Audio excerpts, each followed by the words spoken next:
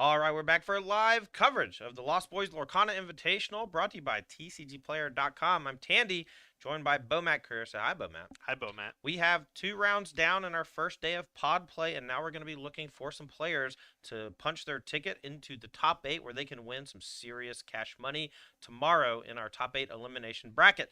We're going to be up first watching Matthew Campo battle against Krista O. And Campo was one of our last chance qualifiers from last night. Let's take a look at his deck list, get that on the screen. He's playing a Ruby Amethyst control deck. Now, this is a 59 card list on the screen. We had a mishap with our graphic. There should be a third copy of LeFou Instigator, but other than that, it looks like pretty standard with a lot of those. Evasive. Yes, the evasive characters to help win the mirror match. Yeah, I would actually push back on describing this as, pretty standard because we're missing some of the key cards Ruby Amethyst Control usually plays in Magic Mirror and the Queen.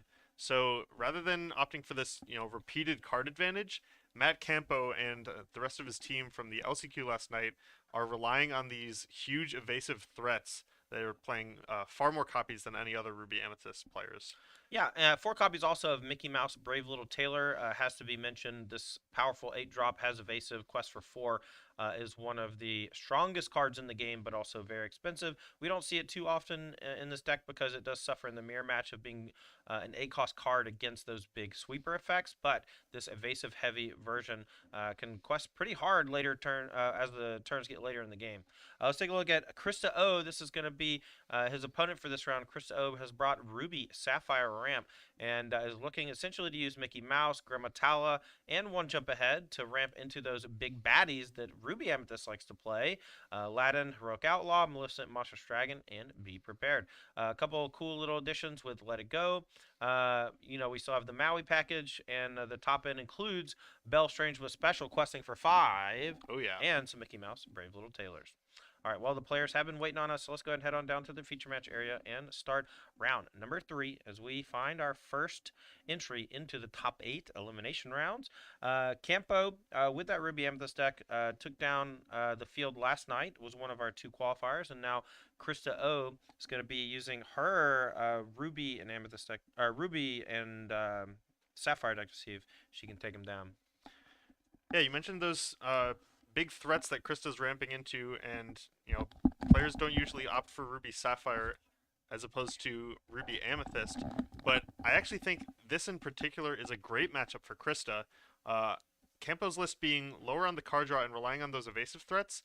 One of the reasons to play Ruby Sapphire is for the increased density of removal spells. Krista has Maleficent, Hades, Let It Go, and Dragonfire to answer any huge Brave Little Tailors or Pongos or Goofies that Matthew's going to try to end the game with. So I think Krista could be in a great matchup here against Ruby Amethyst, this build in particular. All right, we're going to ramp a little bit. One jump ahead. You know that song, right? From Aladdin? One jump ahead of the breadline. Here's Friends on the Other Side from Matthew Campo. Going to draw 2. Going to go back Kristo's way and see if she can capitalize on her extra ink development. Something like Belle Strange with special and another ink drop here would be nice for pushing towards those 7 drops. We'll see if that's the sequence she's got.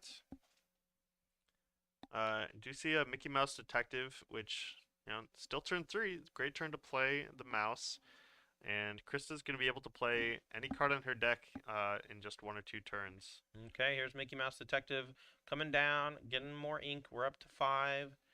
And Campo going to play another Friends on the Other Side. Draw 2. Here we go. Divination.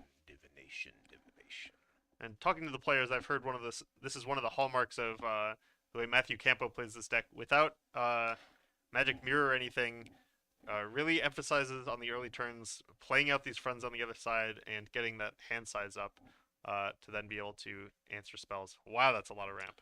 Yep. All right, so we got 7 ink. Haven't even played an ink yet. We're going to sing. Wow. One jump ahead, and Krista O looking to get a Brave Little Tailor or maybe a Maleficent Monstrous Dragon down on turn 5. Yeah, gotta eat to live, gotta steal to eat. That's what Aladdin says. And a measly 5 ink for Matthew Campo. All right, here's a Rafiki. That's going to bang the drum on the Mickey Mouse Detective, sends it packing. And we're going to go back Krista's way unless Campo has a 2-drop he wants to play. Yeah, or the Ruby Sapphire is lighter on card draw, no copies of Friends on the Other Side, or anything like that. So Krista is going to be relying on hitting threats with multiple lore and just slamming those turn after turn and kind of hoping to end the game sooner than a Ruby Amethyst version would. All right. Well, we go and play a broom and shuffle back in Friends on the Other Side. And after that, it's going to go back Chris's way. And after all this ramping, we'll see what the payoff is. We got a lot of ink. Now we just need something to do with it. Yeah, and without card draw, you tend to not be so choosy, so you start to see things out of Ruby Sapphire like just slamming Maleficent Monstrous Dragon to trade with cheaper characters a lot of the time. All right. Krista reaches for something. Let's see what it is. That's a Hades Infernal Schemer. That's going to eat the Rafiki, put it into the Inkwell, and now we're going to quest for 1. Now, normally the Hades Infernal Schemer, quite good against larger characters. In this spot, Krista just wants to play something to get some pressure on the board, but in doing so gives the Ruby Amethyst deck an extra ink, which is exactly what they want. Right, and the way Ruby Amethyst tends to play is they want to continue inking even past 9, 10, 11 ink to be able to take multiple game actions. You don't have that luxury as much with Ruby Sapphire, so you saw Krista here ramp up to 8, and then seems like she has stopped inking, at least for the time being, because she now has enough ink to play anything out of her deck, including Maleficent with just 1 more ink drop. So she's trying to conserve cards in hand at this point and use them as spells instead of as ink, essentially. All right, Krista draws for turn. Going back her way after that. Ursula gonna play Let It Go as ink. You know what that means? Here comes the dragon. Count 'em up. Boom. You're fired.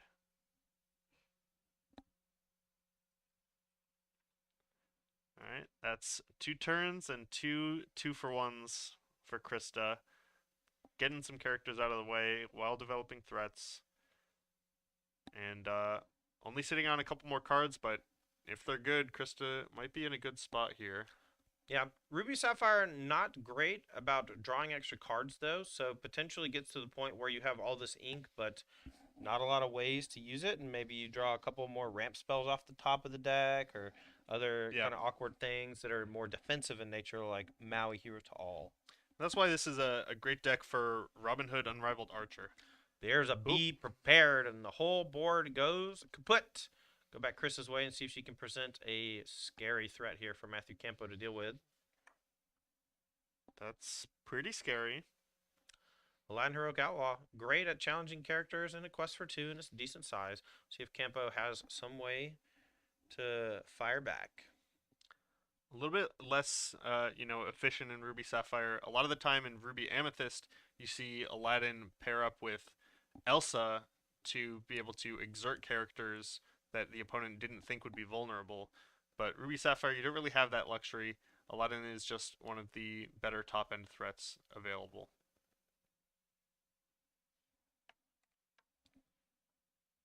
All right, here's a Sorceress and a Friends on the other side. We're going to draw some cards. A handful of Campo versus Krista with very few. If I'm Campo, I think I'm in a pretty great position because you are a little behind on ink, but your deck will get there eventually through card draw, naturally playing those cards as ink. And I think with Krista being so low on resources, not playing a lot of card draw herself, just because of the color combinations, right? Yeah.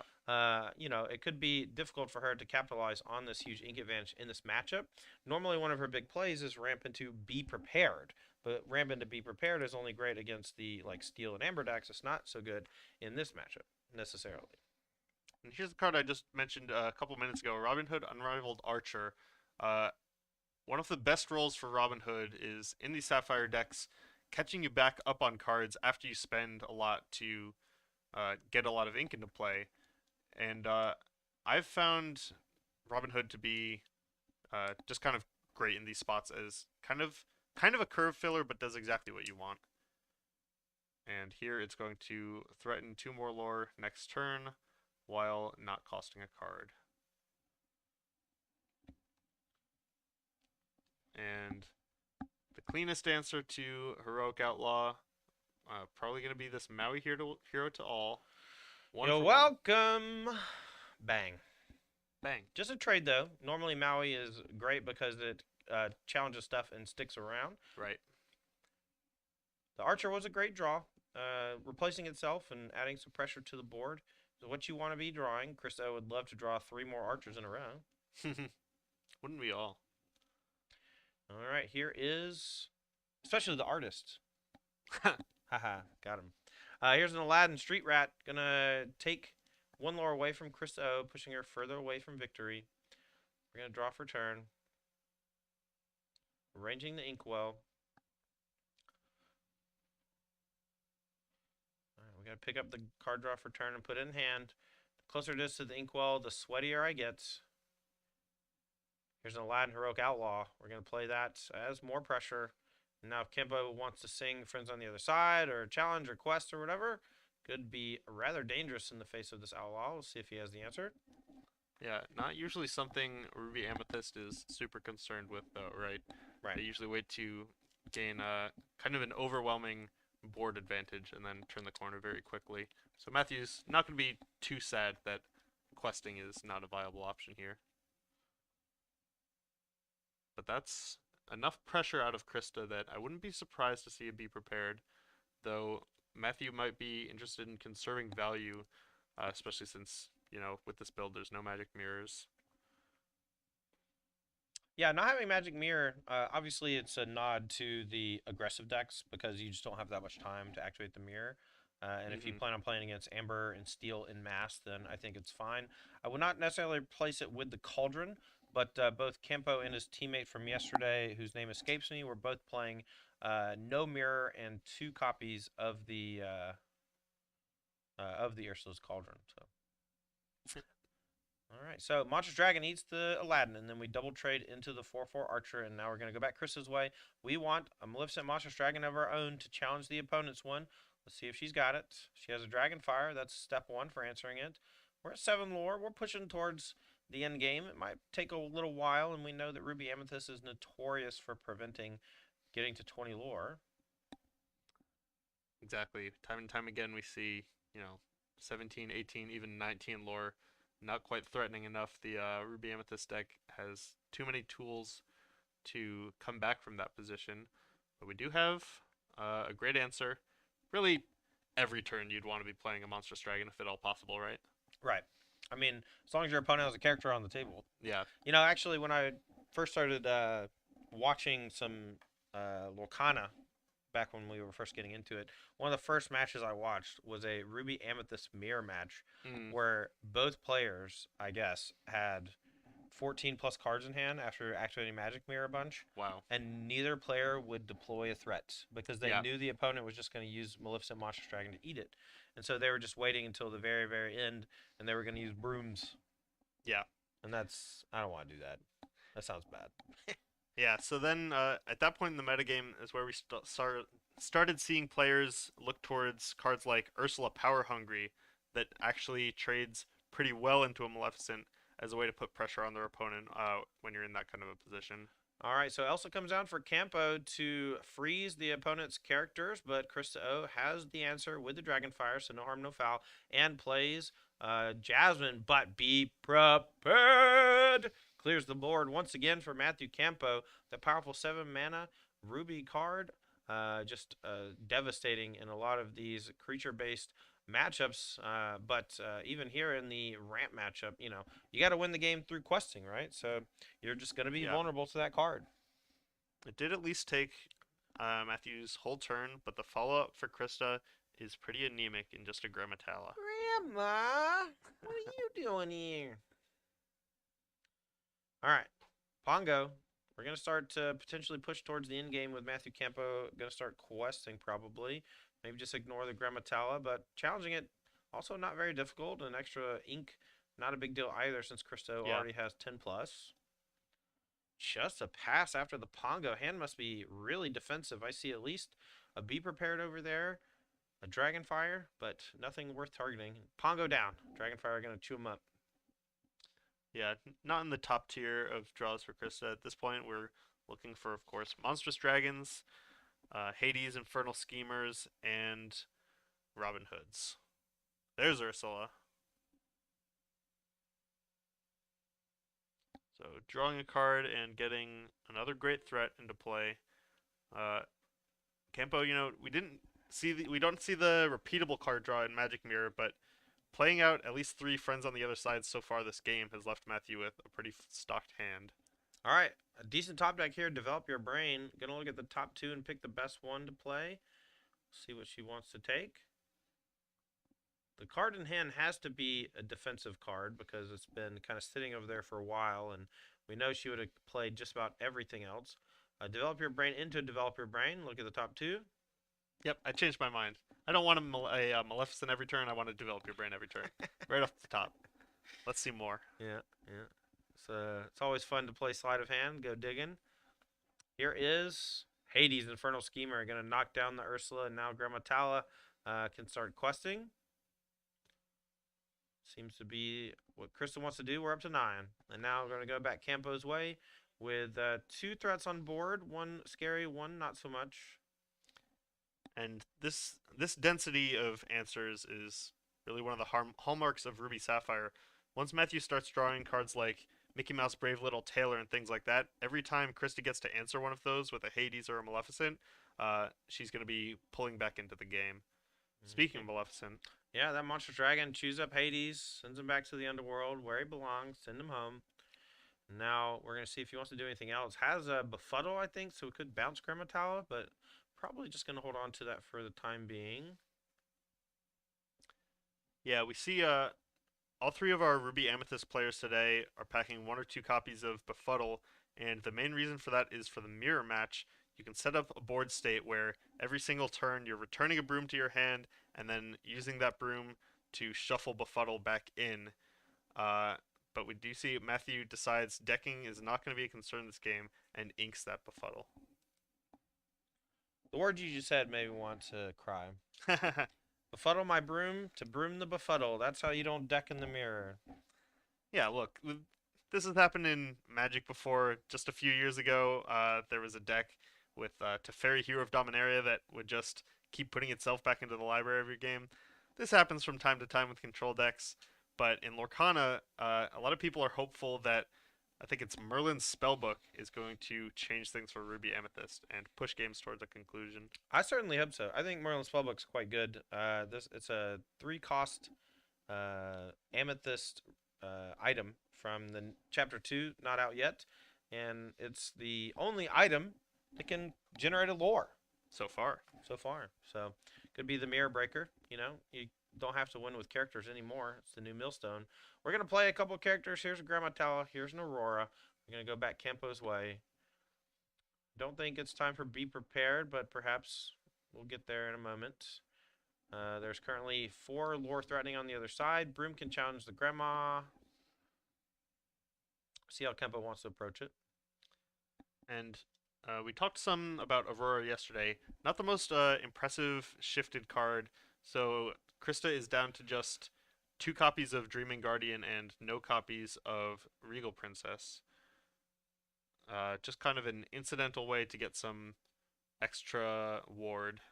And that's going to be worth a Be Prepared for Matthew.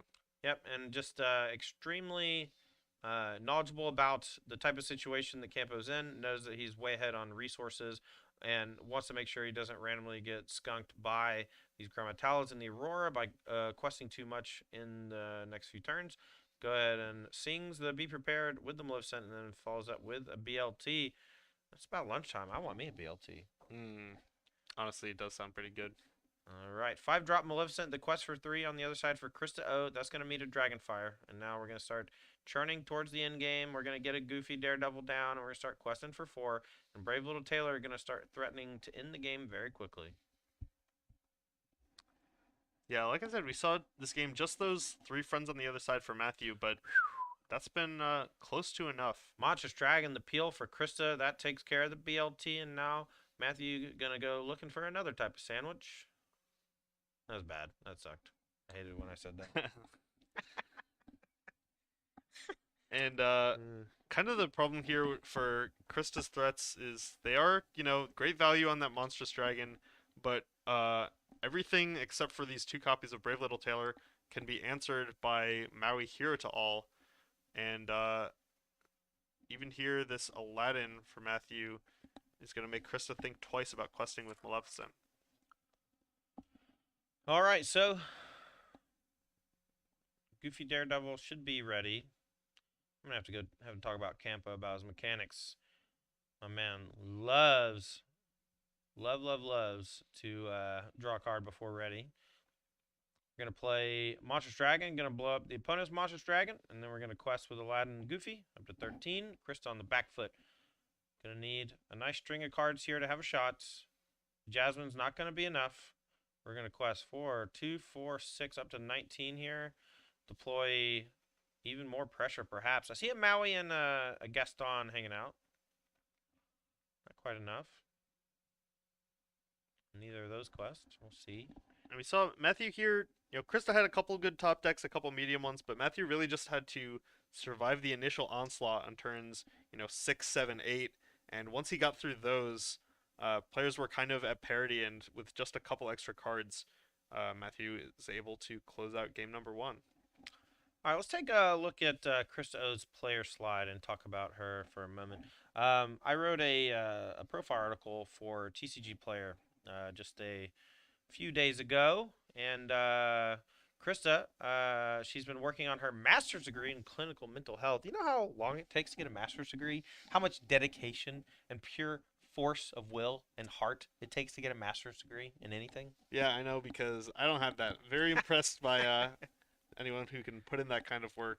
And Krista's dedicated. Favorite Disney movie, Mulan and Robin Hood, and The Parent Trap with Lindsay Lohan. I'm a pretty big fan of the Lindsay Lohan Parent Trap myself, if I'm being real. Honestly, haven't seen it. She's lived in Japan and travels there quite often. Her favorite Disney park is Tokyo Disney Sea, and she has a Shiba Inu named Toshi. Krista is one of our invited guests here for the Invitational. She is a Magic player, been playing competitively for quite a while. Is a Eldrazi Tron expert in Modern. Absolutely. Yeah. All right, as these players are shuffling up here for game number 2, take a moment here and shout out some of our sponsors. First and foremost, tcgplayer.com. Thank you so much for being our flagship sponsor. We couldn't have put this event on without you. We really appreciate it. If you are interested in buying singles for any collectible card game, chances are it's probably on tcgplayer.com. Also, make sure to check out the article section of TCG Player Infinite.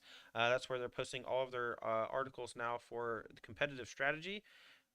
Thank you so much to Cards and Castles 2.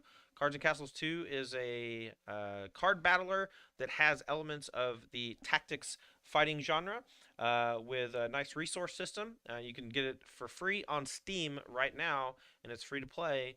If you go check out Cards and Castles 2 and use code Apex Gaming, you can get 5 free booster packs. Also, thank you so much to Ultimate Guard. They are the #1 brand for cool swag when it comes to Magic the Gathering supplies, from deck boxes to card sleeves. Check out the Katana sleeves, the Archive deck box, and you'll be a happy camper. Go to your LGS and ask for it. If they don't have it, ask them why. Players here are almost ready for game number 2, just finishing up the last few mulligans and shuffling it up. How's your day going so far, Matt? Tell me about it. I'm having a lot of fun. We're seeing some cool matchups. I've seen some absolute I can't think of the right word for these Amber Steel mirrors that we've seen, with players just slinging, grab your swords Explosive? back and forth. Volatile? Yeah. Explosive and volatile. Those are good words. Tumultuous? Sure. Effervescent? I'll take your word for it. I don't know about that last one. I don't even know what it means. I just have heard it before. Yeah. I would. It doesn't sound right to me. Let's go tumultuous. Yeah, tumultuous is good. All right. These players here are just about ready to start. Game number 2. Krista O down a game. Matthew Kempo won our last chance qualifier last night. Is 2-0, looking to win his third match and punch his ticket to day number 2. These players are in pod play for day 1, and with 3 wins, they will advance to the second day. At 3 losses, they will be eliminated. So it's a race to 3 wins. Your tiebreakers for day 2 depend on how quickly you achieve those 3 wins, and that'll help for play and draw tomorrow. These players are playing for $5,000 in cash. We do have some consolation prizes. If you don't make day 2, you still get $100 store credit. We want to say thank Nice. you to our players for coming out. I know it was quite a trek for a few of them. We actually had someone yesterday in the last chance qualifier, Jeebus, former Storybook Brawl streamer, drove over 12 hours to get here. Wow. Yeah. Game's underway. Neither player with a 1-drop. Let's see what Krista wants to do on 2. She had an explosive game number 1 with multiple ramp spells. Let's see if she wants to do the same. Here's her grandma. Grandma, not one of the one of the better ramp options in Sapphire, but not the best.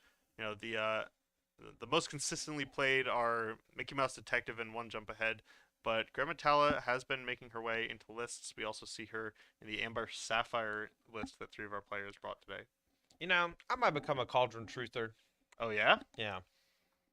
I don't know, man. There's something about these Ruby Amethyst folks. I feel like they understand something that we don't, right? Sure. They feel the game, you know? And Yeah. something like Ursula's Cauldron, it doesn't draw a card. It just sits there and manipulates the top of the deck. But if your deck is just flush with resources constantly, doesn't a little card selection actually sound kind of good? Yeah, you know, we've seen it in play a few times now over the last couple tournaments, and when it comes down early, things just go pretty well for that Ruby Amethyst. Weird. Weird. Yeah, and they usually tend to win. Yeah. You do, I imagine, have to be a little more careful the way you deploy your resources when you're on a Cauldron plan as opposed to a mirror one, but it is a lot smoother. You know, you don't get punished for dedicating your ink to things other than card drawing, like you would with a mirror. And on Krista's turn, we saw 2 more ramp spells in One Jump and Mickey, and then just 3 ink for our friends on the other side for Matthew Campo. Yeah, it looks like Matthew is not really doing a whole lot, just manipulating card drawing. Chris O, similarly, just kind of ramping things up. What we're trying to do here is to play bigger and badder things if you're Krista O. But the problem is that most of those bigger and badder things, if they come down ahead of schedule, often are trading for things that are weak. You know, the Hades Infernal Schemer eating up the 3-drop Rafiki from last game, Monstrous Dragon knocking off, you know, Gastons and Mauis or whatever. It's just, you know, but I think that ramping into those big effects is excellent against the more aggressive decks. But you're seeing Campo, while there's a lot of ramp going on the other side, he's not afraid. Yeah. Not like in trouble. Yeah, and at the beginning of game 1, I kind of made a lot of noise about Matthew being down on those mirrors, but we saw just 3 copies of Friends on the other side, and Campo was kind of flush with cards for the rest of the game. Right. So he's pretty happy to play that in this matchup. Yeah, Mirror is really great in long games and pretty weak against Beast Hard-Headed and the aggressive decks.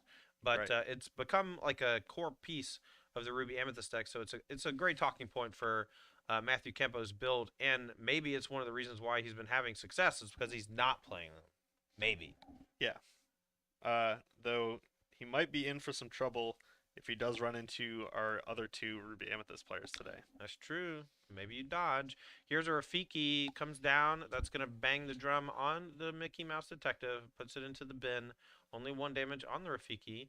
The Grammatala can run headfirst into the Rafiki and then go to the Inkwell if that is what Crystal wants to do, or she can just quest for 1, start pushing towards that seemingly unattainable 20. Yeah. Don't see many players reach that point against Ruby Amethyst. Exception being Kurt Spies. Kurt Spies, our last chance qualifier. You know, he wrote Kurt Spice on his deck list, so that's on him. Yeah. Apparently, his username on Melee is Spice, but his last name itself is pronounced Spies. We're just gonna go with either at this point. Yeah. Oh, Curdy Spee. Kurt S. He said when he was a kid, people used to call him Curdy Spice Uh because huh. of the Spice Girls. Mm. I like that. Yeah, that's pretty good. All right, he's Curdy Spice from now on. Sorry, buddy. All right, so we have Heroic Outlaw from Chris O and a quest up to 3, and now we're going to go back Campo's way. Let's see how he wants to progress. Might need something like Dragonfire to deal with the Aladdin, still pretty far away from being able to bust it up with a Monstrous Dragon or Be Prepared. And Rafiki can't really quest, or else that Aladdin's going to get busy. Yeah, luckily Ruby Amethyst not super concerned about questing in the early game. Either get busy stealing or get busy dying. uh, Taking a look at Matthew's hand, some of the beefier cards in Maleficent and an Ursula. Friends on the other side, number 2. Yeah, a common theme for Campo in that Ruby Amethyst strategy, just paying 3 for the friends on the other side, not wanting to expose the Rafiki to a challenge from the Heroic Outlaw, and thinks it's better to ink the Sorceress instead of holding it to play it later. I agree. And we're going to go back Krista's way. Now, we are in decent shape if you're Krista, still 2 turns away from a Be Prepared, and now we can start getting 3 lore turn, and any character we play this turn will likely be able to quest next turn before that Be Prepared comes down. And it's just another Grammatala. And this is a good spot for that third character. You know, you don't really want to send a high value character into the muck. It'll get to quest once, but then more than likely get eaten up by a Be Prepared. So Grammatala just being able to get that little bit of extra lore in the meantime uh, is right where Krista wants to be in the face of Be Prepared. But instead, Matthew wants to answer this Aladdin before it gets to quest another time. So Maui's just going to trade off just like last game. All right. So that plus the Rafiki eats the Tala, but the Tala goes to the Inkwell. And now firmly in position to carve out a foothold in this game. No pressure from Krista, really.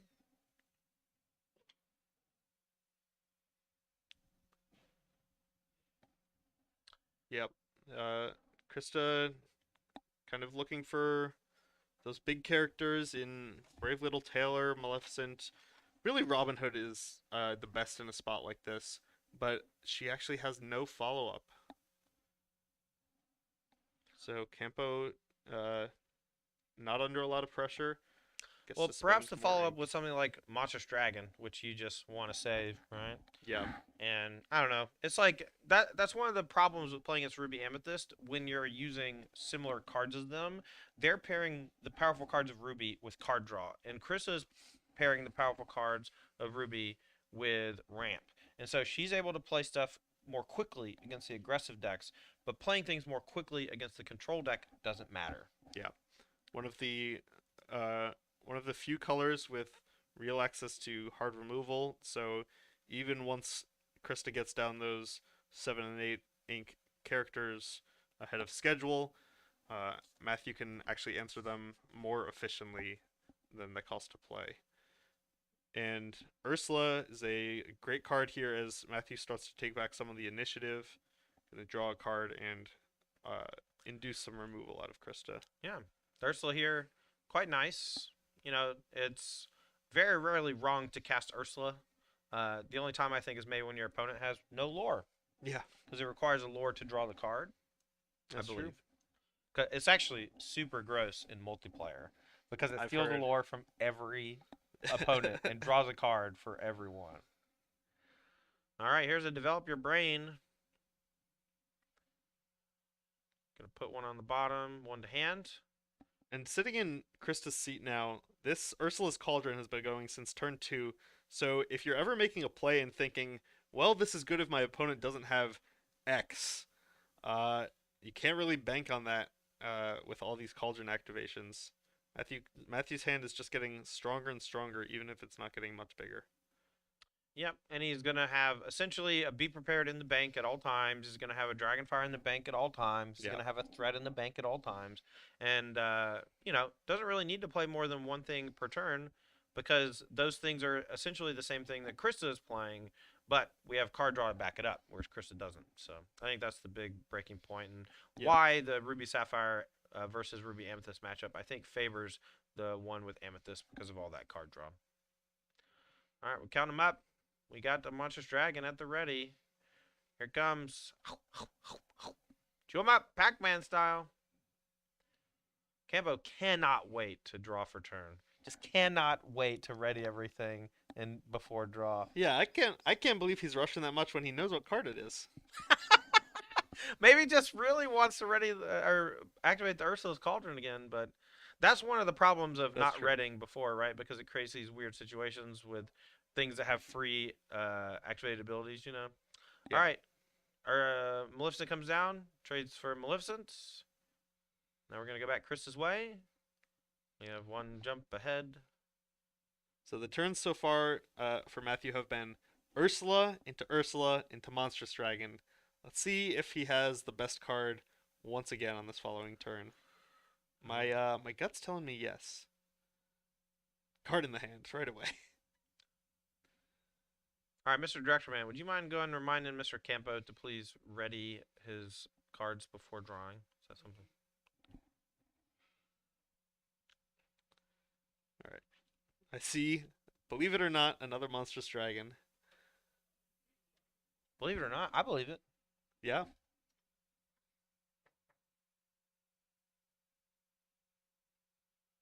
All right, just talking to our players here.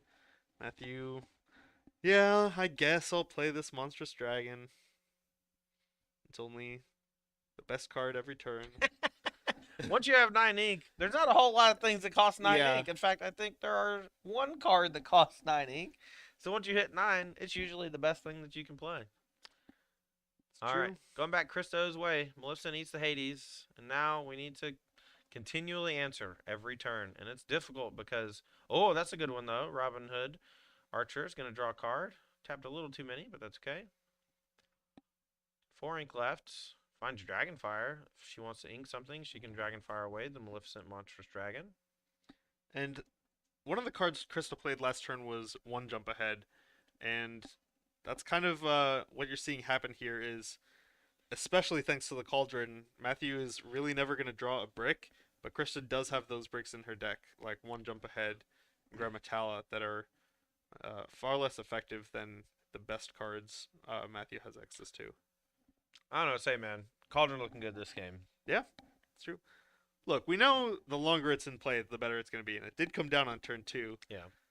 But I think you definitely have to choose one, right? It's probably hard to be off the magic mirrors and off the cauldrons, because that's really the role Cauldron is playing. Mirror players make up for it in sheer quantity, but Campo's kind of going for a quality route. And maybe debating, do I really need to play the fourth dragon? No, Ursula, power hungry.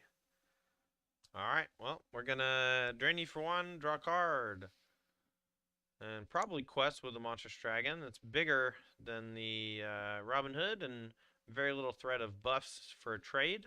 Yeah, vulnerability is not super important when you're playing against Ruby Sapphire, though Krista does have access to Maui Hero to all, I suppose. Right, but it's still 1-for-1 trading, and the Maui's going to trade for the dragon at any point in the game. Yes. And you're going to get your 2 lore and trade. Yeah. All right. We have an Aurora. The 5-drop here is going to give ward to our other characters. Quest for 2. Large body as well.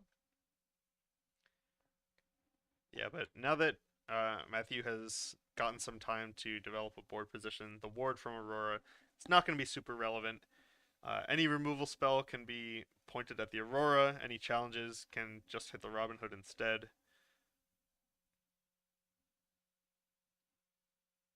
Okay. And Krista's still not past the halfway point in terms of lore. All right. Well, back Campo's way. And now, Ursula, not great at challenging though, has very little strength, high willpower, so it's usually your finisher. You start questing with it, your opponent has a tough time getting off the table, and it replaces itself with that card draw and steals the lore, so it kind of is making it harder for your opponent to win. Yeah. A lot to love about Ursula, but challenging is not it.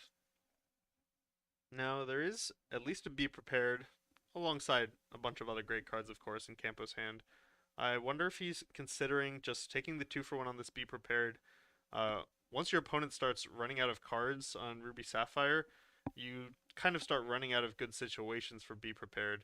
So I wouldn't be surprised to see here, but he has plenty of other options as well. All right, we're going to sing the Be Prepared with the Ursula, a common theme from Ruby Amethyst, a common play, and one that often leaves them in a very good position because they Yeah. follow it up with a giant threat. And it looks like we're going to get the biggest threat in the deck on the table. That's a Mickey Mouse Brave Little Tailor. Let's get that one back on the screen again because BLT is one of the more iconic cards in the game. It was one of the very first cards ever previewed, I believe, San Diego Comic-Con last year. Yeah. And it is an 8-cost Ruby card. Quest for 4 as evasive. That's the most. It is the most. There it is. Got a borked image. Krista, of course, plenty of answers in the Ruby Sapphire deck, so pretty unlikely a Mickey Mouse is going to stick around for long. And her follow-up is another Mickey, but a smaller one in the Detective. All right, well, no threats here from Campo's side of things, though. The Hades does take care of the Mickey Mouse, and we're going to go back Campo's way and see if he can continue to deal with what's in play and deploy threats of his own. Firmly in control. Krista with only 1 card in hand. Grip full for Matthew.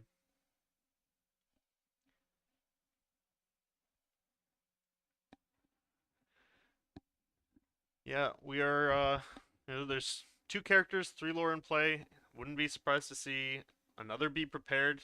Krista really only has so many more multi-character turns left this game. Instead, an Elsa, and Elsa can be a great 1-2 punch with Be Prepared, unless Matthew just decides it's time to start taking over the board himself. All right. Character's frozen. Can't quest, can't sing. No, no, no. No, no, no, no. Frozen. There we go. All right, Krista plays a Dragonfire, Elsa down. No questing for you, no challenging for you. We're going to go back Campo's way. Look, he started to draw before Redding, and we had our director talk to him, and he stopped himself. Straightened him right This out. is called, what's it called when you get better at something? Improvement? That's improvement, baby. That's improvement, baby. Personal growth. There we go. All right, plenty of options here. Another Elsa. More where that came from. Campo is playing, let's see here, 4 copies of Elsa. 4 Ursula, 4 Brave Little Tailor, 2 Pongo, 2 Goofy, 4 Maleficent, 3 Aladdin. That is plenty of threats. Yeah, if you're curious about the deck list that these players in our Invitational are playing, we have a command > deck or deck list in the chat. And I'll give you a link to our Twitter page where we posted all 16 lists earlier today. Gonna play Friends on the Other Side. Gonna sing Friends on the Other Side. Elsa freezes your 2 things. We're gonna ink an Archimedes. Inkimedes. And this is just more than enough resources for Matthew to get through. There was another Elsa, so yet again we don't get to ready. But yet again we have an answer for the Elsa. Yeah, but what this does is that every time that Krista does this, this walks her further and further into the next Be Prepared. Right. And that's exactly what Campo is trying to do. So, we're going to ready our ink. Thank you so much, Matthew. Thank you so much. We love you. Now, I don't want to rag on Matthew about it because I know that at the very beginning of your turn in some other games, the first action is draw a card. Where we Okay. come from, our background is Magic the Gathering, and that game you untap everything, then your draw step, then you can play stuff, and you know, it's just it looks weird sometimes, and so I just want to try to have more just like you know, uniformity. Standards, yeah. All right, Bob Maleficent, you're not immune to Be Prepared. You also got trampled by the antelope. Get out of here. Rip Mufasa. Rip A real one. Mufasa. Here's an Ursula. We're going to drain and draw. And Matthew at this point, with the help of those friends on the other side, more ink than Krista. Sorry, the help of the friends, but also the help of Krista's Hades and Let It Goes. Right. It's one of the downsides of the interaction in Sapphire. Yeah. It's efficient, right? But it turns those cards into ink instead of putting them into the banish zone, which means that against a deck like Ruby Amethyst, you're just giving them more fuel for the fire. Mm-hmm. All right, be prepared for Krista does clear the Ursula. She is running on empty. We have Campo here looking to deploy a threat on an empty board, something like a BLT. Brave Little Tailor seems nice. And now Campo does have to be aware of be prepared from the other side of things too, so can rarely deploy more than like one valuable threat at once, often deploying a mid threat and a valuable threat. Right. And that's why we saw, I think, Krista just 1-for-1 with that be prepared is she knows, Matthew knows what's up. She's pretty unlikely to get anything more out of it, so would rather get it in before the damage is done. All right, Robin Hood gonna draw a card since we have fewer cards in hand than our opponent. And here's a Grammatala. We're gonna go back Campo's way. We got 2 evasive threats. No! He reverted! Oh no! He stopped himself after he did it, and you can tell, he's beat himself up Yeah. over it. I really don't want him to be self-conscious about it. It's okay, Matthew. He gave me a glance through the mirror. It's okay. It's okay. Trust me, I'm not ragging on you. I love you, buddy. Come on. All right. Couple evasive characters here for Campo, but Robin Hood can challenge them, and there's a Dragonfire to take it down. And now it's a Pongo and a Daredevil Goofy against a Grandma Tala. Not really a fair fight. I feel like Grandma gonna get whooped. Yeah, she's just kind of looking up at this. Is that a jumping dog? Look, that's a little rascal. I actually don't really know what Pongo's from, personally, so.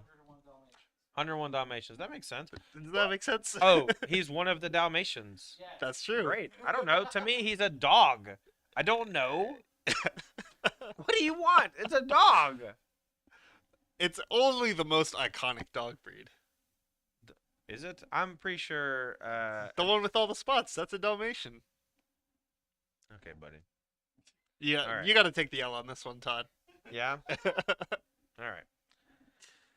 Here's a let it go on the Goofy. Puts it into the inkwell. Grandma gonna go a question up to 6, but while the lore totals are 7 to 6, the game is not as close as the lore totals will make it out to be. That's something that happens quite a bit in Magic the Gathering when we play that. The life totals are not indicative of exactly where the game is at in terms of who's ahead. In this situation, Campo pretty firmly ahead on resources. Yeah, that's been the case in most of the matches we've watched so far today, with the exception of Kyle Huck and his Emerald Amethyst deck. That's one where you're really looking to get ahead on lore early and then close out the game quickly. But, Amber Steel, Ruby Amethyst, Ruby Sapphire, these decks are more about the board position than the lore totals. All right, here's a Mickey Mouse BLT. Brave Little Tailor going to come down and threaten a bunch of lore. And now Krista going to look for a Be Prepared to deal with this board. Has had a card sitting in hand for a while. Not sure what it is. It's been face down over there off to the left. It would make sense to be an extra Be Prepared. Maui. It's a Maui with only one target. Yeah. And we're going to quest. Still has that one card in hand. Now it's off to the side here. She's going to look at it again. I wish she'd put a dice or something on it, but we know. We know it's not ink. She's been careful enough from what I've seen. All of her ink is usually touching each other, and then the card in hand is separated. But we did see Brennan and a few other players, like you said, putting a die on top.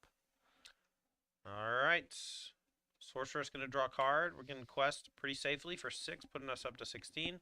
And now Krista O needs a way to deal with the BLT, Brave Little Tailor, or we're going to be Dunzo Washington. 2 Monstrous Dragons still in hand for Campo. Refusing to play either of them. Doesn't really need to. Here's a Develop Your Brain. That can potentially find the answer. With Campo, the lore totals are a little off here. We have +6. We are at 16 from the Brave Little Tailor and the Pongo. There we go. And now, doesn't find it. Krista extends a hand. Matthew Campo, your first player into day number 2 with 3-0 in the first pod.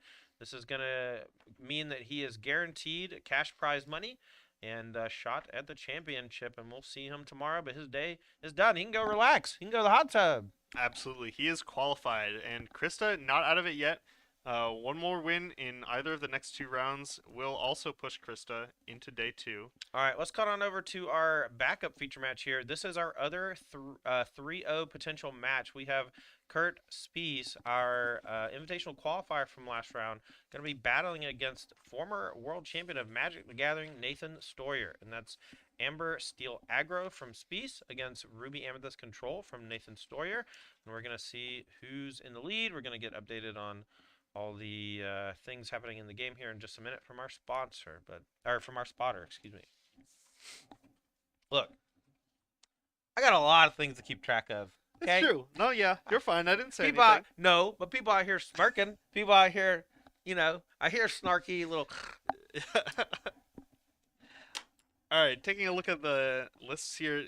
Nathan is playing a lot more typical of a Ruby Amethyst control deck. Has plenty of items with 3 mirrors, 3 pocket watches, and 2 Shield of Virtue. He is ready to play. Here we go. All right, Mr. Director, you mind having our spotter move over too? Thank you so much. All right, so on your left, Kurt Spies on that Amber Steel. We watched him play. I don't want to say flawlessly, but the best of everyone yesterday. Absolutely. And today, currently 2-0, playing against arguably the best Magic player in the whole world. Yeah. And holding his own. So we'll get game counts, lore count, everything updated for you in just a moment. But it looks like Kurt is in a commanding position, and we'll see if there's a be prepared or something from Nathan Stoyer to get back into this game. It looks like his hand is Maui Heroes to All, Dragonfire, some other things. Perhaps not really afraid of losing the lore race at the moment and content to just draw a card off Magic Mirror. Has the Maui. Going to take down the giant Tinkerbell.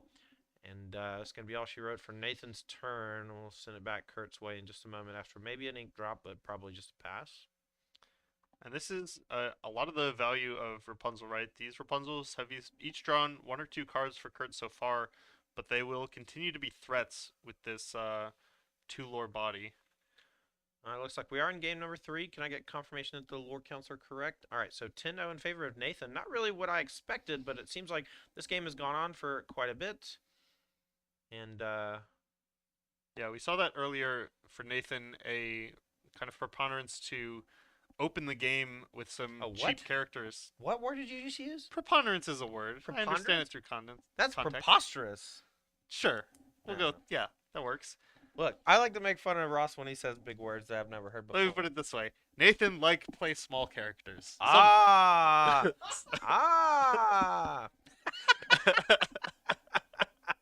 There we go. Why use many word when few word do trick? So true. Well, it's kind of our job. I know. Look, that's fine. That's just not a word I've heard before. It's great. Yeah. The English language is full of little tasty nuggets like that. All right, here's the Be Prepared. That's going to clean them up. And Kurt Spies overextended slightly into the Be Prepared because it hasn't been played for the previous couple turns. Unfortunately for him, Nathan finds it, and we're going to go back Kurt's way. Let's see if he can assemble another board full of pressure. Now that one of those Be Prepareds is gone, it's perfect time for Stitch Rockstar. Yeah. Here it comes. Hook. Looky.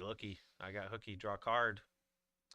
Yeah, look, when your opponent has had a couple opportunities to play Be Prepared, and it took them a couple turns to do so, you can have some amount of confidence that there isn't a backup, which, like you said, makes this a perfect spot for Stitch Rockstar to kind of keep the card count up while putting pressure on Nathan.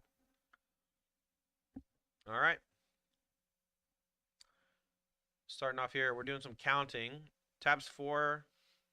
We're going to probably draw a card off Magic Mirror to start, but we're making sure we have enough ink to do everything that we want to do. It's always a good place to be. You figure out kind of what you want to do for a turn. You see if you have extra ink lying around. If you do, then you start with the draw because you have more information that way.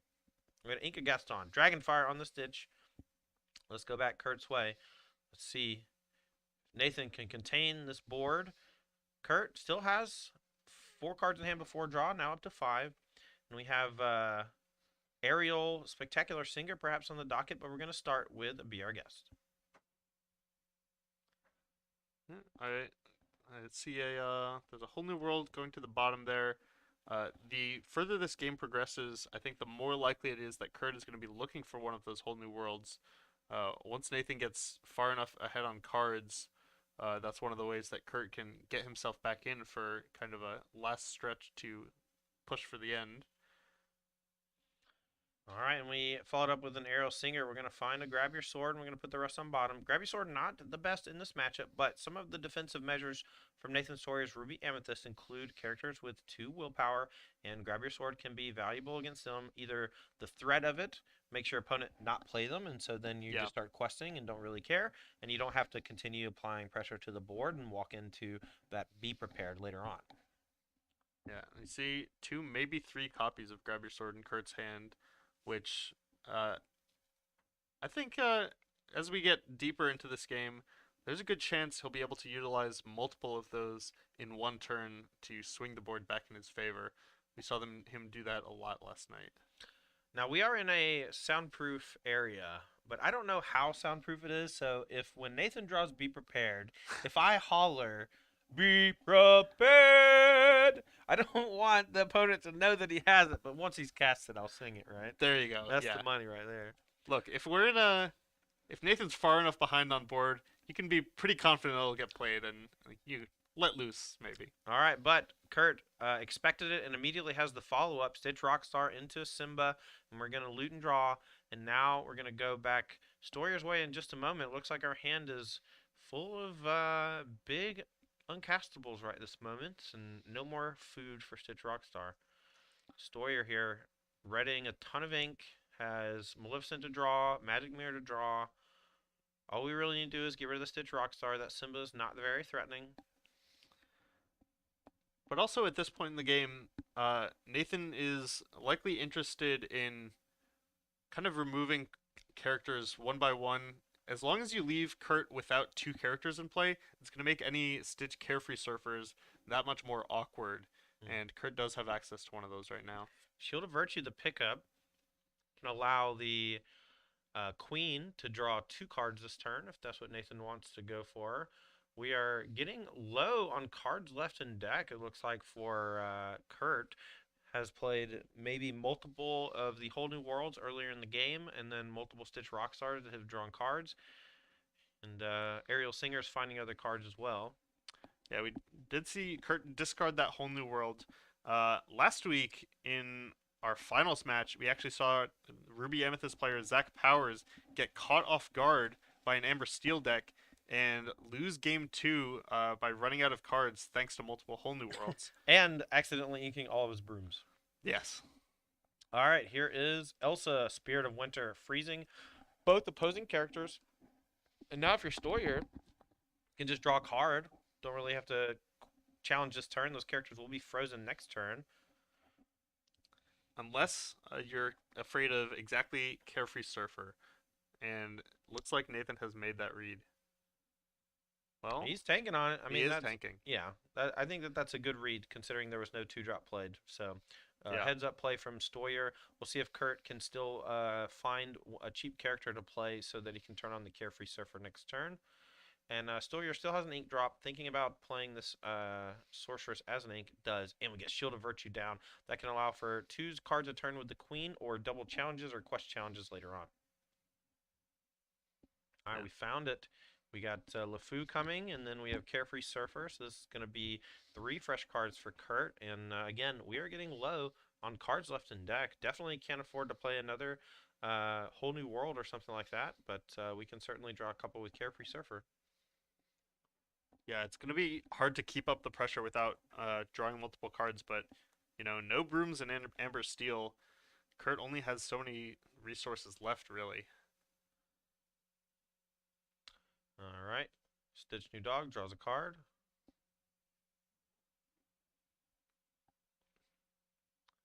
And Nathan, at this point, we jumped into game 3 in progress, and since then we've already seen 2 be prepared.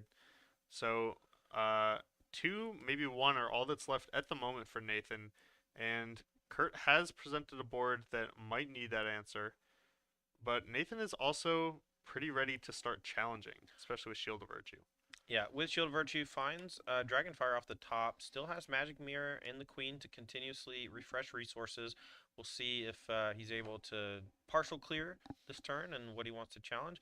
My guess, Dragonfire on the Stitch Rockstar to prevent card draw later on. But because of how he can challenge this turn with the Shield of Virtue, may want to just pop the Carefree Surfer and take care of it since it's got a ton of willpower and is really difficult to challenge.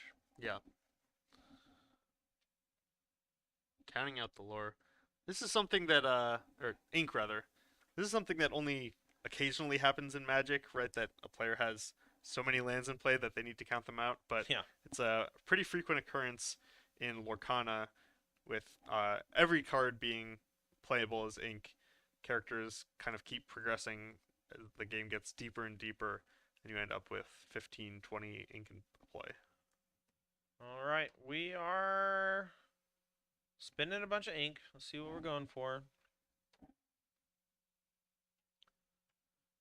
Maybe a monstrous dragon. Maybe gonna draw some cards. Maybe just setting everything to the side so we know exactly what we're spending. Okay. Looks like we started with 8, so Nathan may have another Elsa, but is currently counting out to decide whether to draw a card. I don't think he's got another Elsa. I think he wants Kurt to think he's got another Elsa. Hmm. I think He's on that level, huh? he's got Broom Dragonfire, I'm pretty sure, but he just turned 8 sideways. All right, we're gonna draw a card.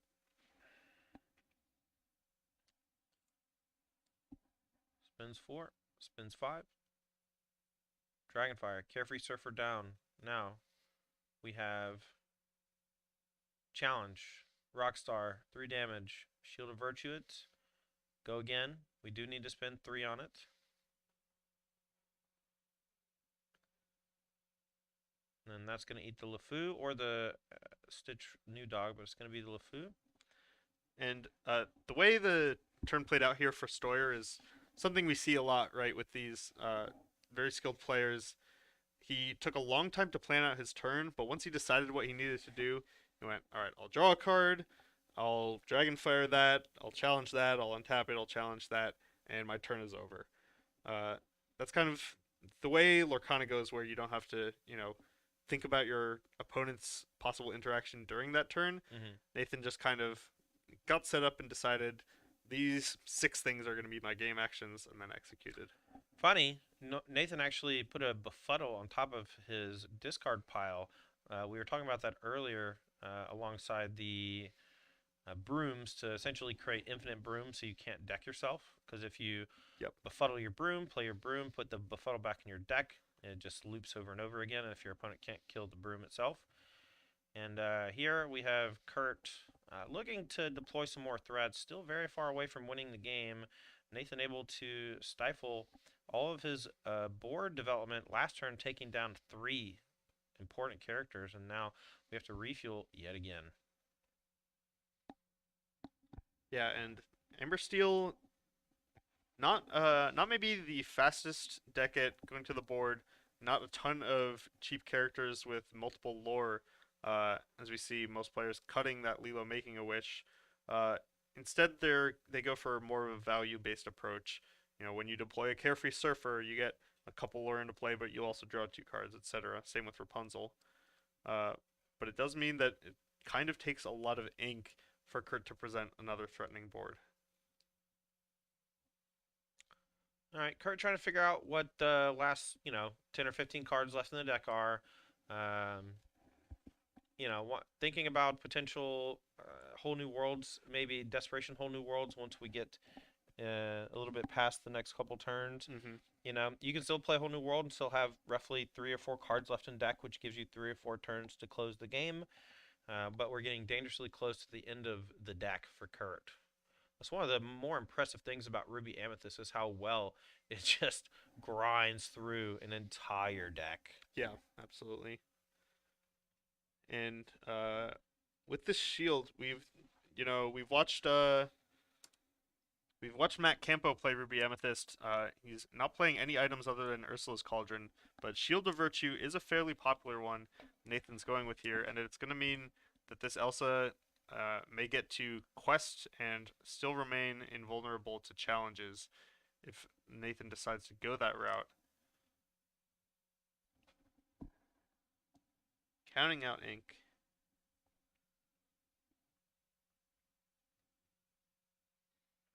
And draw a card.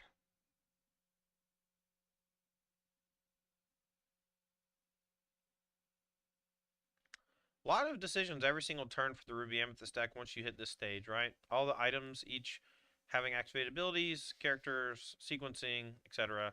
We're going to start with a draw card with Magic Mirror. We still have 7 or 8 ink potential. We'll see what Nathan wants to do with it.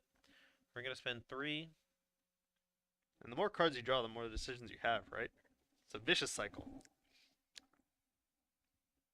It's a vicious recycle. It's true. Vicious sweep. I don't know. All right, here's Sorceress. Draw a card. Everything draws a card. Quest for 3, up to 13. You know, Nathan's been at 10 lore since we joined this game in progress, and it seems like with the Shield of Virtue and the Elsa might actually just threaten lethal over the next few turns, Yeah. as long as he can contain Kurt's explosiveness over the next few. Yeah, we haven't seen. I don't know if Nathan has any Dragonfires, Maleficence, or Be Prepares at the ready. So if Kurt can present a threatening enough board, that might make it difficult for Nathan. But I think this Elsa is just putting down as much of a clock as Kurt can when you consider lore totals.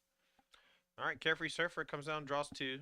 The powerful 7-drop from Ember, quite strong, somewhat format defining for this event. Most of the Ember players playing at least 2. Kurt going for the full 4 in his Ember Steel Stitch Blitz because he's playing 4 copies of Lantern and wants something really powerful to ramp into. The Lantern also part of the Stitch Rockstar early aggressive package where you can play New Dog on 1 or 2, the Lantern on 2, and then Shift on 3, and that big shift is terrifying early on. Yeah. We'll see if there are any songs left in the deck. Oh, the 4th, Grab Your Sword. Yeah, well, next time we might have to sing 3 Grab Your Swords to kill this Elsa Spirit of Wonder, else you're going to die. Yeah. Well, we do already have the 2 damage on it, so just 2 Grab Your Swords would be enough. Can't quite. Oh, right, it has 6 willpower, not 8. My apologies. I was thinking it does feel like a 4-8, though. I agree with you. Right. It's enormous. Okay. You know, I had a moment at a weekly event a few weeks ago where I had a Dr. Facilier in my hand, and in my head it was a 7-5. I think I was thinking of Maleficent. And, you know, 7-5 to my head is like, you know, a little less willpower than strength. Feels a little weak. And then I played the card and I saw 4-5, and in my head for some reason I thought, oh, that's better. That's a nice even stat line. That's funny. Okay, Kurt here really tanking on if he should quest, if he should sing. Looks like he's leaning towards quest, putting the Tinkerbell next to the Stitch New Dog. The other 2 characters are not dry yet. They just came into play this turn, so the ink needs a moment to dry before they're ready to activate. And we're going to quest for 3, kind of baiting Nathan to challenge. We'll see if Nathan is up to it. I feel this might be playing right into Nathan's hands, though. We haven't seen exerted characters for Kurt over the past couple turns, which, if I'm Kurt, makes it seem pretty likely that Nathan might have Maui Hero to all, and I would be a little concerned about exposing myself to that card. All right, Nathan gives the deck a count, about 15 left. He knows that as long as he holds on to a broom, the broom befuddle means that he's fine. As long as he can physically contain the threats from Kurt's deck over the next few turns. He found to Be Prepared. Might want to hold on to that for a turn, but might want to fire it off now with a backup character to kind of reset Kurt, since Kurt's only got about 7 cards left. Yeah. Handful of Grab Your Sword, handful of Whole New Worlds for Kurt. Not looking so great in terms of that. And Nathan Story are looking pretty good here to be our 2nd player into day 2 at 3-0. But we'll see if he can find the line to close it out. Kurt still has a shot with those Grab Your Swords next turn. Yeah. Some of the most impressive plays by Kurt have come thanks to Grab Your Swords, laying down. We had that huge turn last round Yeah. against Frank Karsten. That was maybe the best turn of the tournament I've seen. Yeah. Maybe the best turn of Lorcana I've ever seen. I counted it up to 23 ink spent once you count Wow. singing. Wow. Actually, I take it back. The best turn I ever saw in Lorcana was the first time I played Ember Stitch Blitz against you on Pixel Board, and I Yeah, went one drop, two drop, aerial into one drop, two drop, sing whole new world, play yeah, another one drop. I was like, oh, that's pretty good. pretty brutal. Now we see it everywhere. It's awesome stuff. The aerial spectacular singer allows for some really cool turns thanks to Singer 5. And even if you miss on musical debut, still quite good in a number of other spots. We're spending 9. Here comes the Monstrous Dragon. We're trying to win the game. I'm into it. Yeah, absolutely. Gonna smash the Tinkerbell, Boop. put it down. Good night, my sweet. And maybe considering, I see, playing some ink. Uh, Nathan thinking about whether he wants to use shield on this Elsa, or maybe get another character down instead. And that's kind of a difficult decision, I think. But questing for 3 and putting yourself immediately in range of ending the game is pretty tempting.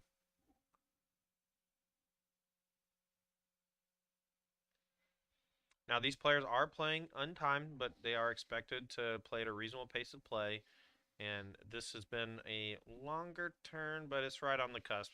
I'm going to give them the benefit. And then we're going to go ahead and quest for 4 up to 17. The game's coming to a close here shortly.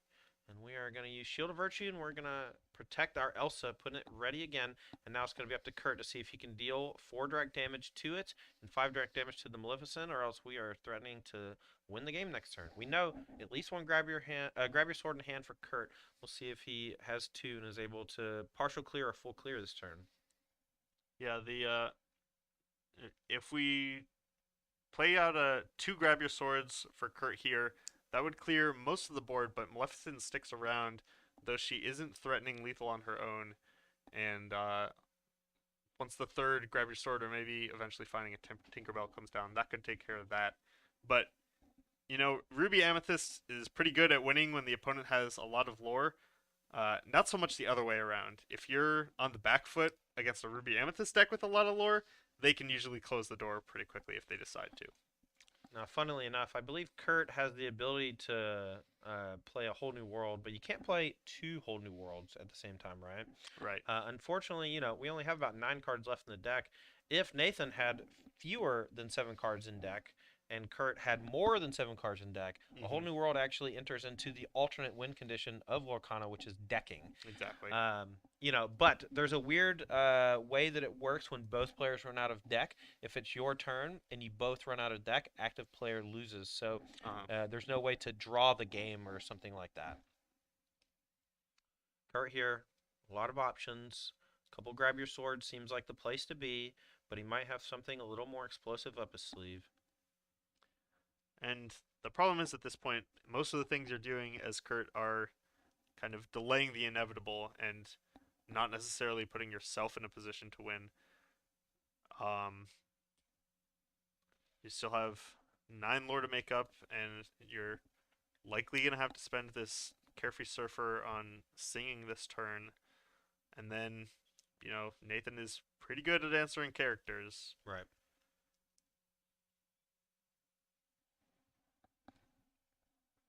Kurt's in the tank. Counting the deck again. Still 9 or 10. But, it's hard because the whole new world means that 7 of those cards could become your hand. And if you know exactly what's left in them based on checking your discard pile, remembering what you put in the inkwell, you can figure out essentially what you're going to draw and potentially count those as things in your hand for your combo sequencing. It's extremely difficult to manage all of these at once, but we're going to have to make a decision here pretty quick.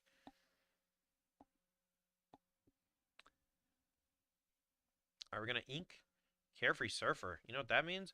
I think that means we are maybe going to play a whole new world this turn. I agree. All right, sing.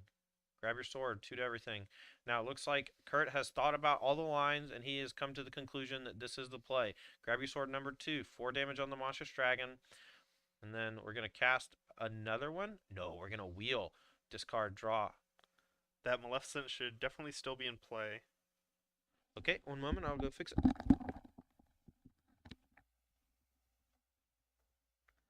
All right. Well, Todd steps in to correct our match. We are. Yep. He's just gonna pause the match, check in on this Maleficent, and we'll see what Kurt's follow-up is. With very few cards in hand, or in library, excuse me. Looks like he's gonna try to shift onto this Stitch and get questing in the hopes of ending the game in his favor. But if Nathan drew any removal spells, that's kind of gonna put Kurt out of commission. It's funny. Kurt actually, played the wheel, but showed another grab your sword in hand. And I Yeah. think subconsciously Nathan was like, full clear, bends the dragon. He's like, oh, yeah, brings it back. So still has the Monstrous Dragon in play. And there's no cards in Kurt's deck that are going to be able to clear this Monstrous Dragon, which means Nathan is going to be able to go to 19. And we will see. He almost certainly will be able to follow that up with a single character to threaten a win on the following turn. So it's going to be pretty tight for Kurt here. Yeah, we'll see. Look, this is what we had access to, right? So that's what we're going to do. Hopefully no Be Prepared. Hopefully no more Dragonfire or Maleficent Monstrous Dragons in hand. But we can see the hand has that Be Prepared, and I think that that's going to be all of it. Yeah. Too few cards left in Kurt's deck. And we just were hoping, I think, that any of the Be Prepares that were left in the deck would just still be at the bottom and not in hand. And we're going to quest up to 19, play a Be Prepared, and that is going to be all she wrote. Not enough cards in deck for Kurt, I don't think, to get over the finish line here. Yeah. Nathan with plenty of ink left over for a follow-up too. Yeah, just playing a Broom. It's like Broom's threatening lethal. Yeah. Though, if he's kept careful count, Nathan likely knows that there's the fourth Grab Your Sword. If not in Kurt's hand, then on the top of the deck, more than likely. Right. So, if Nathan cares about winning through lore, it'll have to be slightly bigger characters that can survive a Grab Your Sword. But also might not be in much of a rush with as few resources as Kurt has available. All right, here's a Broom. This is going to force the issue with Grab Your Sword, and Nathan's going to go get some threat from the discard pile and put it back into the deck, or maybe a Be Prepared. I think the Be Prepared is slightly better just because your opponent has no way to prevent decking, and if you draw another Be Prepared in the next few, I think that's a 100%er. I think I like Elsa. You want an answer. Elsa answers a lot of things. I guess Be Prepared does basically the same thing as Elsa, but there's a clock on this game. Kurt gets exactly 2 more draw steps, and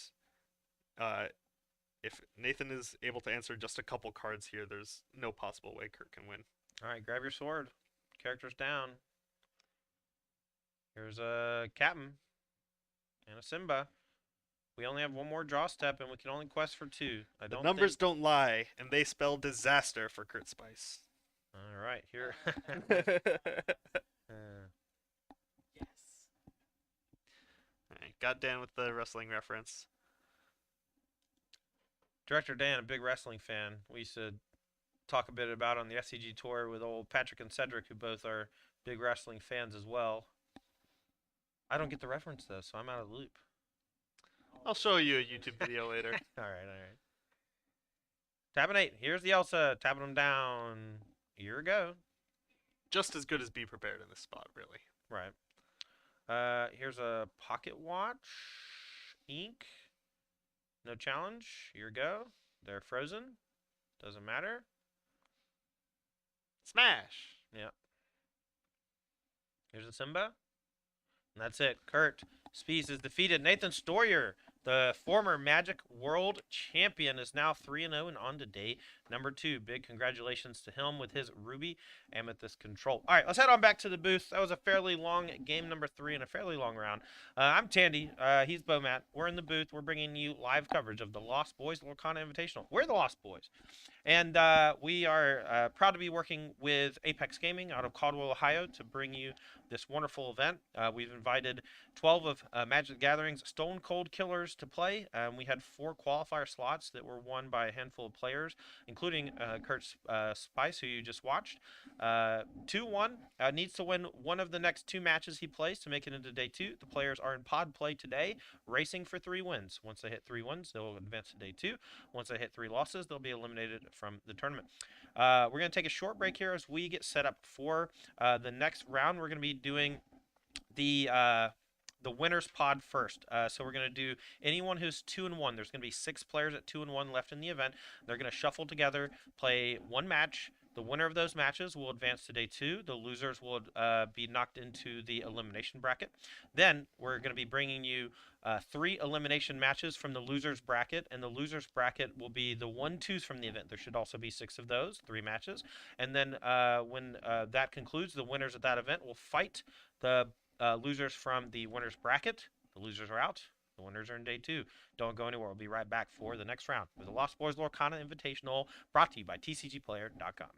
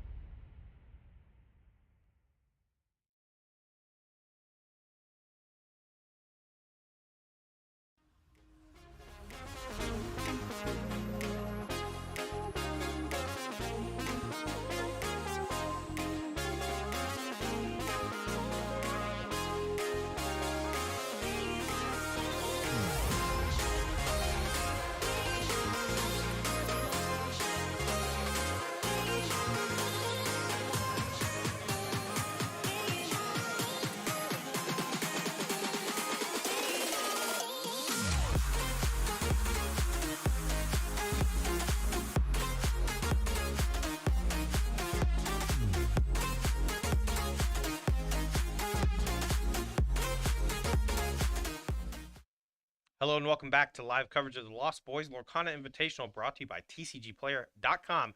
I'm Tandy, joined by Bomat. So hi, Bomat. Hi, Bo Matt. We have finished the first pod. Players who are 3-0 have advanced to day number 2. Everyone else is racing to 3 wins. The next up on the docket, we're going to be playing the winners pod. Anyone who is 2-1 in the event, that means 6 players, are all going to be battling it out for their 3rd win. The winners will advance to day 2, and the losers will be going down into the elimination pod, where they'll be fighting the winners of the losers pod later on. We're going to be watching in this first match Kurt Spies versus Harlan Fear, fellow Lost Boy. And, he's having a pretty good day so far at 2-1 with that Amber and Sapphire deck. So let's go ahead and get that up on the screen and take a look at it and discuss. Because we haven't actually seen too much of this deck on camera today. We saw way more yesterday in the Last Chance Qualifier from Jeebus and a few others. But this deck is something that 3 players in the event all work together on. This Brennan DeCandio, Mason Clark, who's also in the 2-1 bracket, as well as who we're watching now, Harlan Fear. So this is a deck that ramps a little bit with Mickey Mouse, ramps a little bit with Bell, Strange but Special, one jump ahead. What's the goal? The goal is to play Stitch Carefree Surfer.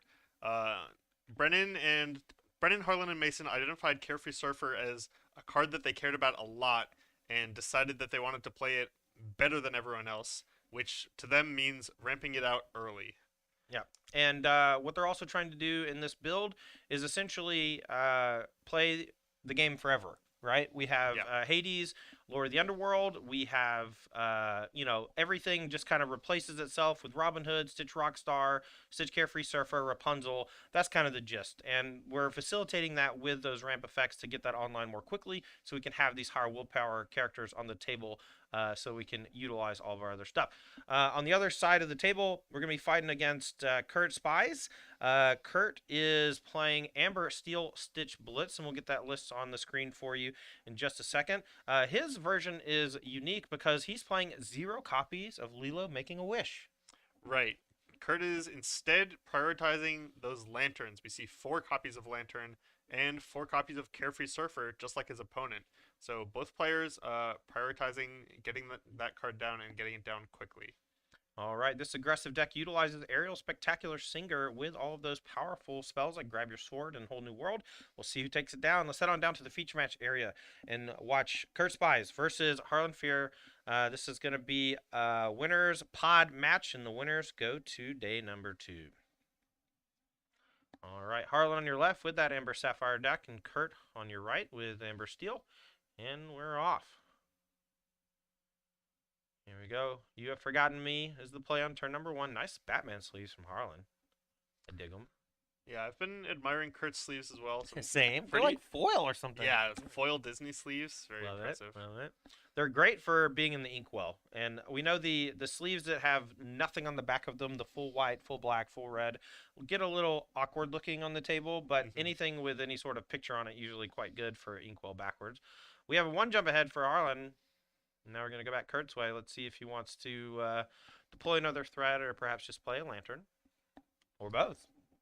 Or both. That's kind of one of the keys to Lantern is that you often get to use it the turn you play it, which makes it sometimes better than 1 jump ahead. But both cards have upsides and downsides. No follow-up for Kurt, just a lantern. All right. Once these players do reach the 3-win threshold, that will grant them access to day number 2's single limit top 8 bracket, where first place will be $2,000. These players are no stranger to the spotlight. Kurt Spies played on the SCG Tour for quite some time, and Harlan Fear dominated the SCG Tour during the 2010s with 5 wins, and is one of the best players I've ever watched play any game. For sure. He's looking here on how best to defend against this early start from Kurt. Now, the new dog, not that threatening, just quest for 1, but what it represents is the potential shift for maybe the best card in the game, Stitch Rockstar. Right. Now, you're a huge fan of Stitch Rockstar. These players, maybe not so much. They're only playing 2 copies of Rockstar in contrast with the 4 copies of Careless Surfer. Yeah, that's on Harlan's side of things, right? Kurt's playing the 4 Stitch Yes. Rockstars, Oh, right? sorry. I thought I was looking at the new dog in Harlan's hand, You're but great. Kurt does have the rock stars. So in many Stitch's Stitches play. running around, it's easy to Stitch, confuse Stitch, them. Stitch. I try my best to keep them Yeah. consistent, but it's very difficult. All right, looks like Kurt does have a couple of rock stars in hand, so let's see if that's what he wants to do for turn. He can do that, plus maybe sing Grab Your Sword to kill the opposing Stitch new dog to prevent a potential shift, or just prevent some challenging. But maybe he wants to be a little more conservative, and we could just say shift plus go, or a shift plus quest 3. Not a whole lot of punishes, honestly, from Harlan. Not a lot of buff effects or characters with rush. Yeah. Kurt's hand a little awkward though. You saw inking the first rockstar to play the second, but no more ink left in hand, and no more cheap characters to kind of churn through more cards with this rockstar. So Kurt's gonna be looking at the top of the deck, or maybe just looking to sing a whole new world as quickly as possible. I discussed the matchup quite a bit with Harlan and the other members of Team NDA, is what they Yeah. call themselves. And Harlan is a big fan of playing against the whole new world decks because it allows his Bell Strange Special to become turbo. Yes. All right, here's a 6-drop. This is a Robin Hood Archer. We have 2 cards in hand because we ramped a bunch, and now we do get to draw because Kurt still has 3, and we get to sing a 1 jump ahead with our Mickey Mouse Detective. Mickey Mouse looking quite good this game. Yeah. I'm pretty happy about that turn if I'm Harlan. That was good. Should I become a voice actor? Probably not. I'll do me in Meat World. Wow, that's pretty good. You know, a couple tweaks on that, and you have yourself a Stitch. Oh yeah. All right. Here is a singing of a whole new world. Both players going to discard hand and draw 7. Kurt is singing it, so he has access to all of his ink right now. We'll see how he wants to continue the turn.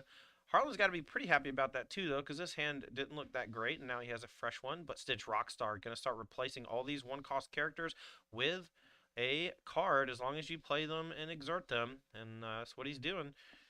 And this play pattern is a little bit harder for Amber Sapphire to punish without access to Grab Your Sword or any kind of, board wipes. So these smaller characters Kurt are probably going to survive the turn, and Kurt's going to get to use them to trade off as efficiently as he can. Right. The Amber Sapphire deck is pretty great at dealing with 1 large threat or 2 large threats. It's not that good at dealing with a wide board, and Yeah. Stitch Rockstar really facilitates that wide board with his ability. You know what? I know a lot of characters' abilities names. I can't tell you Stitch Rockstar's abilities name. Adoring fans. Adoring fan. I'm an adoring fan. Yes, you are. I'm an adoring fan. All right. So a lot of characters deployed for Kurt, and they all replace themselves. Stitch Rockstar acting as that replacement engine, and now Harlan's back up against the wall. Can start playing things that are large like Carefree Surfer, but needs to deal with all of these characters quickly. Now, on the upside, Carefree Surfer, as long as the game doesn't end too quickly, will get to trade off with probably several of these characters.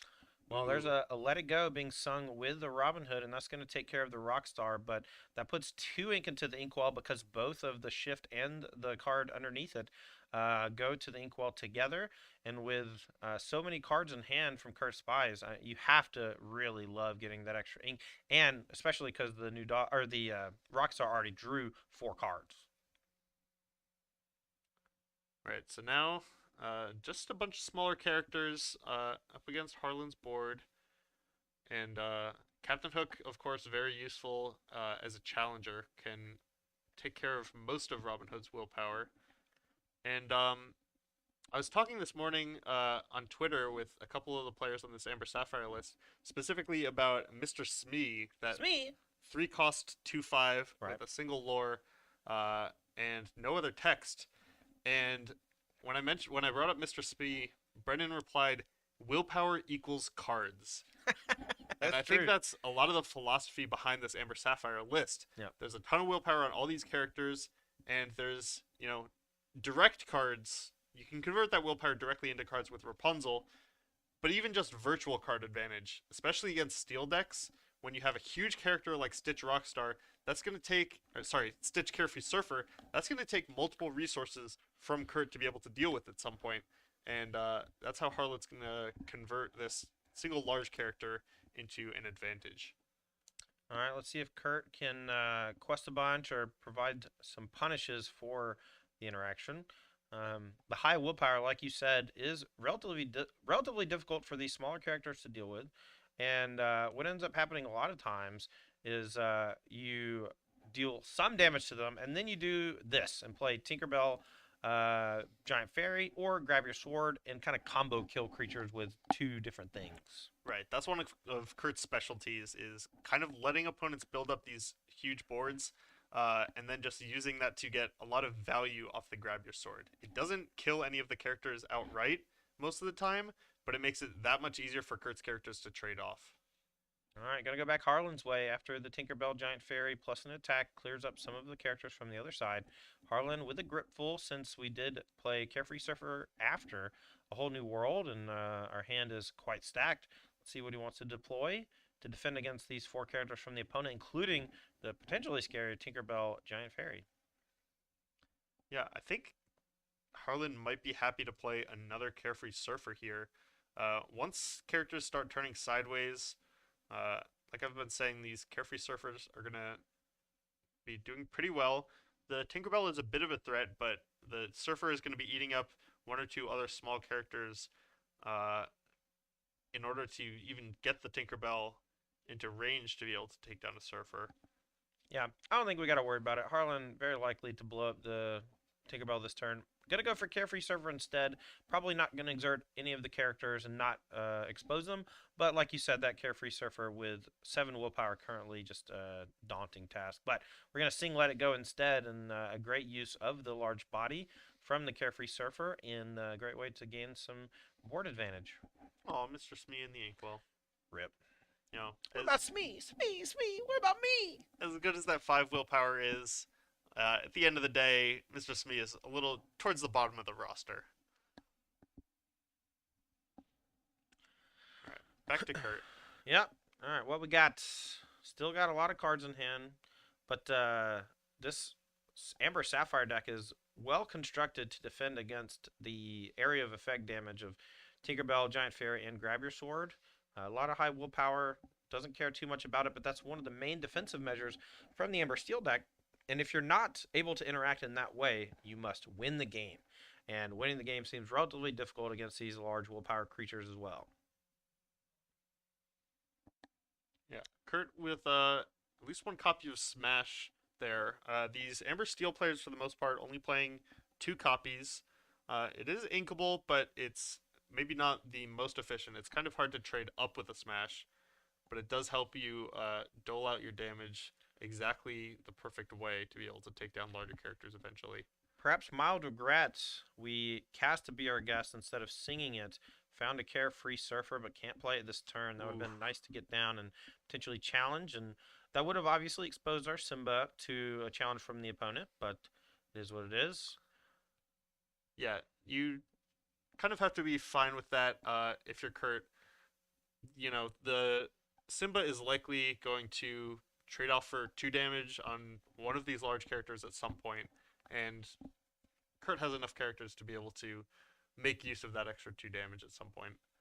All right, let's see if Kurt wants to quest and make himself vulnerable to challenges. It seems like he's just going to pass the turn with everything at the ready. This is a common tactic he's deployed, and it seems to be working quite well. We're at 2-1 so far in the event. Our only loss so far coming to the perfect record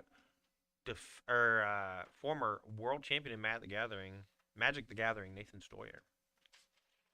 Yeah, both of our 3-0 players playing Ruby Amethyst, kind of the boogeyman of the format, and 2 of only 3 players who registered it in our event. So 7 ink here. Gotta keep answering those Tinkerbells. Harlan is making sure not to give Kurt any extra value off of those. Yep. All right, here we go. Mickey Mouse Detective is the follow-up, and we're going to go questing +4 these high willpower Carefree Surfers. Well, you know what? They're Carefree Surfers. They don't care. Yeah, so Why would right they? up by. They got so much willpower. But no more Tinkerbell Giant Fairy, so the threat of challenging and really punishing is mostly gone. We do have the Ariel that can sing Grab Your Sword, or perhaps Whole New World this turn. We'll see what Kurt has and what he wants to do. How about this for a deck name? Hmm. 2 Elvis songs. I'm pretty sure. I'm not a huge uh, Elvis fan. I think Blue Hawaii and Hawaiian Roller Coaster Ride are both Elvis songs. They're at least both in Lilo. Let's call the deck Blue Hawaiian Roller Coaster Ride, or is that No, too it's long? literally called Blue Punch Buggy because that's one of the games that Stitch teaches Lilo, Well, or Lilo teaches Stitch. then why isn't that on the screen? Because it's called Rapunzel. Because I called it Sounds like Rapunzel. sounds like it's called a lot of things. It is called a lot of things. Look, we have to pick one. I like Blue Hawaii. Well, we don't have a lot of space for Amber, Sapphire, Blue, Hawaii, so we are just gonna call it Amber Sapphire. I suppose. Maybe in a year from now, we'll have cool deck names and we'll be able to use the symbols with the cool deck name. Yeah. But right now, I want everyone to know what the colors are. We are in month number 2.5 of Yeah. the game existing. Maybe once the pre-constructed challenger decks come out. All right. Have your wish. All right, Blue Hawaii. That's the name of the deck from now on. That's fine. All right, so Kurt Spies is playing Stitch Blitz. How about that? You want to change one, you got to change the other. The war of the deck names. Yeah. All right. So, if you see that smash come down on your surfer, if you're Harlan, you have to know that grab your sword is in Kurt's hand most likely. Suppose it could just be a challenge from this new dog, but everything to me points to Kurt trying to set up this song. But he decides to hold it for a turn at least. I mean, I don't hate it. I think that you need to clear, and he desperately wants to hold on to the grab your sword to potentially maybe double grab your sword plus some challenges to clear more things, because we're behind right now overall, but we're not behind that much on lore. And as long as Harlan's not threatening lethal, holding the grab your sword for the big double grab your sword Tinkerbell attack turn seems a little bit stronger. Yeah, and here's maybe what Kurt is thinking about. Wow. Here's what he's thinking about. How do I beat Hades in a Stitch Carefree Surfer Yeah. when I can't even get this Carefree Surfer off the table? So this the grab your sword on the previous turn would have been pretty good value for Kurt, but it likely would have involved leaving a character exerted. So Kurt seems to be trying to save up these characters and wait to use them all at the same time because he might only get to use them once. Right. So one of the cool things about Lorcana is that the damage on the characters is permanent. Yeah. It's cumulative. And so we use the dice to keep track of how much damage is on them. There's not really a whole lot of things that buff strength, or at least that are competitively playable, so we don't usually have to represent those with anything. Yep. But, you know, with characters with low willpower, oftentimes they take one hit and they're gone. And so you got to find ways to leverage those smaller bodies with some combinations of things like Yeah. Smash, Grab Your Sword, or other characters to gang up on the larger things. The larger things cost more, they quest for more, they often have more powerful abilities, but we've seen the Stitch Blitz deck do some wonderful things so far over the last few events, and Kurt Spies, I'm not going to count them out until Harlan hits 20 lore. I'm not going to do it. For sure.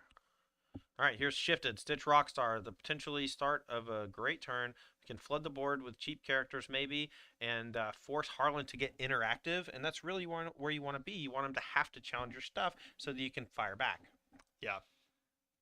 And speaking of challenging, the thing about Stitch Rockstar is it is going to leave you with some vulnerable characters. So a lot of the time what you'll see is once a Rockstar turn starts, this is the turn where characters do start turning sideways because, you know, Harlan can't challenge everything. If you're going to give him targets, maybe you present a lot at once. And Kurt is running pretty well off the top here.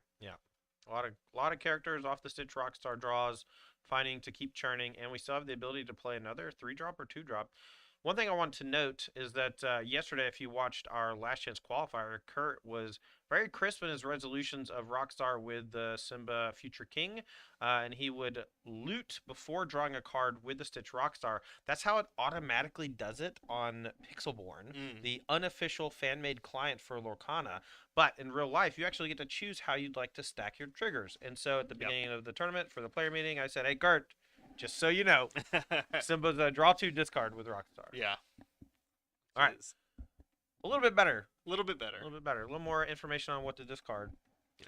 So Alright. we flooded the board.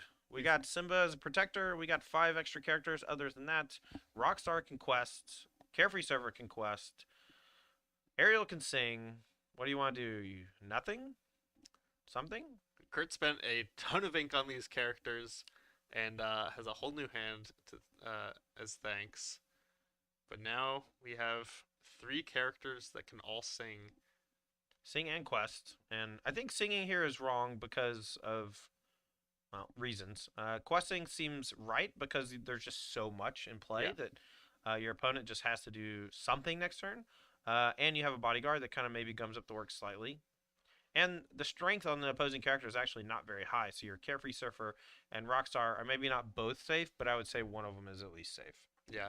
A lot of the time, a reason why I would be kind of reticent to quest in this spot without getting down at least one grab your sword is what we're going to see Harlan do is use this Hades to get some damage down before it gets swept up.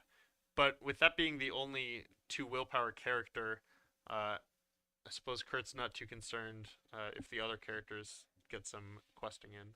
Yeah. Or challenging, rather. Because that's kind of a spot where you can lose value if you're Kurt, right? Once this Hades trades off, that's 2 damage that you're losing from your grab your sword and damage that's on your character that might not have been otherwise.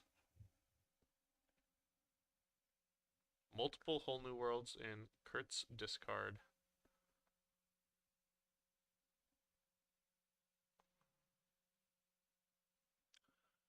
Harlan lining up attacks. Gonna go ahead and trade. Hades for Simba. Simba down. Now no more bodyguard protection, and now these characters can challenge at will. Hades looking to go first. No, we're gonna go Carefree Surfer. Gonna challenge the Rockstar for 4. Maybe looking at a Rapunzel here. Well, yes, definitely, but Yeah. knows that this trade can happen no matter what. So gonna go ahead and throw off the Mickey Mouse, making some space on the board. We can heal this Carefree Surfer up to full. Maybe he's changed his mind. Maybe he doesn't want to do that this turn. See. We're going to eat the aerial, and that leaves 3 willpower left. Or excuse me, 4 willpower left on the Hades, so currently not vulnerable to the grab your sword without some help. Now we'll see if Harlan wants to challenge one of the smaller characters. Maybe the LeFou, one of the 2 LeFou, since they can quest for 2. And Kurt does No. have plenty of these smaller characters to, the damage starts adding up in combination with the grab your sword, but they all just have 1 strength, and Harlan has gotten rid of everything else at this point, so it's going to be pretty inefficient for Kurt. Going to be throwing away entire characters just to take down some of these larger ones. So the waiting game was over, right? Kurt kind of blinked, started exerting characters, and then decided to exert his hold board because of that. And Harlan got to make all the decisions, really, and take care of basically everything that mattered on Kurt's side. All right, one of our back tables is finished, I believe. Maybe we can go get confirmation from that to see who took it down. Mason versus Don Delosier is just completed. Our director is going to go ask who won, and we'll have that update for you. The winner of that match will advance to our top 8, day number 2 tomorrow. Don Delosier defeats fan favorite Mason Esports Clark. I'm rooting for Don. I like Don's list quite a bit. We talked about it earlier in the week. Right, it's cool. It's another take on Amber Steel, more aggression focused, kind of like Frank, but with some different card choices, including a couple of Fire the Cannons. We will see her on camera tomorrow. All right. Absolutely ridiculous turn from Harlan Fear. Has mostly cleared Kurt's board and left him with just 4 middling characters, and very few things were left the field for Harlan. Plus, a couple of the cards in Harlan's hand. We just saw Be Our Guest pick up another Hades Infernal Schemer. That's going to be important. But I also caught a glimpse of a Bell's Strange But Special. And once Kurt is kind of forced to go through 1 or 2 grab your swords, Bells are going to threaten to start coming down and questing for 5 at a time, which is really going to push Harlan towards finishing this game. Right. All right, we're going to play Be Our Guest. Look at the top four. Ariel missed, as it usually does. The strength of that card often just comes from Singer 5 and not so much from musical debut, but always feels good when you hit and feels bad when you miss. Yeah. Especially when the game's been going long and you really need another grab your sword and you really need some more help. Didn't get to see what he found, but it looked like another aerial. So we're going to take a peek at the top four, find another grab your sword or a whole new world. With Harlan still at 5 or 6 cards in hand, a whole new world doesn't actually sound that bad. You can respray the board again, and it just keeps going back and forth like that forever until Yeah. somebody finally hits 20 after maybe the longest siege in human history. Yep. Decides on that whole new world. So this other grab your sword is going to go to the bottom, which is a pretty significant tool for Kurt that he might be missing access to as this game develops. Now he has to decide whether to try to flood the board this turn, get empty before a whole new world next turn. Yeah, it seems like he's gonna go for that because playing the LaFeu just or I was wrong. We're just gonna cast it because we don't have any singers here. Harlan's gonna discard 1, 2, 3, 4, 5, 6 cards, and Kurt draws 7 from empty. So a nice little sequence from Kurt. The aerial spectacular singer finding the whole new world has completely reshaped this game, and we've gone so deep that now both players are looking at the deck count, and Kurt only has about 10 or 15 left.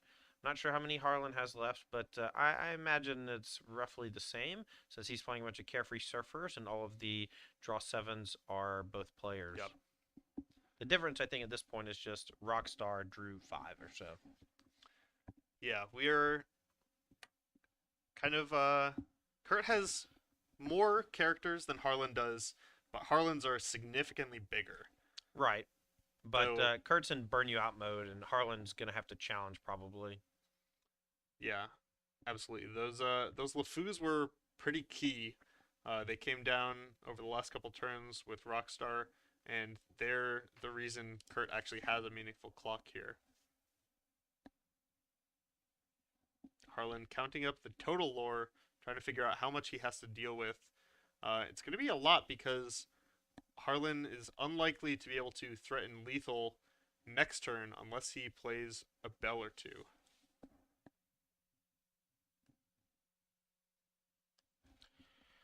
All right, Harlan, fresh 7 plus the draw for turn. Ton of options, trying to navigate a complex board state, but starts with eating 2 LaFeux. They're gone. Now we have Hades, another Carefree, and a Rapunzel that can each either challenge or quest. Questing seems reasonable for the Rapunzel since it can't knock down either of these Simbas by itself. Now, Harlan, I think, would like to either start this turn with a Rapunzel or a Carefree Surfer. If you're going to play one of those, you play it early because you're drawing cards, but does also have this Hades Lord of the Underworld, so his entire discard pile is at Harlan's disposal. Now, one thing I want to note is that Harlan has essentially cleared enough to prevent Kurt from winning next turn. There's no shift stitches available, and we can only quest for 6 up to 19. With the Hades, we can get back Bell, Strange but Special, and that, coupled with the lore generation that's already in play, will force Kurt to answer the Bell and maybe one thing in play, or else Harlan can potentially win the game next turn. So much lore at his disposal. Let's see what he does. Let's see, 7, looks like 13, maybe 14 ink for Harlan. Can get a lot done with that. Costs 8 total to pick up the bell like you were talking about, but we are going to start with this Rapunzel. Okay, gonna draw 3. Not afraid of being decked. Still ahead. Well, I guess behind on card count overall, but that means he has more cards left in deck. Now we're gonna play 5 cost Maleficent, the quest for 3. What's the surname on that? I know you know. Uninvited. Uninvited. Uninvited And guest. Harlan did find the bell off the Rapunzel after all, meaning rather than playing the Hades, he was able to get just that much more lore into play and is now, like you said, threatening to win next turn. Yep, and Kurt doesn't have a lot of recourse, has gone through a bunch of grab your swords, has about 10 cards left in deck, knows the majority of them based on his Inkwell and discard pile. Yeah, that grab your sword is 7 cards down, I think, Hmm. which is, the only way you're really reaching that if you're Kurt is through another whole new world, which is pretty risky. Yeah, I also don't think he has it. We Yeah, have a couple of Tinkerbell giant fairies that can come down and maybe I don't know, bust up some of the characters, but I think Harlan has just put Kurt in an unmanageable position based on his hand. right. A couple aerials, you can combine, a Be Our Guest first and then an aerial does get you to a Grab Your Sword, but without multiple Grab Your Sword, I think this might be too much to bear. So we can start. We can use LeFou to sing, and that'll give us access to all of our ink. And then maybe something that draws cards can help us find another grab your sword. But I don't know how many are in the discard pile. I assume it's at least 2 and maybe 3. Most likely, yes. And then if Be Our Guest looks at a Grab Your Sword, you know that's all the way back at the bottom again. But you don't really have much choice, right? The Bell will put Harlan up to 16, and then if Kurt fails to answer 2 other characters, that'll be lethal. So all 3 of those readied characters up at the top of the screen represent the game ending. Even if Kurt is able to clear all the exerted characters, Harlan will win. So Kurt essentially has to find direct damage. He's just thinking about the best way to do that now. Yeah, the 6 willpower on Maleficent uninvited, 5 willpower on the Rapunzel, and 4 willpower on the Belle Strange but Special.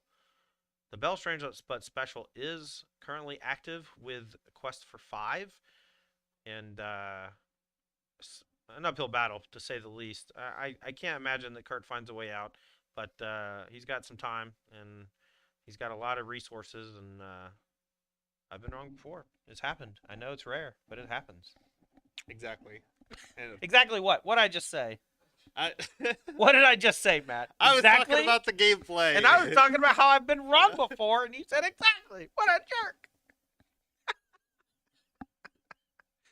Alright, Kurt started off with this aerial and whiffed. Yeah. So now making sure he knows the location of these last few cards. But I think if he lost track of that Grab Your Sword and decided not to play the Be Our Guest first, I don't think Kurt has any more outs. No. All right. Let's see. Now we can see the discard pile. I only saw one grab your sword there. I wonder if there's a bunch of grab your swords. There's one near the top. There was definitely one at the bottom. Okay, so maybe 2 grab your swords still left, but I don't know how easy it is for him to put some damage on his characters and then play Rapunzel to draw into both of them. But maybe that's what he's trying to set up. Unfortunately, I think it just not going to happen. Yeah, Kurt's characters aren't actually big enough to take advantage of with Rapunzel, right? Harlan's exerted strength are 1, 4, 3, 3, and 4, meaning Kurt can draw at most 1 card off a single Rapunzel. Yeah, he's trying to hold up 2 of the aerials to sing the grab your swords. LeFou going in. Singing Be Our Guest. Okay.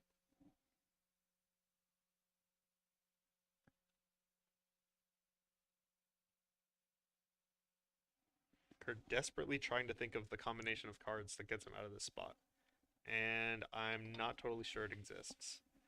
It's double grab your sword, but getting double grab your sword is close to impossible, if not actual impossible. And Kurt's trying to essentially find like an attack that lets him Rapunzel to draw one, and he needed to hit one off of one of the aerials and failed. And so at this point, it's like Rapunzel twice, and both of the top 2 have to be grab your sword, and even then, I don't think it's enough. So yeah, I don't know whether Kurt remembers the the grab order. your sword that was put on the bottom Yeah. earlier, because the location of that card is crucial here. Alright, counting out some more ink. Be Our Guest. There's another grab your sword, and it's going on the bottom. Found a Carefree Surfer, so we can use that to draw 2, and then maybe draw one of the grab your swords, and then we can attack draw one with Rapunzel, maybe find the other Grab Your Sword on the bottom of the deck that we just placed. I don't know if that calculus adds up. We need to ask Frank Carson. He's the math guy here. Yeah. All right, one on the Rapunzel, one on the Simba, and we'll draw a card. Okay. That's a grab your sword. That's a Grab Your Sword. But we don't have any more of those impulse effects in Ariel or Be Our Guest, so I think the other grab your sword is going to be too deep for Kurt to reach. Which means Bell is just going to survive. Now, is there any way to sing this Grab Your Sword and kill most things? 2, 2, 1, 1. No. And we can't. We could maybe shift Tinker onto Tinker, but we don't have enough ink now because of all the other things we played this turn. Now, Grab Your Sword comes down, dealing 2 more to everything, but that leaves a lot of characters still on the field. And with only 2 ink left, I think Kurt Spice is out of time. But we'll see if he can condense the board down to keep Harlan from questing for 9. 9 is a lot, but Yeah. with the current state of affairs, doesn't seem that difficult. Kurt is out of stuff, and none of Harlan's characters have died. All right, Kurt, pack it in, buddy. Come on. Come on, man. Hoping against hope. Yeah. Never give up. Never surrender. You know when you're playing Scrabble and you've got your tiles and you don't see a word, so you think, maybe if I just rearrange them a little, Yes. and a word will appear. That's what All Kurt right. was looking for. Game number 1 goes to Harlan Fair. Kurt couldn't quite figure it out. I don't know if there was an answer. And we are going to be moving on to game number 2. All right, we have a judge call. One moment. I'll be right back. Won't you feel for me? Talk about their decks. All right, I'm gonna talk some more about the preparation process for Team NDA. Mason Clark, Harlan Fear, and Brennan DeCandio.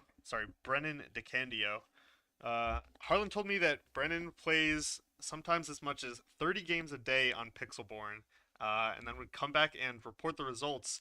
And it turns out every time this happened, Brennan would say, "Yeah, the deck feels good," and then Harlan and Mason would go, "And what else? Can you give us anything else to go for?" So Brennan had a very high win rate, but they had to kind of determine which cards really mattered in the metagame.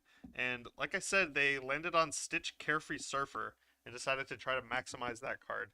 So that's how they ended up pairing Amber with Sapphire, including a bunch of ramp cards to get down Surfers early, particularly Grammatala as a ramp card that also usually sticks around as an extra character to count for Carefree Surfer. And like I said, willpower equals cards is part of the mantra for the rest of the cards in this list. And we saw that come to bear against this Amber Steel deck. Kurt had a lot of cards, but wasn't able to trade them into all that willpower that Harlan had available.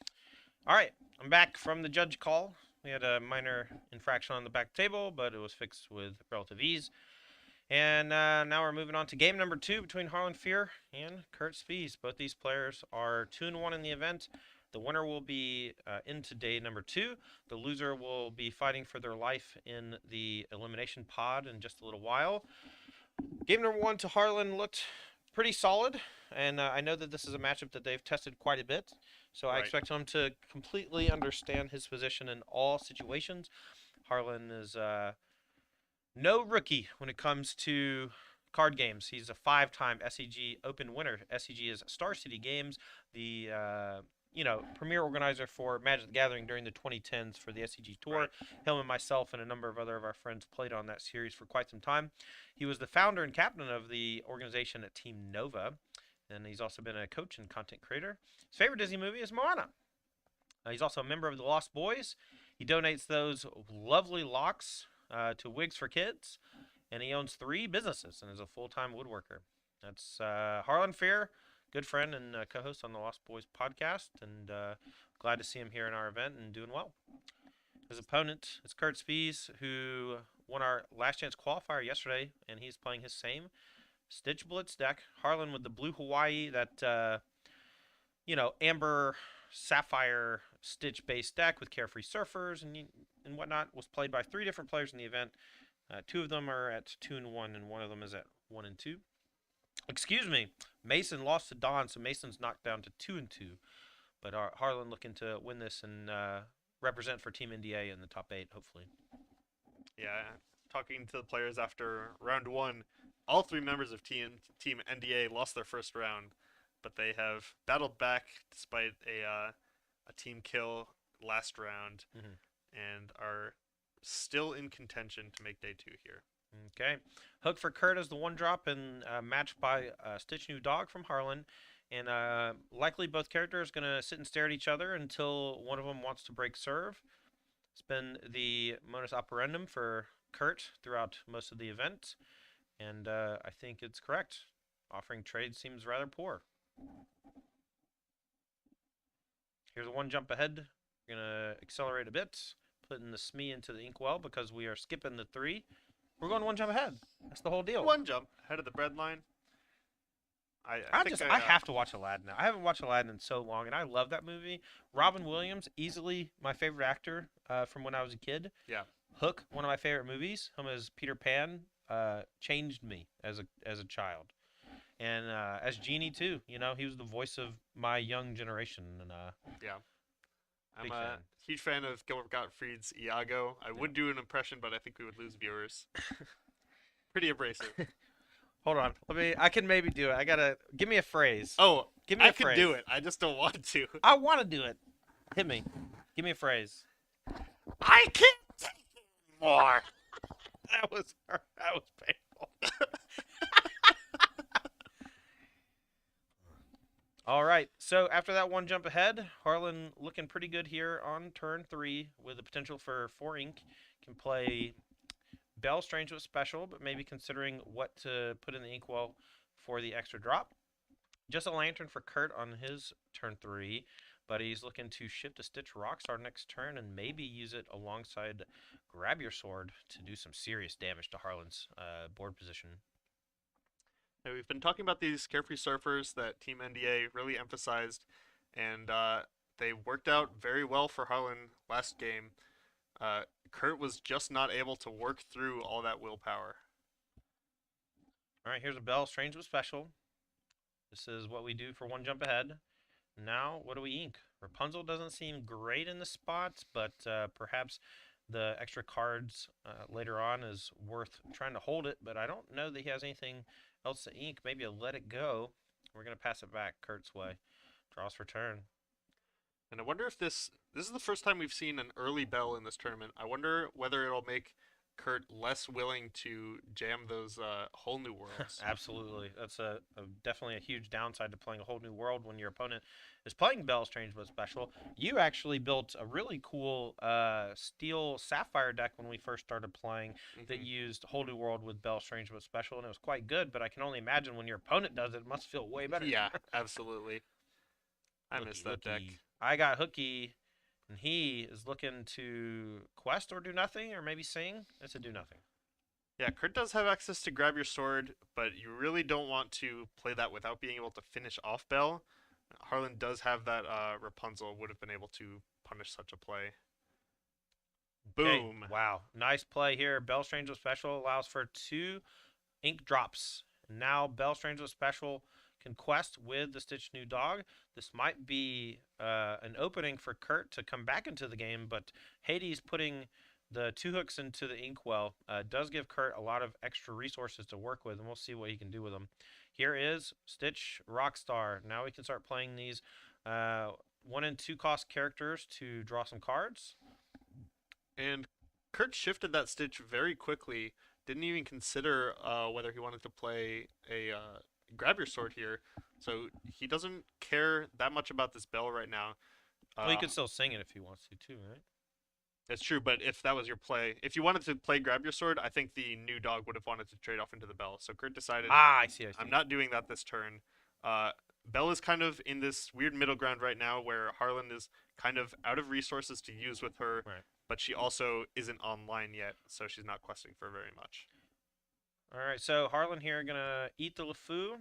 Now, here's one thing about the Stitch Blitz deck that I want to point out, and that's that When you're Stitch Rockstarring, all your characters are vulnerable to being challenged. And Hmm. so, if you play a bunch of characters that only have one strength, like Simba, Future King, and LeFou, you allow your opponent with their smaller characters to just eat them for free, which kind of negates the free cards you're getting off the Rockstar. So, my initial builds with Rockstar often involved higher strength and willpower characters that quested for little, like Minnie Mouse, the 2-drop from Amber, as well as Aladdin Cornered Swordsman, because they just had higher strength and Hmm. punishes your opponent for challenging.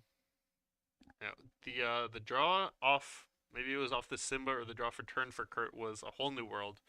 Not really interested in that anymore. But the last card in Harlan's hand was a Hades Lord of the Underworld. A little bit awkward here. No cards in the discard. No character cards in the discard, at least. Right, and Frank Carson and myself, we were playing some Pixelborn earlier in the week, and we want to test out against the Blue Hawaii deck to see how his Amber Steel Stitch Blitz deck was going to fare against it. And when we were testing with the Blue Hawaii deck, we had the Hades do nothing in this matchup all the time, Okay. and so I think that's just common. It's excellent in matchups where they challenge you, but it seems like Kurt is just never challenging except to trade. Yeah. Best possibles for Harlan. Love this Carefree Surfer, especially when it draws another Carefree Surfer. Yeah, and that's going to chain up nicely, and Kurt not deploying enough pressure, and Harlan here in the driver's seat. Let's see if he can close it out here in the next few turns, or at least threaten to start questing for a ton with the Bell Strange but special. Hades going to challenge the Simba and eat it, and we'll see if the Stitch wants to go ahead and eat the Simba and trade, or if Belt maybe wants to eat it, but potentially 5 lore later on means that it's probably a Stitch New Dog trade or nothing.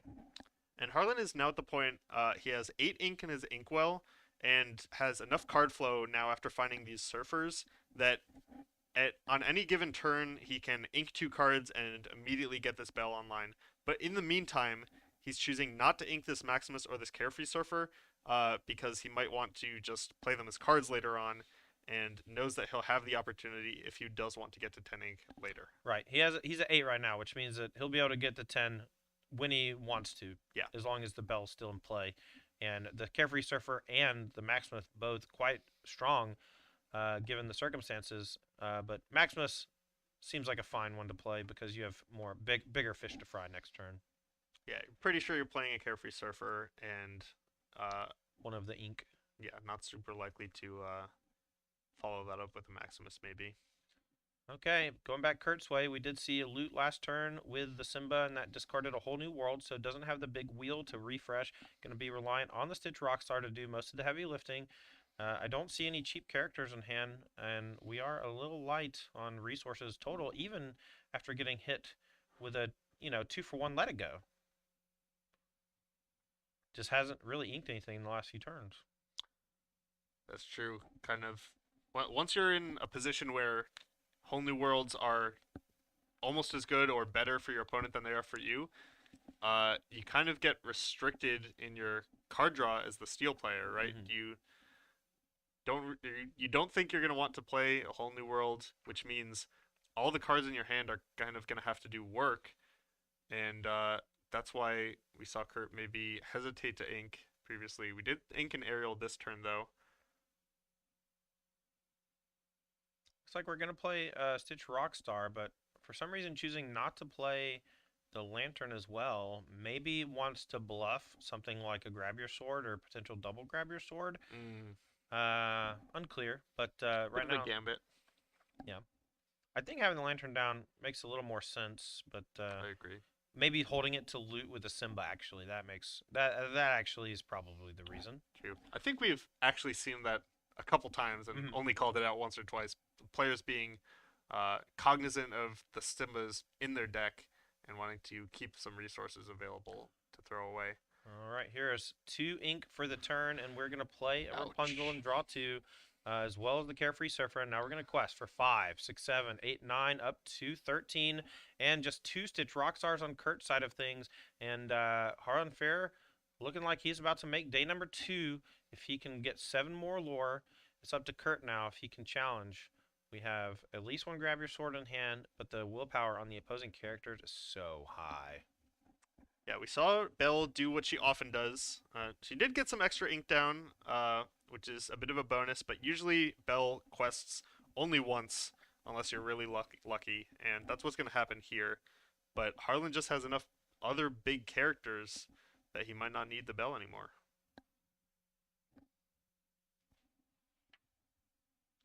And this is a pretty good sign for Harlan. Kurt tapping out for a Carefree Surfer would leave him only able to interact through a couple challenges, maybe one or two grab your sword, and that would not quite be enough, I don't think. Draws 2. Doesn't find it. I think that's going to be game. We can double send into the bell or sing a whole new world, or sing grab your sword and send into the bell. But then we got 2, 4, 6, 8 still on the table. So it's going to be all she wrote, and Harlan Fear are going to be advancing at 3 wins into day number 2 in top 8 and fight for his fair share of $5,000 in cash. Big congratulations to good friend Harlan Fear on his win. And Kurt's not out of it yet, though. Has one more match to play. If he wins, he's into day 2. If he loses, he's out.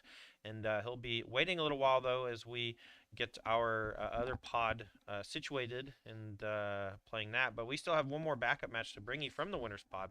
We're going to be moving over to Frank Carson versus Krista O. It's okay if the graphics are wrong. I'd like to go ahead and switch to the match, and we can fix the graphics as we go. All right, so we're going to head on down to the match, and we'll see what the board looks like and try to understand it while we get everything updated. On your left, we're going to have Amber Steel Aggro from Frank Carson, and on your right, we are going to have Ruby Sapphire Ramp from Krista O. And we are entering into the game. It looks pretty late in the game, but Frank doesn't have a ton on the table, whereas Krista has quite a bit, from the Monstrous Dragon, the Hades, to the Heroic Outlaw, but not a whole lot of willpower left on any of these characters. And here's brave little Taylor, Mickey Mouse, adding a ton of more pressure to the table. And Krista going to go ahead and quest for 2 more. And it looks like we are at 14 all in terms of lore. We'll see if Frank Carson can do anything. He has a whole new world. He can start by singing that.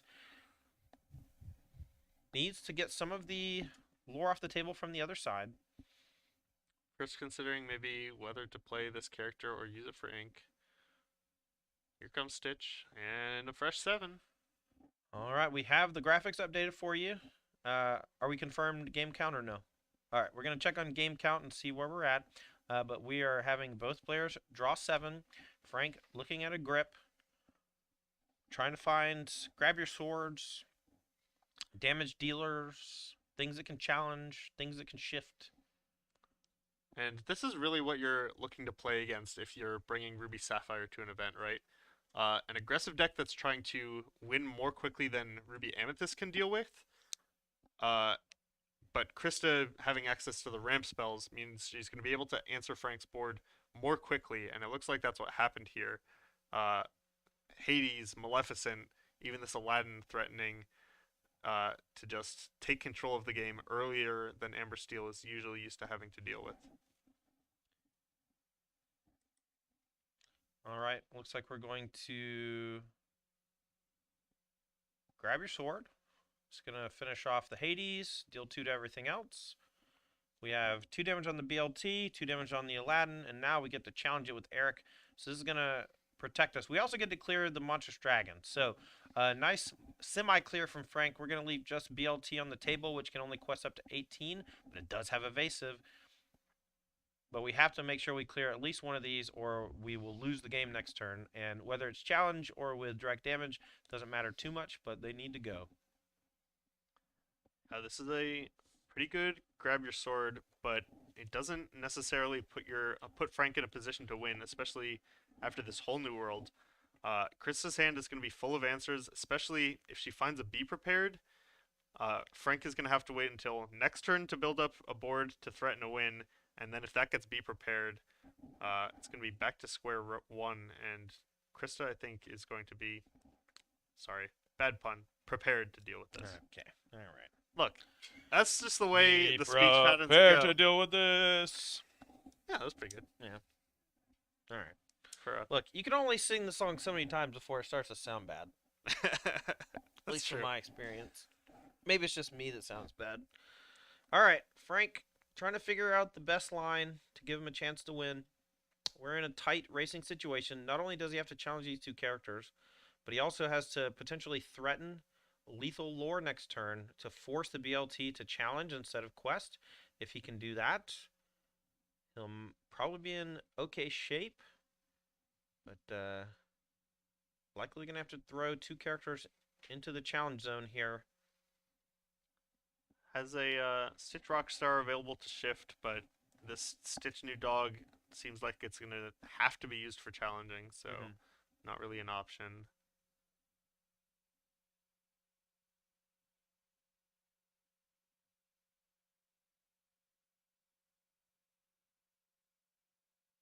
Maybe considering keeping the Stitch New Dog over the Oh, the Aladdin. Stitch is actually new. It's a new oh, New Dog. new Stitch, new dog, We played that before the whole new world. new dog. That ain't me. Now, if we had a Tinkerbell Giant Fairy in hand, what we could do is we could deal 2 to the Aladdin and then play the Tinkerbell to deal 1 to everything. And maybe that's what we're digging for with Be Our Guest, looking at the top 4. And we found it. There it is. Nice pickup there from Frank Carson. Even quested without the ability to kill the character. I don't think so that he was banking on this. This is the Yes. way he wins the game. And he Absolutely. figured that out, and that's such a cool play from Frank. All right. Tinkerbell going to deal 1 to everything. And then Aladdin's going to trade into the Aladdin. Hey, new sub. Thanks, Inniscore. Appreciate the new sub. No more ads for you, my friend. Enjoy. If you have a Prime sub lying around or $5 burning a hole in your pocket, we'd really appreciate it here on the Apex Gaming channel. And your reward, well, you don't got to watch ads. Except for the ones we send you. No Twitch ads. How about that?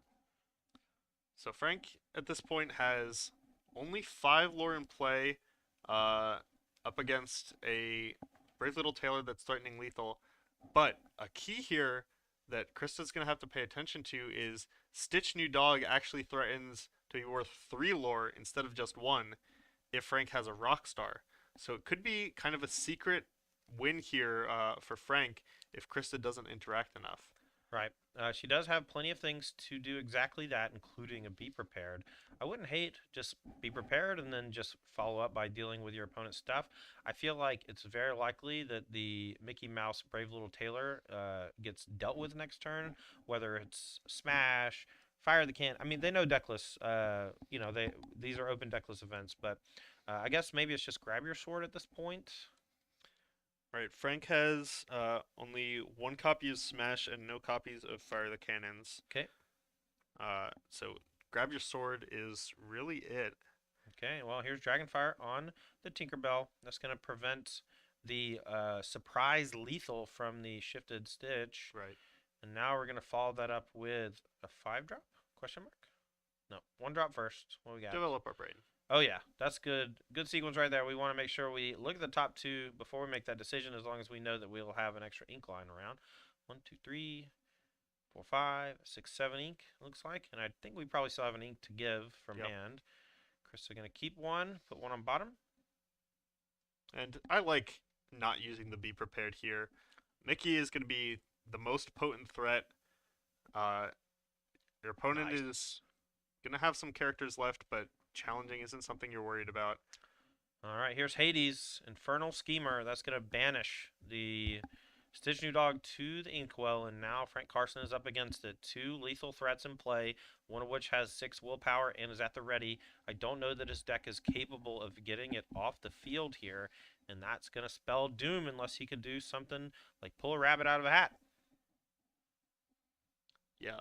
Bend space time. He's a math guy. You can probably bend space time. Yeah. I'll ask Frank after the match. Why didn't you just bend space time? Yeah, just increase your mass by 1 million fold. Create a gravity well that puts Krista O into your field, right? This sounds like a different card game. Oh, sorry. I'm getting off topic. Netrunner maybe? I've never played Netrunner. Anyway. All right. Looks like Krista takes game number 2, and we're on the board 1-1, and we're going to be moving to a decider. Both these players are 2-1 in our event so far, looking to get that pivotal third win and make it into day 2 of competition. These players are in pod play today, and they're racing for 3 wins. We had 16 players to start the event, 2 pods of 8. We had 2 winners of those pods that advanced to day 2. That's Nathan Stoyer, former world champion of Magic the Gathering, as well as Matthew Campo, one of our LCQ winners from late last night. So momentum on his side, perhaps going to ride that tomorrow, and he'll be on the play all day tomorrow too. Oh yeah. Being the 3-0 to begin, that gives you a significant advantage in the top 8, and we'll see if that is able to be translated into victory tomorrow for Campo and Stoyer, both playing Ruby Amethyst Control and both 3-0 in our first pod. This is our winners pods of 2-1s, all battling it out. The 6 2-1s from the 2 pods are now facing off against each other in a single match. If once the winner is determined, that player will achieve 3 wins and move on to the second day of play, and the loser will be knocked down into the elimination pod, which we'll have later this afternoon. As these players are shuffling up here for game number 3, I'd love to take a moment and talk about our sponsors. Cards and Castles 2, the new Tactics card battler on Steam, is free to play. And if you use code Apex Gaming, you get 5 free booster packs. They have a nice resource system that I've enjoyed teasing with in the tutorials that we should be playing, trying to play later today. We were having some issues with that. Apologies for that. But I enjoyed playing the demo and also going over a lot of the background stuff that's in the game. It seems like a really nice little card game, and if you're into things like Hearthstone, Magic the Gathering, and Lorcana, I think it's right up your alley. And that was one of the things that For sure. made it such an easy, handshake agreement between us and them, because everyone loves card games, and if Yeah. you love a card game, you're probably gonna like Cards and Castles too. Yeah. Sounds awesome. I'm really looking forward to trying it out. But it looks like one of our players on a break. Take a look here at Frank Carson's deck list. One of the hallmarks of Frank's deck building is a willingness to kind of massage the numbers. We see this one copy of Simba Future King. Frank tends to determine how many cards he wants in a particular slot and then just, play that many rather than being like, I want Lilo, Stitch, and Captain Hook. He decides, I want 13 1-drops. Those are going to be the best ones, but then I'll fill it out with this Simba. We see the same thing with this extra copy of Maximus, a copy of Smash, just kind of trying to even things out across the curve and hit the targets that he's decided are right. So in Magic, playing a singleton often means that you'll draw it maybe once out of 3 or 4 games. In Lorcana, I think games can go long enough, and especially with a whole new world and other big card draw effects, you can find singletons most games. And sometimes you need that singleton smash or that singleton lantern to really affect your draw in a positive way. And having those singletons, like specifically with lantern, you never want to draw 2 of them unless your deck has 4 Carefree Surfers, 4 Rock Stars, whatever, right? You need to have the maximum usage for lantern to play 4, but for 1, I mean, our deck is 40 something creatures or whatever. I think that the lantern is like pretty good in this deck, but drawing 2 is usually pretty bad, especially without playing more copies of Simba Future King. All right, as these players are shuffling up here for game number 3, the final game of this winner's pod, whoever takes it down will be moving into the top 8. And both players here are just about ready to go. They're going to be doing their opening mulligans. This is an open decklist tournament, so both players know each other's decks, so their mulligans will be appropriate, as well as how they sequence, what they ink, what they're digging for, and that type of thing is often advantageous for those who do a lot of studying. And Frank is, if anything, he is a studier. Absolutely, one of the most well-known in Magic. Krista, right off the bat, decided she wanted to throw away 5 cards to try to improve her hand. I think that's fairly common for her in the Sapphire strategy, looking for those early ramp effects, like one jump ahead of Mickey Mouse, tossing back those 5, 6, 7s. You don't really need those in the early turns, especially if they're not inkable. Right. I make the same play often. Once you have that one jump ahead or Mickey in your opener, you want to be pretty conservative and, hold on to ink and maybe 1 or 2 other important cards. But without Mickey or one jump ahead, you can kind of throw back a lot in the hopes of getting a more powerful early game. All right, looks like both players are ready with their opening hand after Frank is done shuffling We will be off to the races. Chris is going to be on the play. We'll see if she has one of those explosive starts. Last round, we watched her go one jump ahead into Mickey Mouse into one jump ahead and then go. Yeah. Turn after that. And sometimes that's how it goes. All ramp and air at the top end, and you just got to hope to draw something. And especially when you mulligan a bunch of your top end stuff looking for the ramp effects. But we'll see if it comes together here. Frank's going to be on the play. Leads with the all powerful one cost Lilo making a wish. And that thing's going to quest for a bunch. Unless Krista has some defense, but just has develop your brain. And now Frank's got to be licking his chops. Going to be questing all over the place. This is kind of the hallmark of Ruby Sapphire. You have less early defense, but you're hoping to make up for that by ramping into be prepared significantly sooner than Ruby Amethyst is able to. All right, Frank here has the option to play 2 more 1-drops or play Simba Bodyguard. I think he's going to go full blitz and just play out more characters to quest to punish Krista for not playing a 1-drop to challenge. You know, you often want to play goons like Flounder or Sergeant Tibbs when you're playing Ruby and Sapphire to help protect against this very exact thing. But doesn't have one and instead going to be falling behind. Frank with an explosive start, double Stitch New Dog on the table to go with Lilo. A perfect pair. Yeah. Frank, Best friends. Frank Karsten, no stranger to 1-drop, 1-drop, 1-drop curves. When we first started playing Lorcana, we had a lot of discussion about develop your brain and at what points in the game it was like good or viable.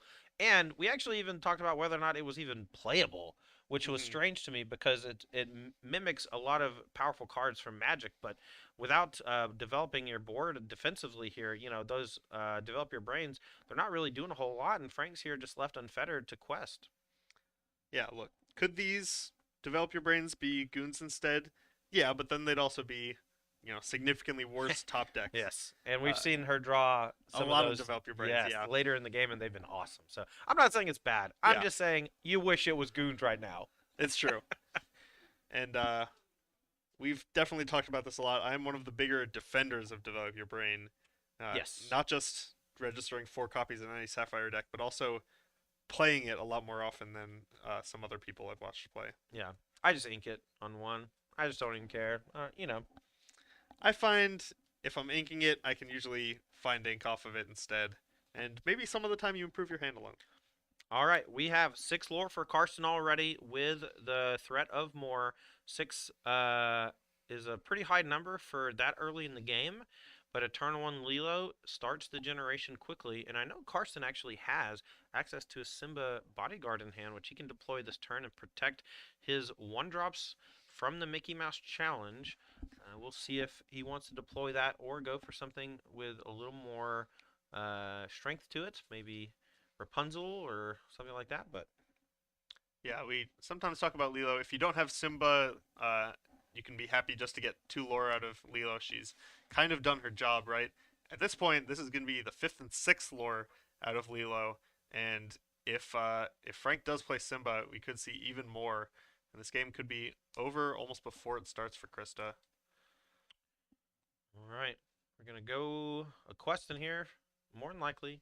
At the very least, the 2 copies of Stitch New Dog can quest, no harm, no foul. Right. The Mickey Mouse unable to clear them, and very little fear of any buff or punish for questing with them, and even including the aerial if you don't want to sing with it. Now, the Mickey Mouse being able to eat the Lilo means that if you want to play anything other than Simba Bodyguard, well, you gotta defend it. Yeah. Now, 5 ink for Krista on this following turn is the point where some of her interaction comes into play with Let It Go, Maui, and Dragonfire. So Simba isn't, you know, a catch-all answer, but, you know, if Krista ends up spending a whole turn to deal with the Simba and the Lilo, you're not too upset. A lot of options for Frank, really mulling over his decisions. He's got a Stitch Rockstar he can shift this turn. That's probably the big tension point that he's trying to figure out. We're going to tap 3, it looks like. You know, I haven't had too much trouble telling how much ink a player has, even with, you know, the all-white sleeves like Nathan's playing with. Yeah. But once they're black and they're totally blending in with the playmat, Black on black! I'm having a little bit of difficulty. Hold on, I can do an ACDC. Back on black! Get it back! So, I don't know. I don't know the words. I don't know the words. Well, I'm also, it's not back on black or black on black. It's back in black. Yes. All right. Frank, wonder if he's close to coming to a conclusion. Here we go.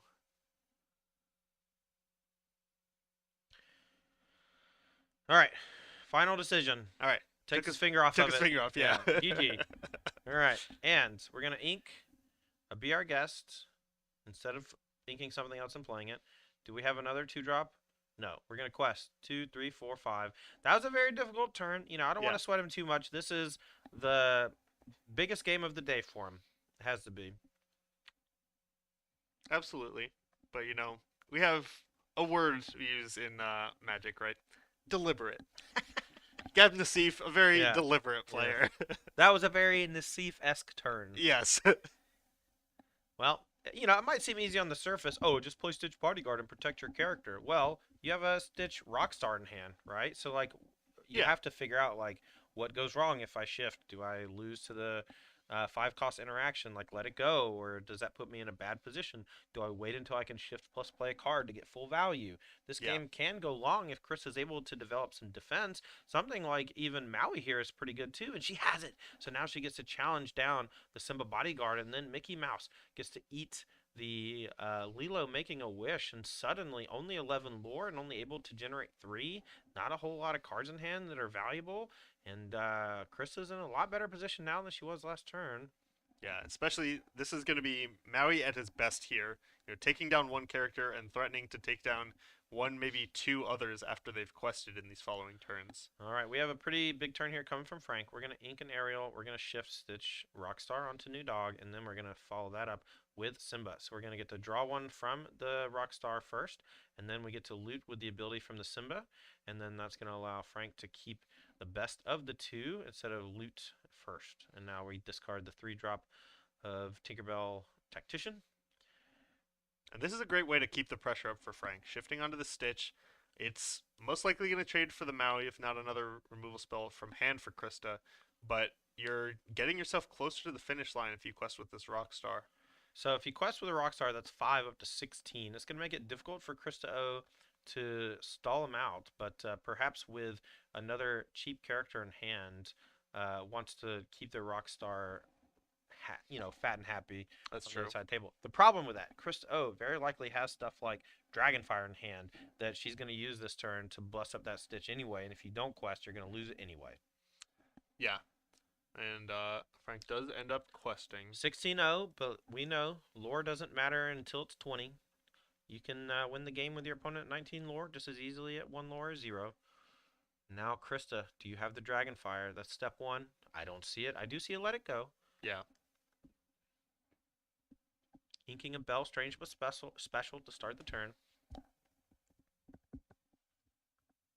And yeah, most likely. So the benefit of Let It Go or Dragonfire here is taking down the Stitch means this Maui gets to eat a smaller character, excuse me, and stick around for the next turn.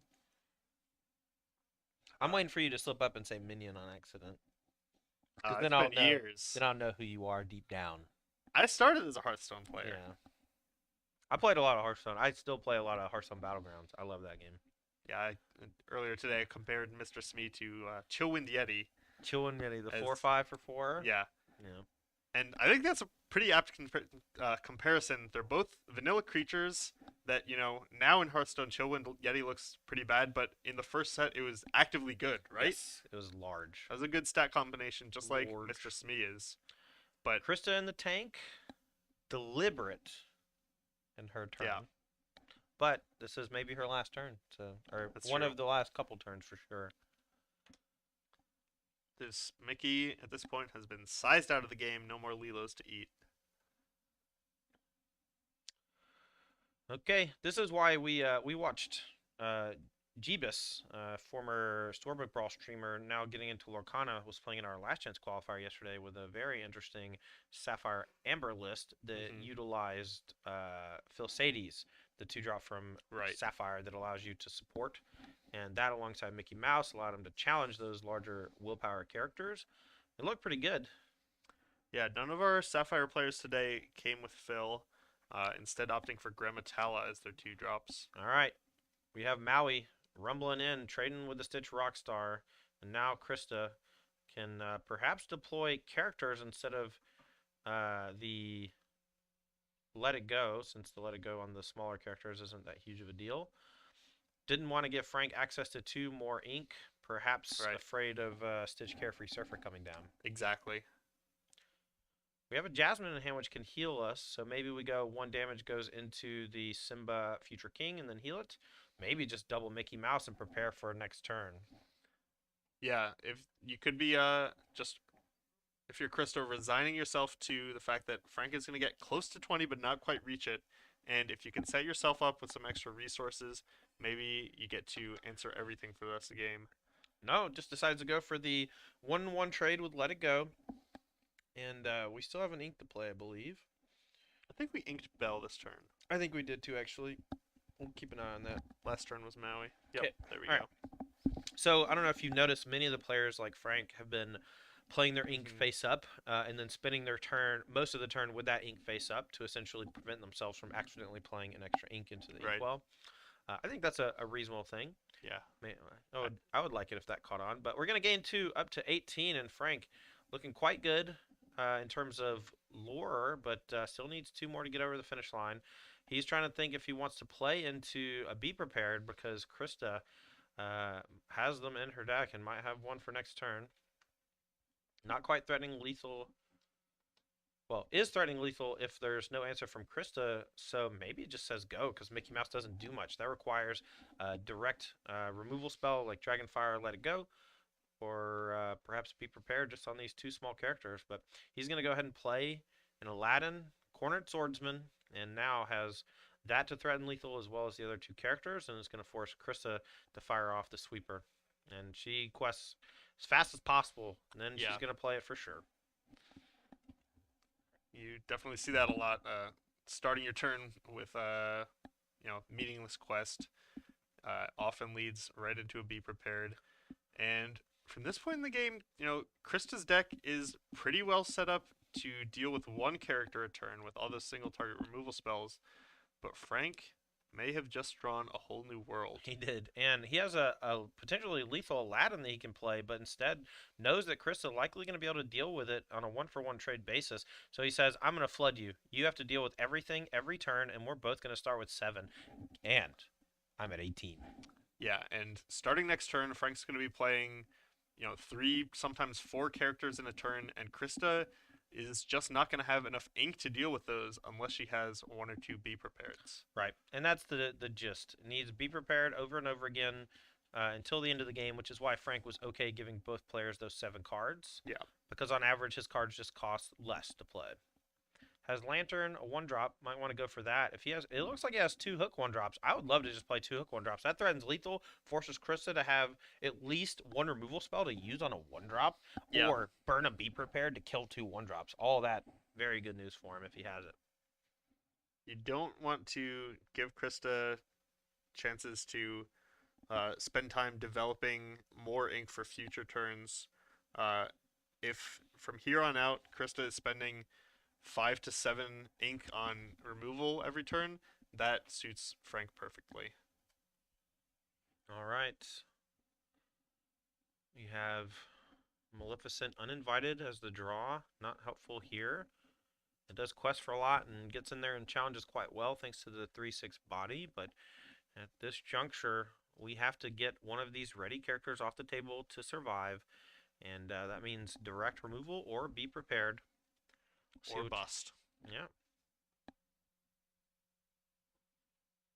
Now, reminder, losing this match does not eliminate either player from the event, but the winner will move to our top 8, and they are looking to hit that so that they can lock up some cash monies.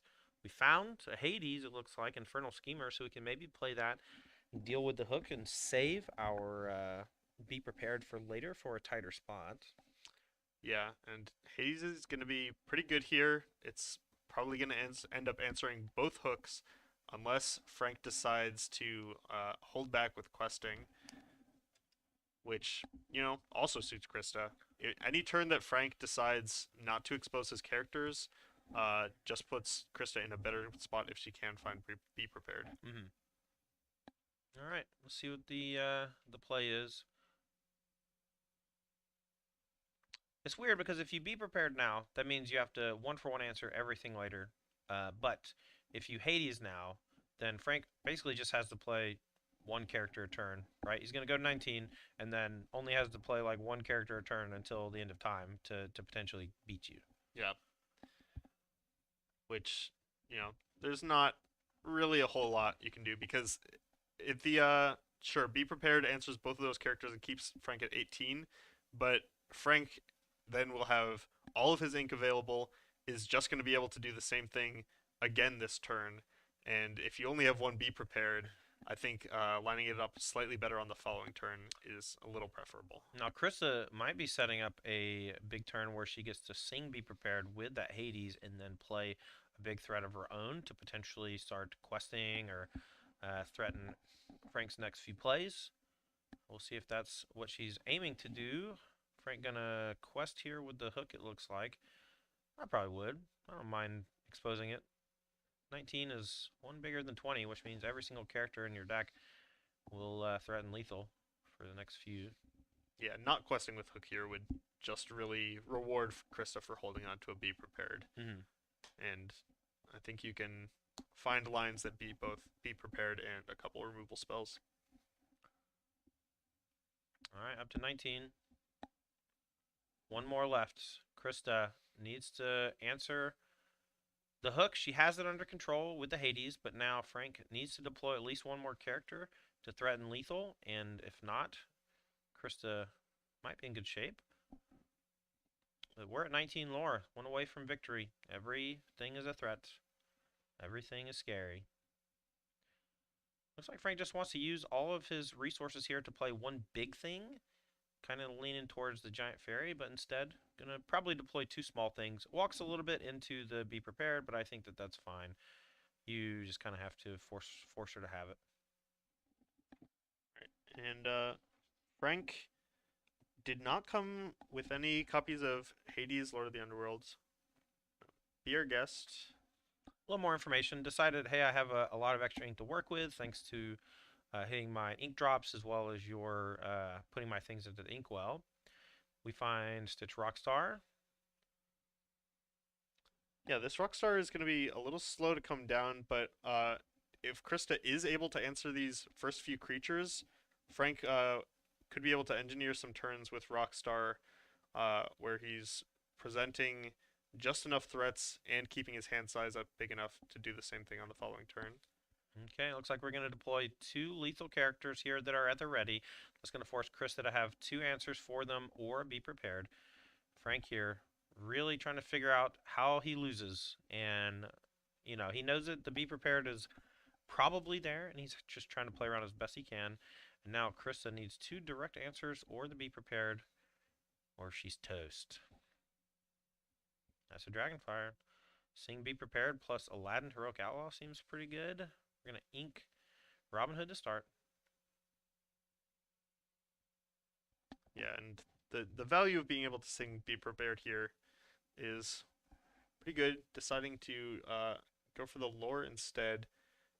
Being able to challenge is not going to be maybe the most important when any character that's already quested will have killed you. Right, that's fair.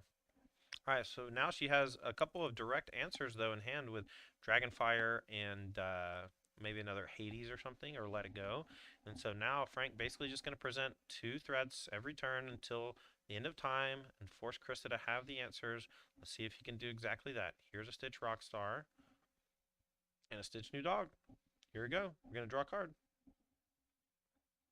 Simba. Draw another card. And now Frank's saying, okay, have another Be Prepared. Yeah, exactly. And I was mentioning earlier, no copies of Hades, Lord of the Underworld. As Frank's hand size starts to dwindle here, that's one of the cards he's going to wish he has, where that card's just an automatic 2-for-1 off the top. Right. And Rapunzel is kind of in the place of it and is inkable, which is nice. But Yeah. without characters to heal, it's going to be a little awkward. And Chris O had a big smile on her face, but it's an awkward smile, and that means Frank Carson's going to win this one 2-1 and advances to day number 2 into our top 8 of the Lost Boys Invitational. Set on back to the booth. That was a long round, and we got to get our next pod situated. So let's go over exactly what happened that round. We had Mason Esports Clark battling it out against Don Delosier. Mason's on the Sapphire Amber aggro deck, was defeated by Don, so he'll be knocked down to the elimination pod that we'll have in just a little while. Frank Carson defeats Krista O. He's playing Amber Stitch Blitz, and he is into day 2. And Dawn is also into day 2 with Amber Stitch Blitz, so we have 2 Ruby Amethyst, 2 Amber Stitch Blitz. And now Harlan Fear defeats Kurt Spies, and Harlan will be moving to day 2 with Amber Sapphire as well. So congratulations to those 5 players for making it into day number 2 so far. Next up, we're going to be bringing you the Losers Pod. This is all the players from the first 2 pods of 8 that went 1 and 2, and they are going to be battling it out in the 1-2 bracket, and the winners will have another shot into day 2, and the losers will be out. So we'll be bringing you those elimination matches here in just a few minutes. This is Tandy and Bomat from the Lost Boys podcast. Make sure to follow us on Lost Boys LOR on all of our socials, and we'll be back for the next round in just a few minutes.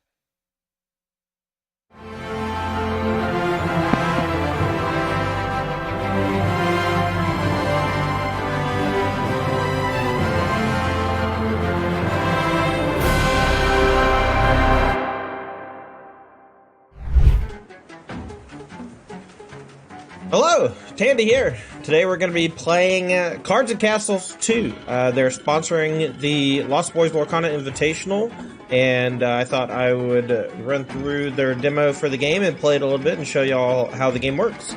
I haven't played it at all. This is my first time playing through, and this is the very beginning of the demo. So let's get started. Ragnar says, "Axe is at the ready! We won't let these zombies get the best of us." Freya says, "My axe is always ready." Then lift it up higher. Look menacing. Alright, opponent's turn. So it looks like they're this castle and I'm this castle. And I got Ragnar on my team. So that's way too many zombies. Is this even allowed? There's 3 zombies. They were just played so they can't move yet. We've got time. Alright. So what can we do? Your turn. This is the enemy castle. Win by destroying it. Okay, so we'll try to be moving Ragnar forward, and we'll be playing cards to help. We've drawn a card. We drew Bear Hog. It's a 2/3, costs 2. Just place it here for now. Okay, so it wants to show me, so we'll play it in front of our Ragnar. And they can't act on the same turn they're played, okay?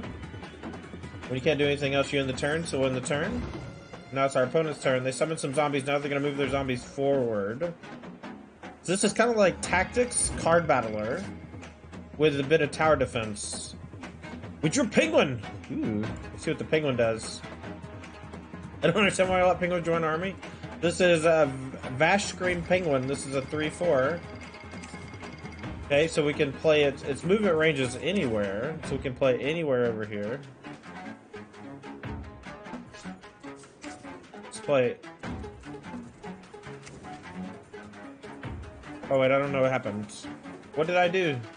Each unit can move 2 spaces, not counting diagonals. Okay, but they can attack diagonally. Okay, so we summon the penguin here. Okay, so this guy moves here and attacks here. Got him. Okay, and so damage is permanent, it looks like. And so once your unit takes 2, it only has 1 health left. And now the zombie went behind my guy and they traded. And then my penguin guy killed this last zombie. Alright, and now we can move our guy forward. I don't know how many... Oh, well, they keep summoning. Oh, no! Awaken the Titan. Oh, my jeez. Am I the Titan? Alright, let's cleave. Your Titan has cleave and it will attack all surrounding enemies at once. Okay. Attack the group of zombies now. Alright, so it dealt forward everything, and the thing that was in front of it hit it once. And then we can lightning bolt to deal 3 damage. We don't have to, though. I'm curious how I know... So it has a 2 cost at the top left. I'm curious where my resources are in terms of how to play these. We can move this guy forward. And then hit this for 3, and then we'll lightning bolt castle and kill it. Alright, nice. Okay, so you play your cards. They each have movement. They each have a specific cost. And then I guess you make your deck better as you play. That was a cool little tutorial to show you how the game starts. Ragnar says, the Yaram Titan, what a great card. We should add it to our deck. Oh, yeah.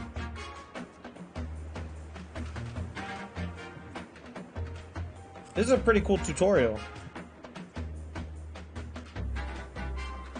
Alright, so we need some rope.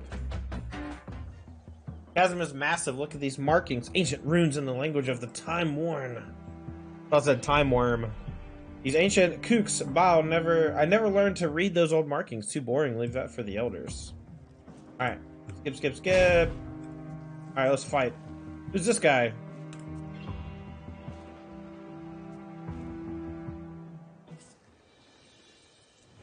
Alright, so we can summon a 2/4 trebuchet. Gold is used to play cards. You get more of it each turn. Okay, so they didn't show that in the first part of the game. So we get 1 of 1, so we can play Scout. Play Scout here to protect. And then... what is this?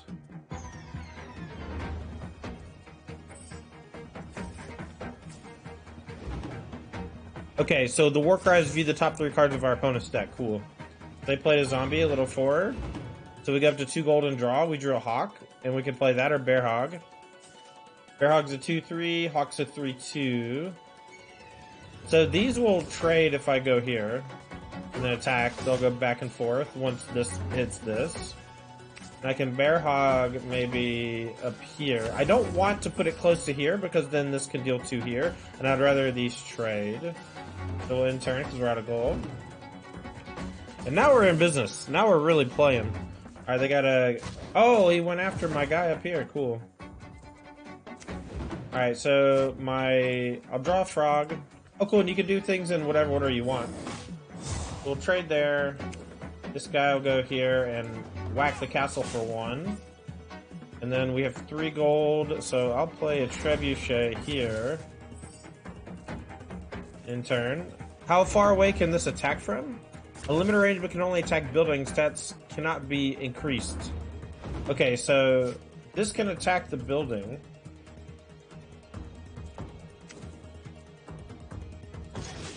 Oh, cool. Okay, so we need to put the trebuchet way further back. And then we'll put hawk here. The hawk can't attack. I'm going to give this unit +1/+2, and then we're going to have him attack the castle. Let's say go. And now this will hit our trebuchet. It made a rat! The rat cost 0. That's cool. Alright, so these fought. So whenever you challenge something, it immediately challenges back. That's good to know. Okay, so here we can go past that, fly over it, and we'll just beat up the castle and kill it. So the goal of every game, it looks like, is just to kill the castle. And once you kill the castle, you win. And everything else is, not, I wouldn't say meaningless, but everything else is not that important. It's all just window dressing. But that's the game, right? It's selecting your units, building your deck, playing your units in such a way where... Alright, so now they're going to start with 5 zombies. This is going to be a bit harder. So now we're in more like tower defense mode. Okay, so Zethik looks like a little dude who summons dead guys. Alright. So we start with 1 gold again. And now, so both of us are starting with things in play. And we'll just put this here as a brick in front of our castle to make it harder to hit. Then we look at the top 3 cards of our opponent's deck. They have a Drain Life, a Skeletal Warrior, and a Skeletal Dog.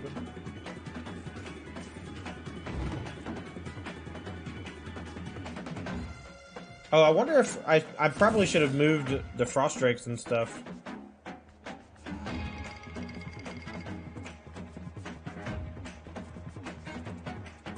I think I just forgot to move all my stuff.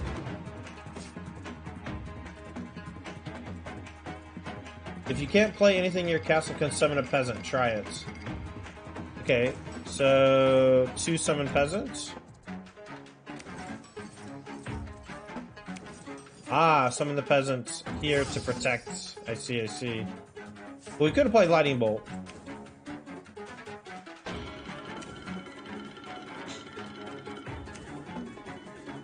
And I'm gonna whack this dog.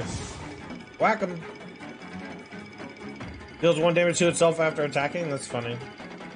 Okay, looks like we're in business. That's cool. So I bet you can upgrade your castle as well. But it's like a hero power. You just spend 2 to summon a 1/1. Alright, but most of their zombies are gonna be dead soon, but our guys are all trading.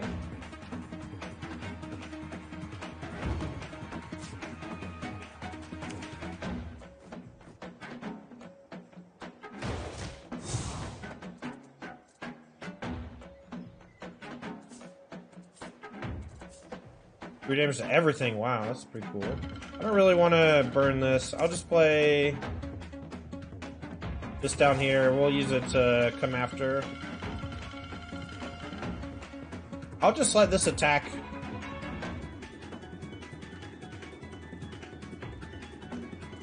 I'll just leave these back to defend, I think.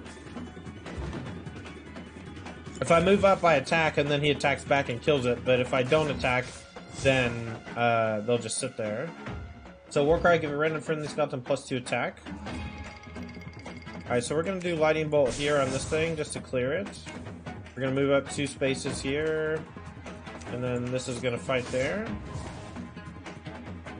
And then we can play Master at Arms or make a peasant. I'll just make a peasant. I think using your castle to summon stuff just gives you more resources over time. Alright, so all they do is frostbite my thing. That's fine.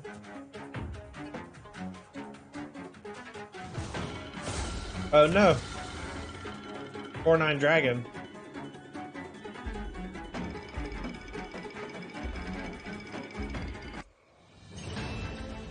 Oh, we get to summon our big boy, huh? It's beyond your for first time! Charge and sends the enemy back. He hates dragons, apparently.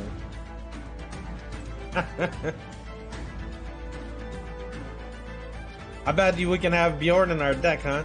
So charge, attacks and sends enemies flying. If they hit something, both targets take 3 damage. Alright, so we'll go here. We'll punch him and he gets knocked back into there. And now we have 5. We can summon Barbarian. Berserk, I think, is probably cannot be controlled. Instead, it attacks a random enemy on both turns. Very cool. That looks like all we can do because he's got Frostbite. We'll move our peasant up. Encroaching. Whack. Oh, are they just out of juice?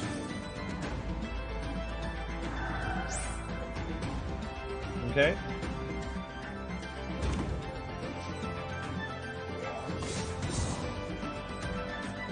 Berserk has +4 attack while injured. An ally for 3. Whack that thing for 4. Whack this thing for 1. I don't want to deal 3 to everything. That seems silly. Double damage to a unit, give it +2 attack. Okay, so we haven't done that yet, so we'll play Berserker. And I'll summon a peasant here. And then next turn we can Master at Arms our Berserker and give it +4 attack because it'll be damage. I doubt we'll need it. It feels like we've basically finished the fight.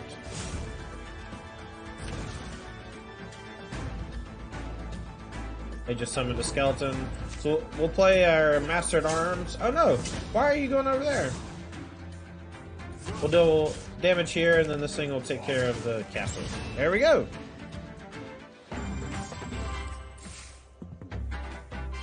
Alright, so that was a pretty cool tutorial. I guess there might be another thing. Showing you how to build decks and stuff. Ah. Deathnick! Cannot stop him. Cannot stop what cannot die. Alright, so this was the intro to Cards and Castles 2. I'll be making some more gameplay videos on this for the Invitational stream. Thanks for watching, and thanks to Cards and Castles 2 for sponsoring the Lost Boys Lorcana Invitational.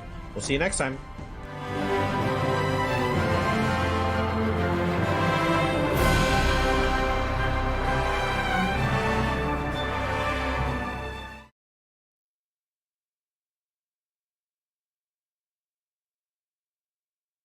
You just watched a tutorial for Cards and Castles 2, one of our other sponsors, where I learned how to play the game, and I hopefully showed you how to play the game too. The game's a lot of fun. I only played through the tutorial and a few casual games, but it's very promising. I'm Tandy. This is Bomat. Say hi, Bomat. Hi, Bomat. We are into the losers bracket here. Now, these players that we're going to be talking about right now are 1 and 2. And they have their back against the wall. If they lose, they're out. Once you hit 3 losses, you're done. If you hit 3 wins, you move to day 2. These players, if they win, they'll be moving to the elimination pod. That'll be the next round, where they're fighting for the last few slots into the top 8. We're going to be starting off here with, which one do we say? Dingo. Young Dingo versus Nicholas Roush. Young Dingo is playing a really interesting Amethyst Steel deck. Why don't you give us a little insight into what it looks like? Yeah, so Amethyst Steel, not a color combination we see a lot of. This deck is built kind of like Ruby Amethyst, with a lot of card draw and a lot of control elements, with Grab Your Sword, Smash, and actually no copies of Smash, 4 copies of Fire the Cannons. Right. And that's because Dingo is trying to take advantage of both the efficiency of that card and the synergy with Captain Hook, Captain of the Jolly Roger. Yeah, his opponent is going to be Young Dingo, a Magic the Gathering streamer dipping his toes into Lorcana, and Young Dingo, oh, excuse me, is Nicholas Roush. I was doing them backwards. Nicholas Roush is actually one of our last chance qualifier, or sorry, one of our invitational qualifier winners from a few weeks ago on September 30th. Took down the event with a very similar, if not the same deck list. I think he cut 1 Fire the Cannons for another Stitch Carefree Surfer, but other than that, looks relatively similar. This Amber Steel aggro deck is something we've seen a lot. So without further ado, you've waited long enough. The players have waited long enough. Let's head on down to the feature match area and watch to see who gets eliminated and who's still alive. Nicholas Roush versus Young Dingo. That's Amber Stitch Bliss versus Steel Amethyst Control. All right. See who's on the play here. Dingo starts off with inking Mickey Wayward Sorcerer. Now, going to go to Nick Roush and see if he wants to deploy any of these 1-drops. Inks a Smash. Here's a Stitch New Dog. A common 1-drop for the Amber decks. Yeah, I'm really interested to see how this deck list from Dingo performs. As compared to Ruby Amethyst, the big thing you miss out on is hard removal in Dragonfire, Maleficent, and Be Prepared. But you get a lot more incidental damage from Grab Your Swords, Tinkerbell Giant Fairy, and then you see at the top of Dingo's hand there, Hans, 13th in line. It's a really interesting card that can kind of peck away at whatever's left of your opponent's characters after you play Grab Your Sword. And the Fire the Cannons takes down the first threat from Nick Roush, and Dingo was able to follow that up with a Captain Hook. And here comes the Simba, but nothing to protect. Yeah, no need to protect it, right? Or no need to play it in bodyguard mode. You don't want to expose it to the challenge from Captain Hook. We're going to draw a card with Maleficent, Sorceress, passing the turn back. Roush here has Rockstar, nothing to put it on yet, so going to go ahead and put it into the Inkwell. I see a whole new world floating around over there, but here's an aerial, and that's going to be looking to maybe sing that whole new world next turn. Going to reveal, Grab Your Sword. And this game, I think, is really going to show the power of Grab Your Sword. It's been one of the standout cards this weekend, last night especially, and Nick is up against a less creature-focused deck in Amethyst Steel that still plays plenty of creatures, and the one-sided nature of Grab Your Sword is just going to turn it into a very swingy card for him. All right, we're going to sing Friends on the Other Side, draw a couple, going to ink a Beast Hard-Headed, and now we're looking to deploy something defensive here that doesn't die to Grab Your Sword, because the aerial is going to freely sing it next turn and potentially sweep it up. Looks like we have a Captain Hook. This is the 4-cost steel Captain Hook. What's the surname on it? I know you know. Captain of the Jolly Roger. Captain of the Jolly Roger is going to get back that one cost removal spell, Fire the Cannons. The removal spell is uninkable, but you often see it in steel decks because of its efficiency. We're going to start off with singing Grab Your Sword. It's going to deal 2 damage to all the opposing characters, including the ready Captain Hook, and that gets taken out by the Fire the Cannons from Nicholas Roush. Fire the Cannons all over the place, eh? Yeah, so Captain of the Jolly Roger over here was one of the earlier cards revealed in Lorcana's lifespan, which was around when I started picking up the game. And Captain Hook was one of the more popular cards in that point in time, Mhm. partially because the card pool was so limited. You know, we knew less than half of the set, but also it's just a pretty compelling card on its face. You know, it gets you some great value, and Fire the Cannons is a solid enough card on its own. But people started to play fewer and fewer copies as inkability became important. Right. I think that's a great point, and it's one thing that most people don't really take into consideration when deck building early on. But as you play the games and you realize that uninkables are often a trap, or you can only play a certain number before it starts to become a serious problem in construction. Yeah. But here we have an explosive turn from Nicholas Rouse. We're going to start off by singing a whole new world, and now we get first crack with 7 cards in hand to deploy some threats to the board. We also have some protection with Simba Bodyguard and a Captain Hook Forceful Duelist that can quest for 1. We'll see if Roush wants to do either of those things, and he does. We're going to start with Simba, maybe to sing, maybe to quest. We're going to quest for 2, up to 3. Yeah, this is a good spot to follow up with Tinkerbell, I think. Always going to be a threatening card for an opponent with characters.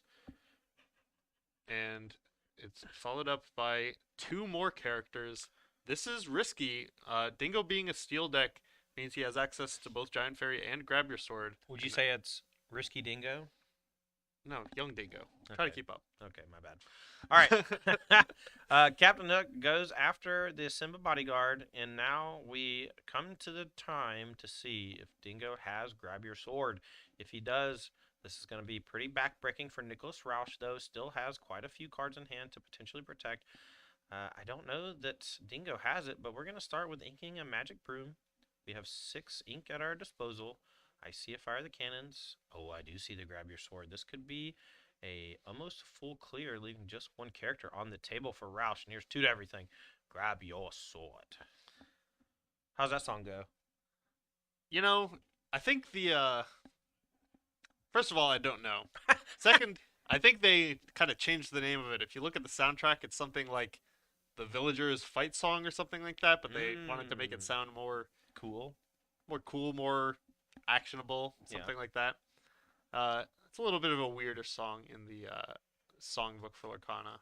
All right. Well, back Roush's way, we begin with the powerful Rapunzel, gifted with healing. We're going to heal up that Tinkerbell and challenge the Captain Hook. Going to put some damage on it. I believe it's 3 damage, if I'm not mistaken. Is it 3/4? Is that correct? It is. All right. If we could go fix that dice, Mr. Director, real quick, I'd appreciate it. The Tinkerbell should just have 3 damage on it. Yeah. All right. Well, we'll try to get that fixed before it comes up. But, oh, never mind. They fixed it. It's okay. Thank you. Thank you. Yeah, and Nick, you know, a bit of a gamble playing out the Lilo and the Captain Hook on the previous turn.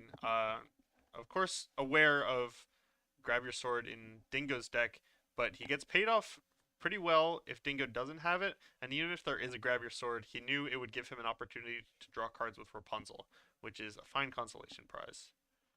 Dingo draws for turn, finds another Grab Your Sword, doesn't clear the board here, probably not being cast, but can finish off this Tinkerbell Tiny Tactician with Tinkerbell Giant Fairy, dealing 1 to everything, and 1 damage on the Rapunzel, and that's it for Dingo. We're going to go back Roush's way.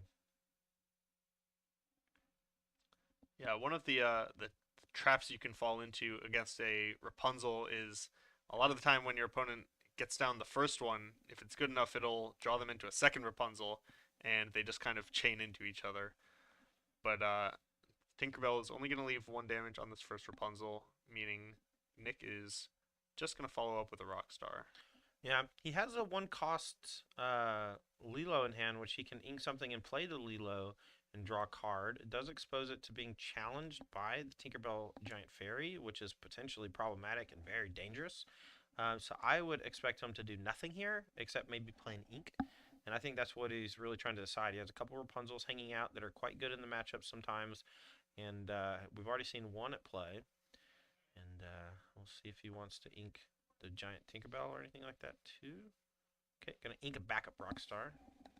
And we are gonna use it, and we're gonna draw a card.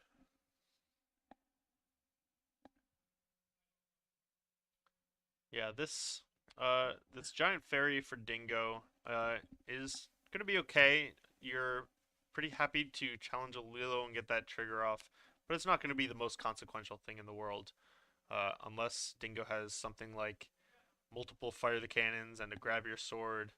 There are combinations of cards that really let Dingo run away with this.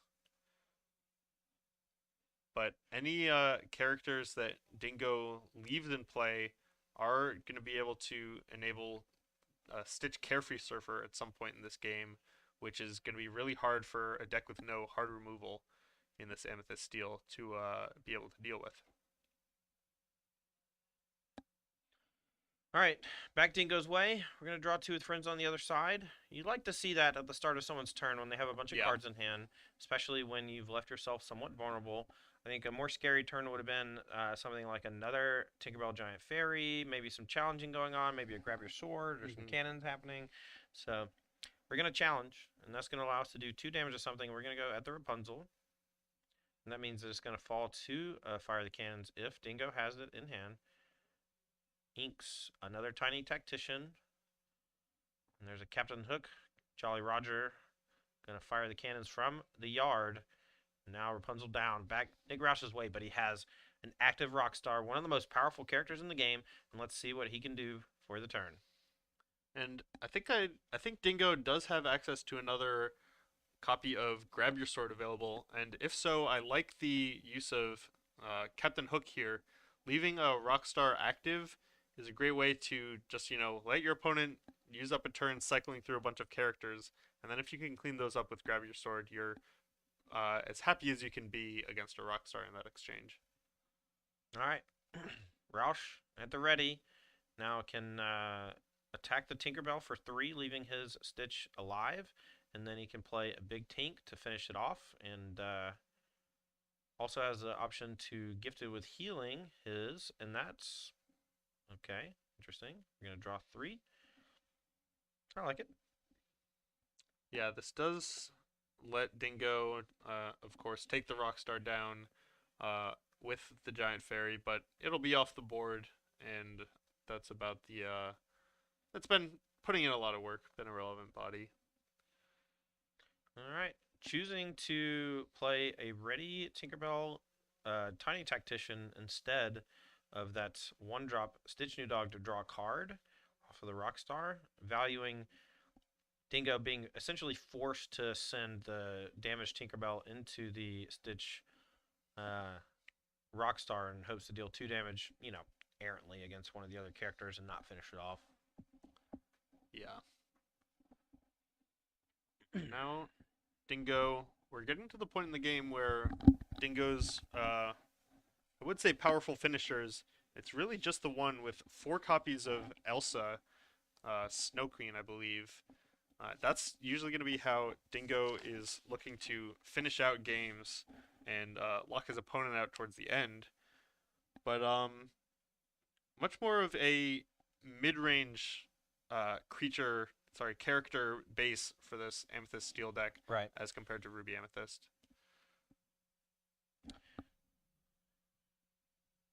Trading off, thinking about where we want to throw this Giant Fairy damage. Yep. Matters quite a bit. 2 on the Rapunzel doesn't do a lot, but 2 on anything doesn't do a lot unless you have Fire the Cannons or Grab Your Sword to finish it off. Leaving any character with damage on it means that Roush can punish with another Rapunzel. Here's a Mickey, Wayward Sorcerer, and that combined with Brooms can maybe do some damage later, but for this turn, if you're Nick Roush, you're pretty happy seeing those 2 plays. And now, Captain of the Jolly Roger gonna gain a lore. Is it Captain Hook, Captain of the Jolly Roger? It is. That sucks. That's not fun. That's like hard to say. I understand. What would you rather be? Just Captain Hook of the of Jolly, the Jolly Roger. Roger? Yeah, Yeah, it works. I can see it. yeah, yeah. It's fine. Captain, Captain, oh Captain, my Captain. Hey, that's another Robin Williams movie. Did you know the one of the main characters in Dead Poet Society? His name's Todd Anderson. Oh, really? Yeah, Did Ethan, you Ethan get that a lot? Hawke's. I didn't, but you know, I just thought it was kind of cool. It is. Back Roush's way, we have a surviving board of Rapunzel and a 2 damage Tinkerbell Tiny Tactician. We'll see what Roush wants to do here to prepare against the mid-range onslaught from Dingo. Both players kind of just jockeying for position, clearing each other's board.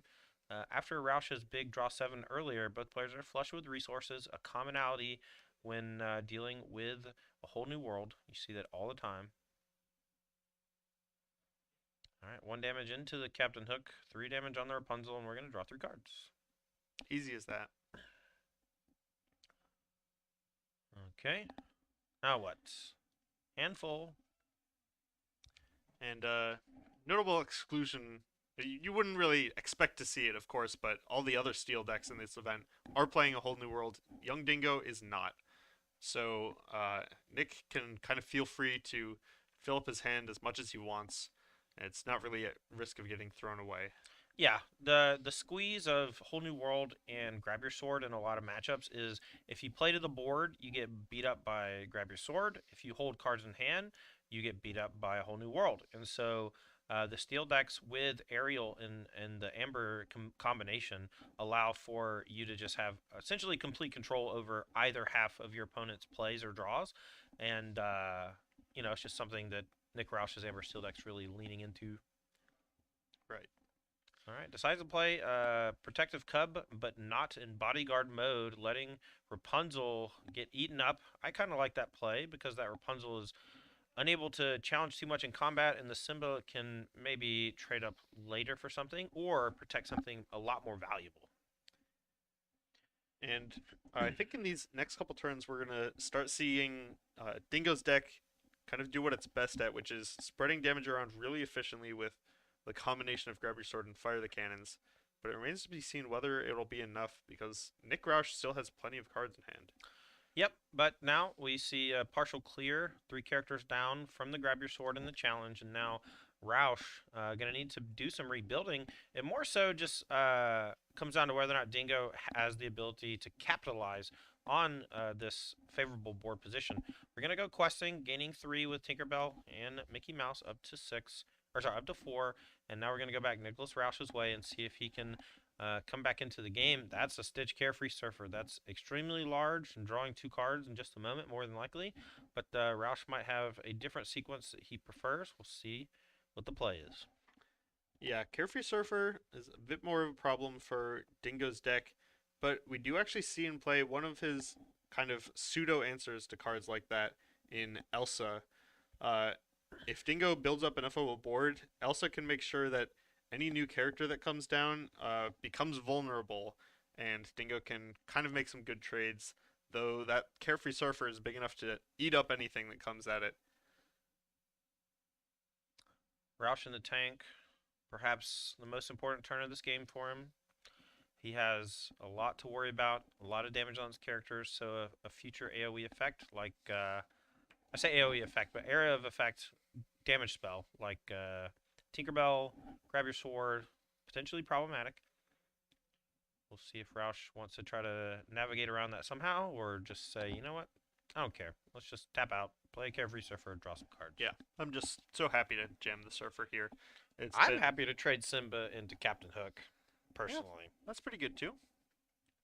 No reason you can't do both. I've been really impressed with Carefree Surfer this weekend. Same.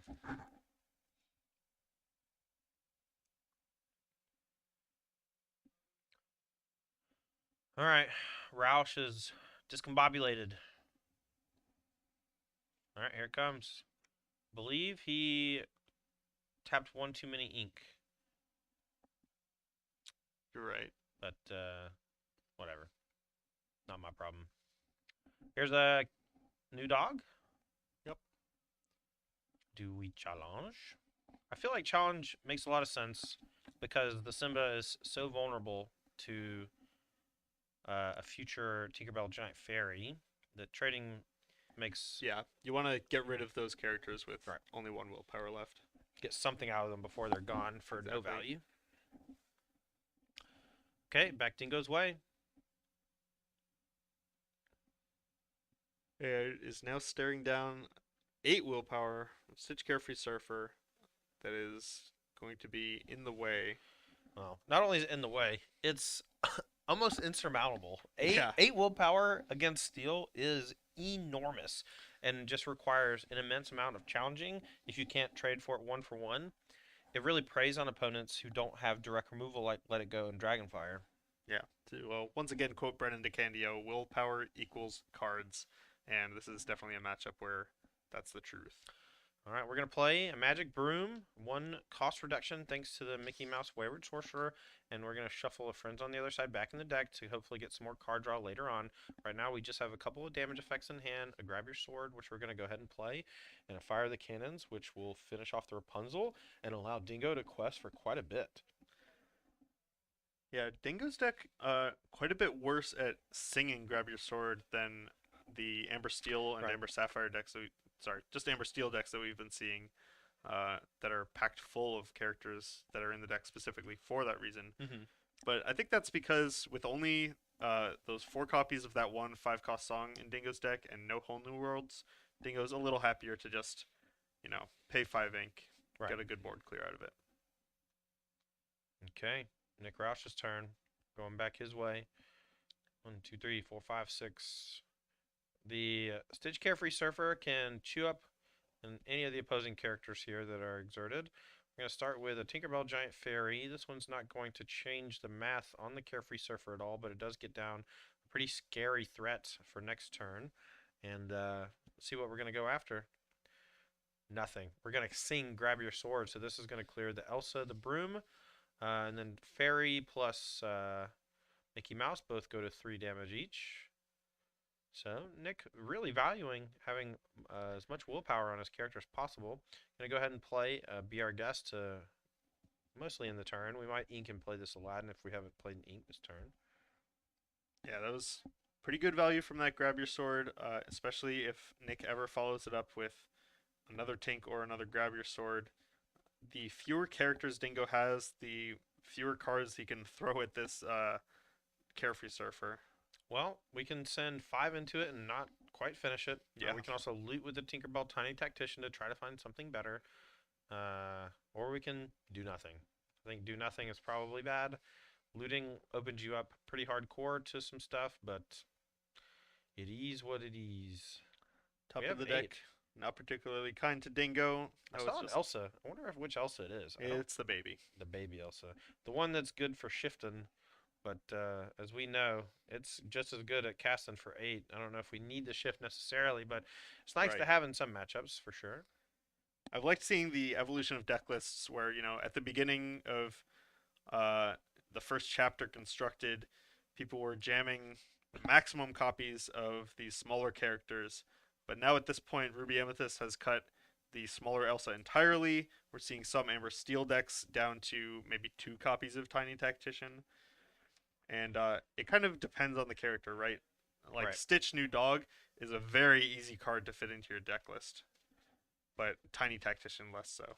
All right, we're going to go challenging with Tinkerbell Giant Fairy, and then we're going to go play another Tinkerbell, and this is going to deal some AoE damage to the other characters. All right, we have a update on one of our backup matches. Brian Koval defeats Taryn Huck, and the Huck brothers are officially eliminated Ouch. from the event. 3 losses for Taryn and 3 losses for Kyle. Unfortunately for the co-owners of Apex Gaming, their day and tournament is over, but Brian Koval is still alive. We are deep into game 1 of this losers pod between Nick Roush and Young Dingo.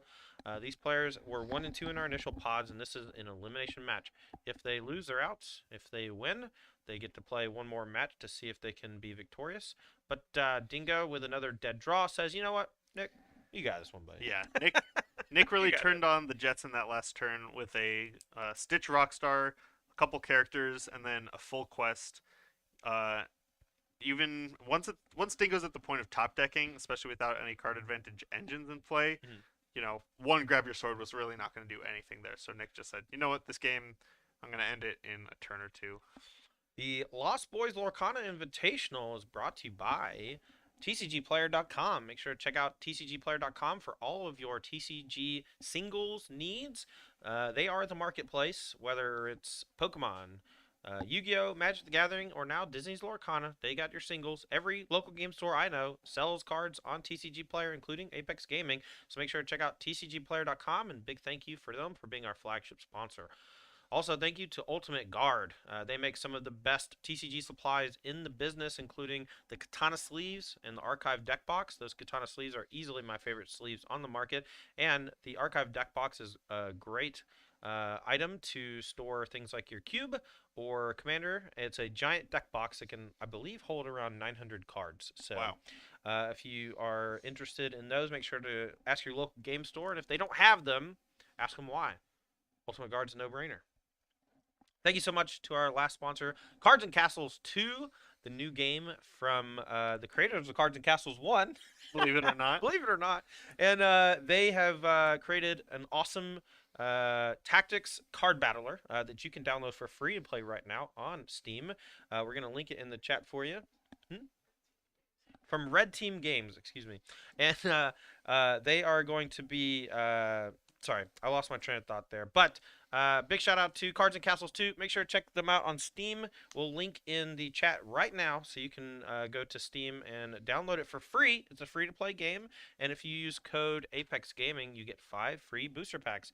Before this round, we showed me playing the tutorial, and we have a couple other videos we'd like to bring you between our rounds to give you a better idea of what the game looks like and how it plays. Thank you so much to Cards and Castles 2. Now, The Lost Boys is a project of mine that I've been working on with my co-host here and a few other folks. And we'd love it if you followed us on all socials. That's Lost Boys LOR on Twitter, Patreon, etc., etc., etc. Thank you so much. All right, YouTube's the big one, though. YouTube.com/LostBoysLOR. We're underway. Game number 2 of the Losers Pod. Young Dingo down a game, leads with Simba. Future King, Nick Roush, on the draw. Going to play Aladdin as Ink and use it here to play a 1-drop, it looks like. And Simba, Future King, not the best, but it does shine in exactly this spot. Nick had the option to play Lilo, but it's pretty dissuasive Simba on the other side. Here's Magic Broom. You going to put the hook back in? No. No. It took me like 2 seconds to realize why there's a hook in the bin. Uh-huh. Yeah, I know what you mean. All right, here's a Prince Eric. This thing is a nice little challenger. If we can get Prince Eric on the screen, we haven't seen him do a ton. It's more so the threat of him is what dictates the pace of a lot of the games. And if you're a newer player and you've played against Prince Eric, you've likely said, "Oh man, I can't believe this thing is eating up all my characters." It has 3 willpower, which is surprisingly high for such a small cost. It challenges for 3, which means it's going to trade up against a lot of the 3 drops and 4 drops, but it's also going to dodge most of the 2 drops, even while it's only dealing 1 damage on the defense. So. Right. Even grab your sword. If you can live through an opponent's grab your sword and be able to trade up, like you mentioned, that can go a long way towards turning the tide back in your favor.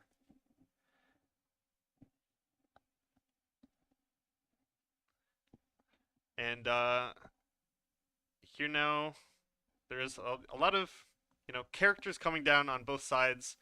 There's not really going to be much action for a few turns here until probably one player finds a grab your sword. And then Nick is in great position to do that, especially deploying a singer here on turn 3. Now, one thing I'd like to note is that if you watch novices play this game for the first time, or even after like a couple weeks or whatever, you'll notice that the majority of them almost quest at random. Right? Yeah. They just say, "Oh, I can quest, I'll quest," without really realizing the implications of it. But every time you quest, you open yourself up to being challenged by your opponent's stuff. And what you'll notice in most of the games we've watched over this weekend is that players will very rarely quest in the opening turns to prevent being vulnerable to those things and also to essentially build up the board. And then once the boards are both built up, one person breaks serve with a grab your sword or some combination of things and often slaughters the opponent. And I think that Yeah. you can really learn something by watching how these players pilot some of the more popular decks in the format. Right. So Nick Dingo at least got a slightly larger creature down in that Mickey Mouse Wayward Sorcerer, but I think whenever Nick does decide to pull the trigger on this grab your sword, it's going to be pretty effective. First, a shift. It's pretty effective, the like new thing in Pokemon where it's like it's kind of mid, like you're probably gonna get a draw. Sure, yeah. There's a lot of that in the TCG. My deck is pretty effective. I went 2, 2, and 3. Yeah.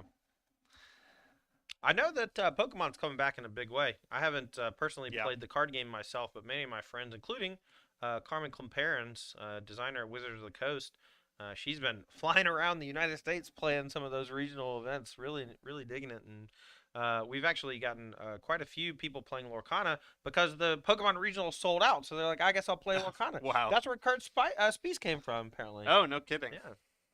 There it is. All right, well, we have some developments here. Shift, Stitch, Rockstar, and then Sing, Grab Your Sword, and that's 1, 2, 3 characters down, and Mickey Mouse, Wayward Sorcerer with 2 damage on it. Roush here also has the ability to sing again, and we're going to sing a whole new world, whole new place. Oh, he doesn't sing it! I lied. He quested for 1. Yeah, so I think what we just saw there is Nick changing his mind in the middle of that turn because, see, what I thought was going on was, like you said, a grab your sword plus a whole new world, but Nick decides that's not going to be as effective as he'd hope. Okay, well, we have a challenge here with Mickey plus Grab Your Sword to knock off Stitch Rockstar. That is a clear for that card, but leaves 2 characters on the table. And now we have the powerful turn of a whole new world after deploying some threats, and Nick Roush is going to refuel. Young Dingo gets to refuel too, but he's 4-0 on characters, and Nick Roush can still quest for a few. We'll see if he wants to deploy any more threats. I think he still has an ink drop for the turn as well. Right, and an interesting micro decision for these whole new world turns. Sometimes you'll see Nick play out the last other card as ink, and sometimes he'll play it as a character. In this case, the new dog came down as a character, but might be punished for that decision because it looks like Dingo did draw a whole new world. Did draw a grab your sword off of that whole new world. Mm-hmm. So this Stitch might have been a little more effective as ink. Yeah, I mean, Grab Your Sword here from Dingo could be backbreaking for Roush. While it, is normally very effective in the matchup, the one from the previous turn has left 2 somewhat invulnerable creatures now prone to the one he's about to play on the following turn. Soften them up. Yeah. Give him the 1-2. Roush here contemplating on what to ink. Looks like it might be a Stitch Rockstar since he has another one in hand. Yeah, the Stitch Rockstars are a motivation for Nick to play out that initial new dog on this turn, but it looks like he's not going to be paid off. Okay, back Dingo's way. This looks like a pretty easy grab your sword turn. It's going to take most of his turn, but I think it's worthwhile. It is a full board clear. 5 down. 5 characters to the bin. No need for the dice. Yep.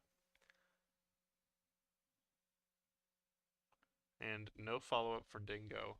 Yep, So- he actually inked a Simba, so choosing not to play that for turn so that he can keep his more powerful things online. Yeah. Here's a Rockstar. This is a great follow-up for a sweeper effect because it's going to allow him to potentially refuel.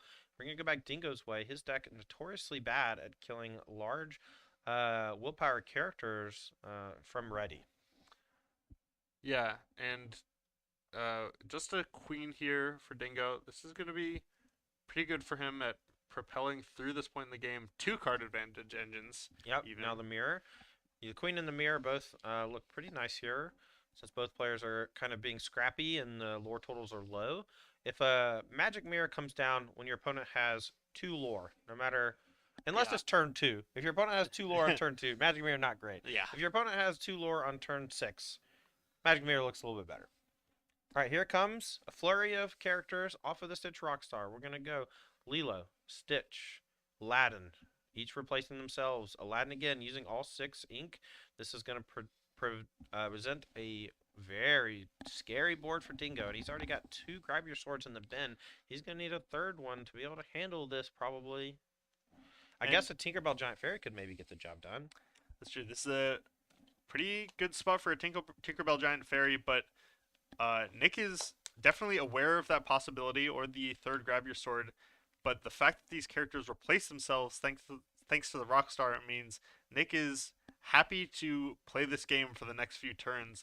If he can keep reloading the board, Dingo can only have so many board wipes. And Dingo is got the face of someone who's in dire straits. Oh, has the Grab Your Sword? I lied. So we have the partial clear, 4 characters down, but they all replace themselves. Yeah, still in dire straits, maybe. We're going to ink Baby Elsa, and we're going to play a Tinkerbell Tiny Tactician, which can threaten a shifted Big Fairy next turn. Going to go back Roush's way. 2 damage on the Rockstar. Can use it to sing, quest, or challenge. We'll see what he wants to do. Rapunzel can draw 2 and heal it if he has that. We're going to start with Be Our Guest. If you're Dingo, every time someone starts with a card draw spell in their turn, when I feel like I'm losing, Yeah, I'm very happy. Because that means that they are choosing to improve their hand when I'm hoping that their hand is bad. So that means that their hand is Mhm. bad. Yeah, that's a good argument. So Nick does find that Simba to keep the Rockstar train going, and these slightly larger characters, Simba, one of the few 2-drops with 3 willpower, are going to make it that much harder for Dingo to come back from these repeated board fills. All right, Roush has looks like another swordsman and 2 more Lilos that he can deploy. So those protected somewhat with the Simba bodyguard at the ready, but I'm not sure. I mean, Dingo's look. That's Stitch Rockstar. You can see he's like frustrated. Or it's like that's Stitch Rockstar, baby. You Yeah. gotta get that thing off the table. It's a refill every turn. Army in a can. Yeah, this is a we got that player cam for a second. That's a familiar face for anyone who watches Dingo streams. Oh yeah, When the beans. when- My opponent has another bean. exactly. Dingo is a magic streamer as his profession, and it's a very entertaining stream. And we're so glad to have him here at the Apex Gaming home store in Caldwell, Ohio for the Lost Boys Invitational, brought to you by TCGplayer.com. But he's got his back against the wall. Nick Roush continuously putting up big boards that he needs to deal with, and I think 3 Grab Your Swords have gone to the discard pile this game so far. We'll see if he has any other way to interact. Here's a Wayward Sorcerer and a Broom. Put back a Grab Your Sword into the deck. That's a nice one to add back to the deck in the spot. Yeah, the deck is a little larger than it often is when Ruby Amethyst is making this play, so it could be a while until we see that Grab Your Sword. Okay, only 2 lore for Roush, so we still have quite a lot of game left on both sides. Even though I think Dingo is a little behind overall, I think that it's pretty close. And without Roush threatening to start questing, Dingo always has the out of just another Grab Your Sword or something similar to get back into the game. We're going to use a Tiny Tactician to sing Friends on the Other Side. We're going to draw 2. Found Fire the Cannons. That can't quite kill the Rockstar. This queen can draw. Yeah, this is going to probably ensure that at least one of these Lilos lives through this turn, which is probably a better outcome than Nick Roush could have even hoped for. Right. Yeah, the base for Dingo for that turn, if he wanted to interact, was Queen challenges Simba, and Tiny Tactician challenges a Lilo to clear both and leave both his characters around. But instead, Dingo just going to dig for more answers, AoE effects. I keep saying that. AoE cards, and doesn't find any. And is going to be forced to pass back without much of an answer, but does have a Fire the Cannon, so we'll be able to take care of one of the 2 Lilos. Yeah, Dingo does have access to plenty of Fire the Cannons, 1 in hand and 1, maybe 2 Captain Hooks, but only 2 damage at a time. If Nick can put out enough pressure, that could easily overwhelm what Dingo has going on. All right, back Roush's way. We're going to look to continue developing our board. We're going to start by singing a Be Our Guest. That one, you're less happy to see if you're Dingo. You always want your opponent to be using their Inkwell to play card draw effects when you're behind. And here, though, we're singing it, so maybe we can find some big thing to play like Tinkerbell Giant Fairy, which we do. It's not as effective here as it could be, but maybe in conjunction with something else over the next few turns could be quite powerful, especially with something like Grab Your Sword and Fire the Cannons, which we see at least one of those in hand. Yeah, and Nick did put those 2 copies of Stitch Carefree Surfer on the bottom, which surprised me a little. It's pretty good in this matchup, but decides that characters are starting to turn sideways. This is going to be more of a Tinkerbell game. And yeah, and the character he kept draws a card now instead of costing 7 to draw 2 cards later. well, he kept the Giant Fairy. Oh, excuse me. I thought he kept a Simba. That's my apologies. But keeping Giant Fairy makes a lot of sense when you know you have a Tiny Tactician, though. Okay, we have maybe stabilize if you're Dingo. Roush doesn't really want to do a whole lot. We're going to go ahead and quest for 2 with the Lilo up to 4. This is game number 2. Dingo's down, back against the wall. This is an elimination match. The loser here goes home. Well, they get to hang out for another day and just hang out, but the loser here is out of the tournament. The winner will be fighting for their life in the elimination pod in just a little while. Nick Roush looking like he's on the offensive. Broom deals 2. Comes back to hand thanks to Mickey Mouse Wayward Sorcerer's ability. We're going to broom back. Guess what? Grab your sword. Goes back into the deck. And these Simbas are putting up pretty good resistance against the steal strategy, especially a deck like Dingo's with infinite amounts of 2 damage at a time. You're going to have to combine those to get through these Simbas, which is less efficient than Dingo would hope for. Okay. Broom resolved. Shuffles the grab your sword back into the deck. He's going to hope to draw one of those quickly. He had 1 left in the deck a minute ago. Now he's got 3 left in the deck thanks to 2 broom activations and the Mickey Mouse Wayward Sorcerer. We're going to draw a card with the Queen. That's an Elsa Spirit of Winter. That's a heater. It can exert 2 opposing characters and they stay frozen for a few turns. Let's get Spirit of Winter on the screen. I don't know if we've looked at it today, but it's maybe the most powerful card in Amethyst, and it's certainly one of the most powerful in the Ruby Amethyst decks. And here, Dingo's using it with Amethyst Steel in conjunction with some early challenges to kind of combo kill stuff, but he's also using the 3-cost Elsa as a shift target. So a lot to love about Spirit of Winter in all sorts of decks that play Amethyst, but here it's looking quite good, and Dingo definitely needed something like that to get back in the game, and it looks like he's turning things around. Yeah, throwing a bunch of resources at these Simbas and that Rockstar. As many fire the cannons as possible. Cannons have been fired, and Dingo is in pretty good shape, especially now that he has that engine off the field. Okay, but we can shift Tinkerbell Giant Fairy, and we can sing Grab Your Sword to deal 3 to everything, or Always scary. so yeah, some combination of things. It's weird. Tinkerbell Tiny Tactician, when you just read the card, it doesn't mean anything. It's weak, right? It's 2/4, but most of these characters just have. Why did he spend so much to shift? I don't know. It's been a long day. He spent 5 or 6. It's impossible to tell. Okay, well, we're spending all what we got. We are 1 to everything, 2 to everything, and then a cannons to fire off to kill the Queen. That leaves just a Captain of the Jolly Roger on the table for Dingo, and a partial clear for Roush puts things back firmly in his favor. We'll see if Dingo can reply with anything powerful.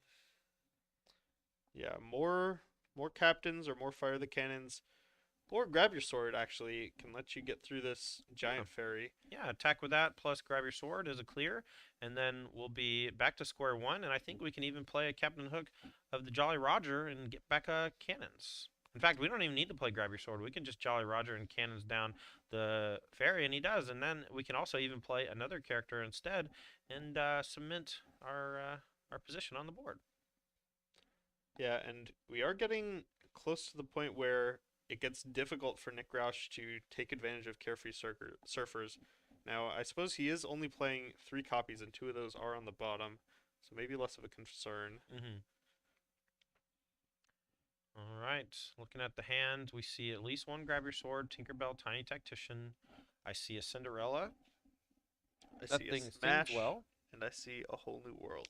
Cinderella doesn't see a. He keeps tapping 5 for 4 drops. I wonder if he can't see his own ink well. It's very possible, honestly. This has happened a couple turns in a row now. But you're right about Cinderella. She does see play in a couple copies in various decks, just as additional copies of these cheaper characters that can still sing the important 5-cost songs. And Nick has corrected the ink. Todd's just going out there to remind them, make sure it's clear to everyone what's going on. I spoke to a player in our Invitational who had recently cut 2 copies of Cinderella to add in a couple copies of the Beast because Cinderella was, underperforming a little, though she's, always able to play those songs. You don't really get to take advantage of the other ability on Cinderella very often. All right. You know how Just in Time is really good on 3, pretty bad on turn 4? Yeah.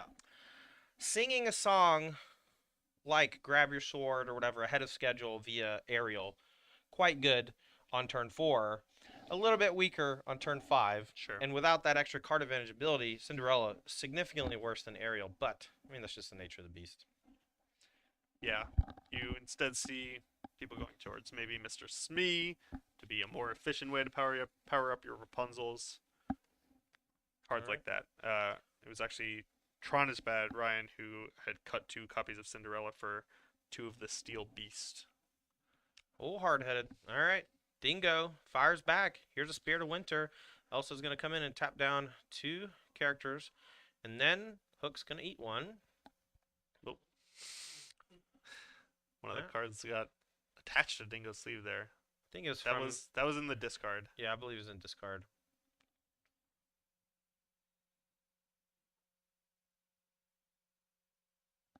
There it goes. All right. Well, Elsa locks some stuff down, and then we got the challenge. See if he wants to do anything else. We're going to ink a Beast Hard-Headed. Want to try to ink as much as possible without being detrimental so that you can consistently activate Magic Mirror while playing other cards. Yeah, and that's the thing with Mirror, right, is the more you ink, the more easily you can use the mirror. And the more easily you can use the mirror, the more you have to ink. Right. And that's how you see Ruby Amethyst and potentially also this Amethyst Steel deck from Dingo get into the board positions where they have, 20 ink or whatever and can just play whatever they want in a single turn.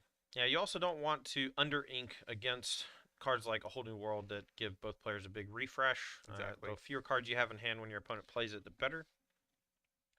We're going to start off here, Nicholas Roush with Prince Eric, and then we're going to wheel, draw 7.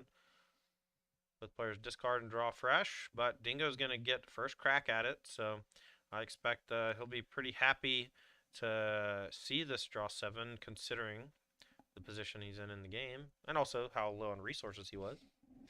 Yeah, Dingo, though, now with the largest character in play in that Elsa Spirit of Winter, and it could make life a little bit harder for Nick. It's going to be pretty difficult for Amber Steel to get off the battlefield. Yeah. Okay, back Dingo's way. The Cinderella stays frozen. It'll be ready next turn if it's still there. Captain Hook, Captain of the Jolly Roger can hit it for 3, and then Elsa can finish it off, but it is a 2/5, so it's a little hard to beat without some help. And we actually saw that was a pretty effective Elsa there. What Nick would have really wanted to do is sing that Whole New World and then take the opportunity to get first crack at the board. Right. But freezing it with Elsa prevented that. Yeah. All the players so far here making great plays based on potential song and shifts. Yeah. And I think that's honestly what's going to separate the good from the great players. Is just recognizing what your opponent's going to do in the future to beat you. All right, here is Elsa. Spirit of Winter going to tap down both of these Tinkerbells. And now, Captain Hook hits for 3. And cannons. Knock it down. Boom. Elsa going to chew up a Tinkerbell. Put some damage on it, but it's still got a lot of willpower left. Nicholas Roush going to go back his way. No characters with any damage. This is exactly what Dingo wants. You don't want any value from Rapunzel. Finishes off with a cabin hook. Though Dingo still exposed a little to Rapunzel thanks to this Captain Hook, Nick is going to be able to get value if he wants to, but instead looting right away. No, sir. That thing's frozen. Ah, good Yeah. point. That draw was for the 10. All right, we do have Tinkerbell Giant Fairy, which deals 1/2 that Captain Hook and finishes it off. It does cost 6 in most of Roush's turn. We'll see if that's what he wants to do. It is. We can also ink something and maybe smash to finish off Elsa.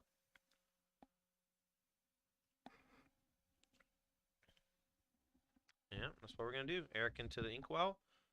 And then we're going to go back Nick Roush's way. It's 6-0 in favor of Nick with lore, but Dingo has a grip full.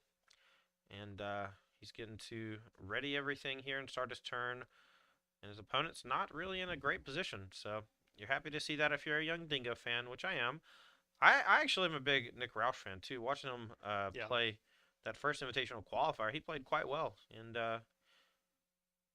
you know, still got a lot of tournament to left if he wins this match. Here's 3 damage to the Tinkerbell Giant Tactician. And then going to finish it off with a Giant Fairy. Now, see what else we have to add to the board. Here's the Queen, Wicked and Vain. This card advantage engine looks nice. And we're going to go Questing, +3. Yeah, this is not a clear-cut decision whether to quest with the Elsa. There are combinations of cards that basically turn on Nick's Giant Fairy. If he's able to get any incidental damage onto that Elsa, the Giant Fairy can take care of it and then spread some damage around. But Dingo just decides that risk is worth getting the 3 lore because that can maybe add up into a win in the next, 5 turns or however this game ends up going. Yeah, Roush is really in the tank here because no matter what he does, if he decides to be interactive, the opposing Giant Fairy is going to squish him, or at least do some serious damage to his position.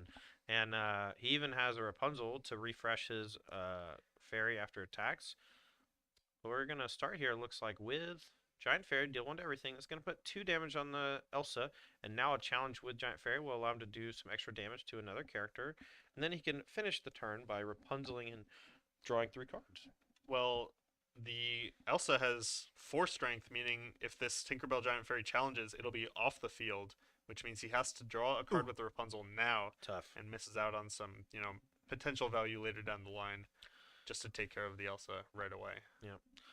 Well, we're going to challenge, and I would personally send 2 at the Queen because the Giant Fairy is likely going to attack and trade anyway.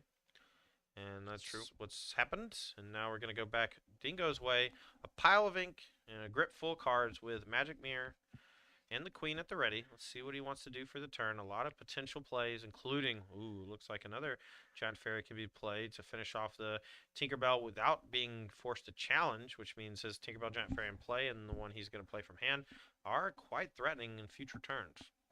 Yeah, there's going to be a lot of fairies trading back and forth here.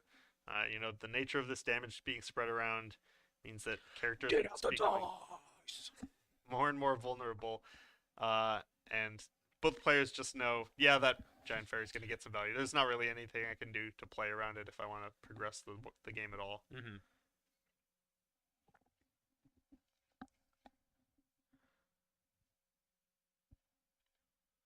Nice. Friends on the other side.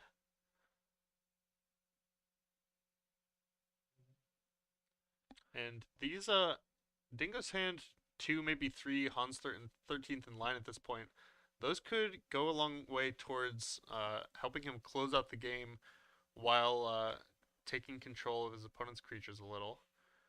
All right, Dingo decides to quest with Tinkerbell Giant Fairy. Perhaps a mistake because it's going to allow fairies to bump into each other and finish off the Queen for very little investment here.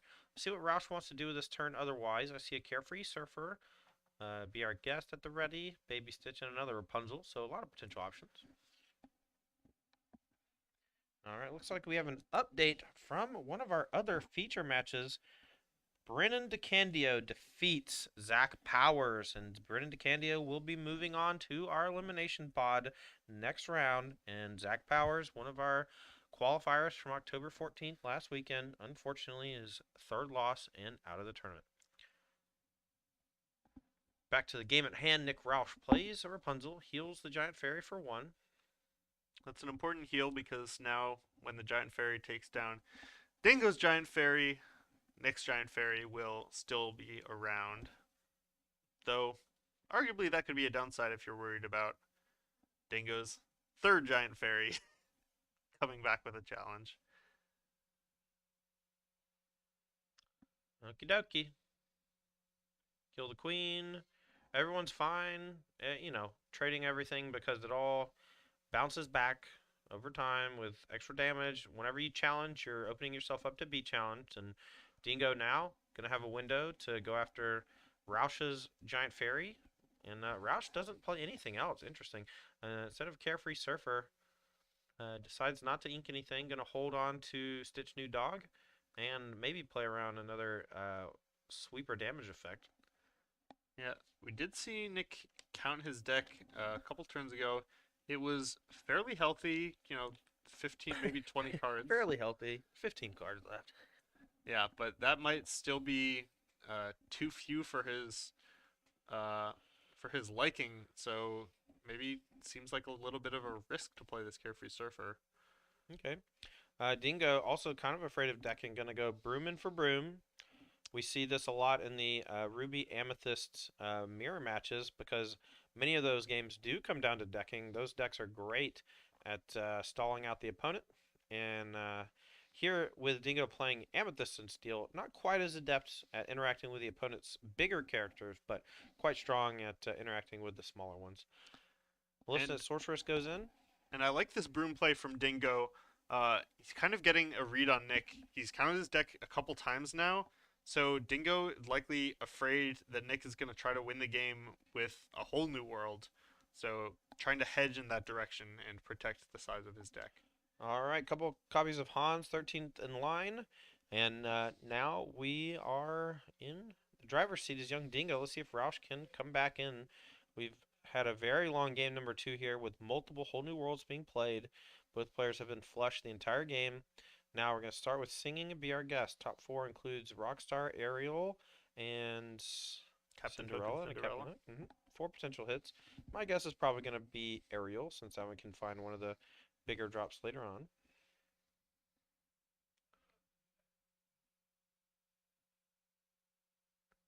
Though, if Tinkerbell was one of those cards, Tinkerbell plus Grab Your Sword lines up pretty well against what Dingo has going on with these Hanses. And it will be a Stitch Rockstar. Just one of the bigger threats left remaining in Nick's deck. See if he wants to deploy it this turn or hold it. Without a ton of cards left in the deck, it's a little scary to draw a bunch of cards, but it seems like we have enough that we can play stuff for a while now. We're going to continue on. After the Carefree Surfer, we're going to play Simba Cub and Stitch New Dog. We're going to go back Dingo's way. Maybe we're going to quest for 2, but probably not. Yeah, the more cards Dingo plays, the more Nick needs to draw and play in order to be able to fight through a bunch of challenging if he wants to end the game. Okie dokie. We're going to go back Dingo's way. Shields are down. 2 characters exerted. Bodyguard not in protective mode. Dingo can do a ton of sweep damage, but also has multiple copies of Hans 13th in line. Let's get Hans 13th in line on screen because it's a card we haven't seen a ton today. I believe this is actually the first time I've even seen it on camera at all. But this 4-drop from Steel is a 3/3/2. It means it has 3 strength, willpower, and quest for 2. And it says whenever this character quests, you may deal 1 damage to chosen characters. So a pinger. If you play Magic, you'll think of this more like a prodigal sorcerer. And we're going to do some combo killing here. Here comes Tinkerbell. We're going to kill the Rapunzel and deal 2. 1 damage should be on the Tinkerbell. We're going to quest with Hans, deal 1 to Simba. I feel like we're about to sing something. Yeah, if you're in Nick's seat, you're going, oh no, this is all set up. Yep, and this might be a little too much for Nick to handle. Here's 5. This is grab your sword. 4 damage on the Rapunzel now. Sweeps everything else. Yeah, that should still have 4.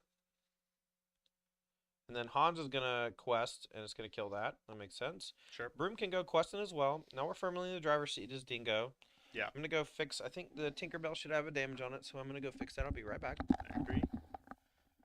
And the Broom does quest. And the clock is on for Dingo. And it's going to take probably a combination of grab your sword plus Tinkerbell. There's the die. If Nick wants to get back into this, it looks like it might not come down to decking, but I don't know the actual library counts. It's very possible that if one of these players is just over that break point, that Nick might be able to squeeze out a win here.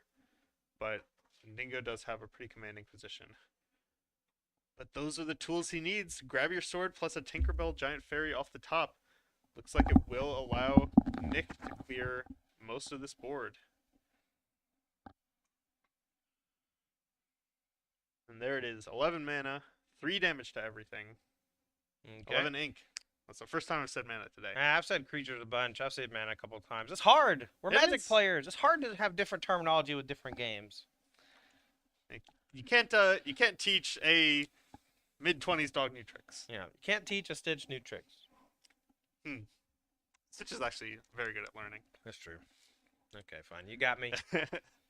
You can teach a new dog new tricks. That's the joke. As long as that dog is a border collie that got run over. He got run over. Alright, well, just like that, Dingo's hard work vanishes. Was that an Elsa? It did go right on top of the inkwell. Let's be careful with that. There it goes. Ton of ink at his disposal. Magic mirror. Boom. We're gonna start with Spirit of Winter. Now we're exerted. Cannons can kill one thing. See what Dingo wants to do. It's probably draw a card, but I guess he can't draw and play cannons, so I'm gonna go ahead and do that and quest for 1. Gonna go back Nicholas Roush's way. And we've been through so many cards from Nick Roush's deck. It's going to be maybe pretty difficult to deal with this Elsa, especially because it's going to get a free quest in here, and then any answers from Dingo might protect it even further. All right, Arrow's gonna grab it. Be Our Guest. We can play Be Our Guest and still play a 5 or a 6 drop. We cannot play A Whole New World. I believe that will deck us, but we can play Stitch Rockstar and Be Our Guest. We're playing fast. We know we're almost out of time. And it seems like most of Nick's deck is Carefree Surfers at this point. Right. We've seen those a couple times. Only 4 cards left in deck for Nick. I don't know if he has stuff, but then Yeah. again, these characters are pretty challenging for Dingo to remove.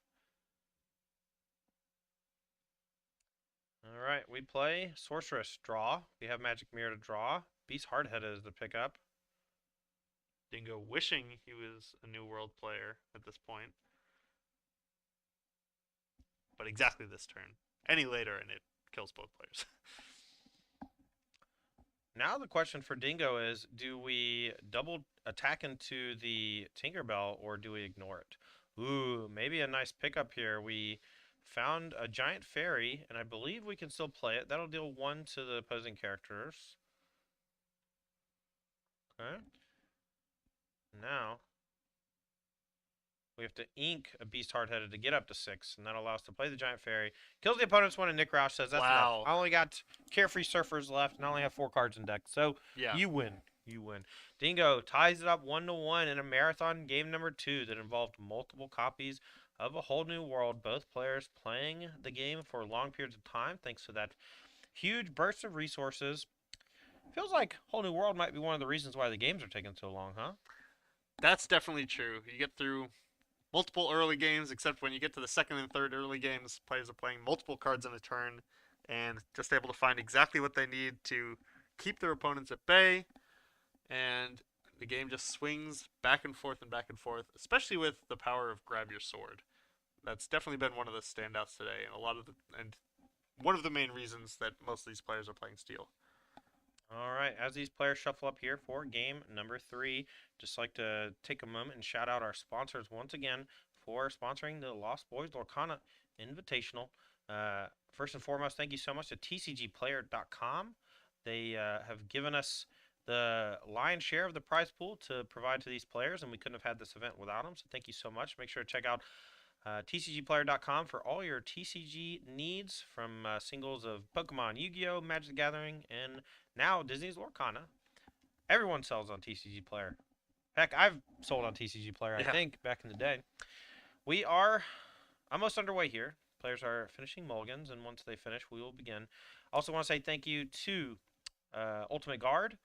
Their products are a cut above the competition when it comes to TCG supplies, from deck boxes to sleeves. The katana sleeves are excellent, and check out the archive deck box if you need to hold large amounts of cards. It's a nice one. And big thank you to Cards and Castles 2. Cards and Castles 2 is a card battler that plays like a tactics game, and you can find that on Steam right now, and you can play for free. It's in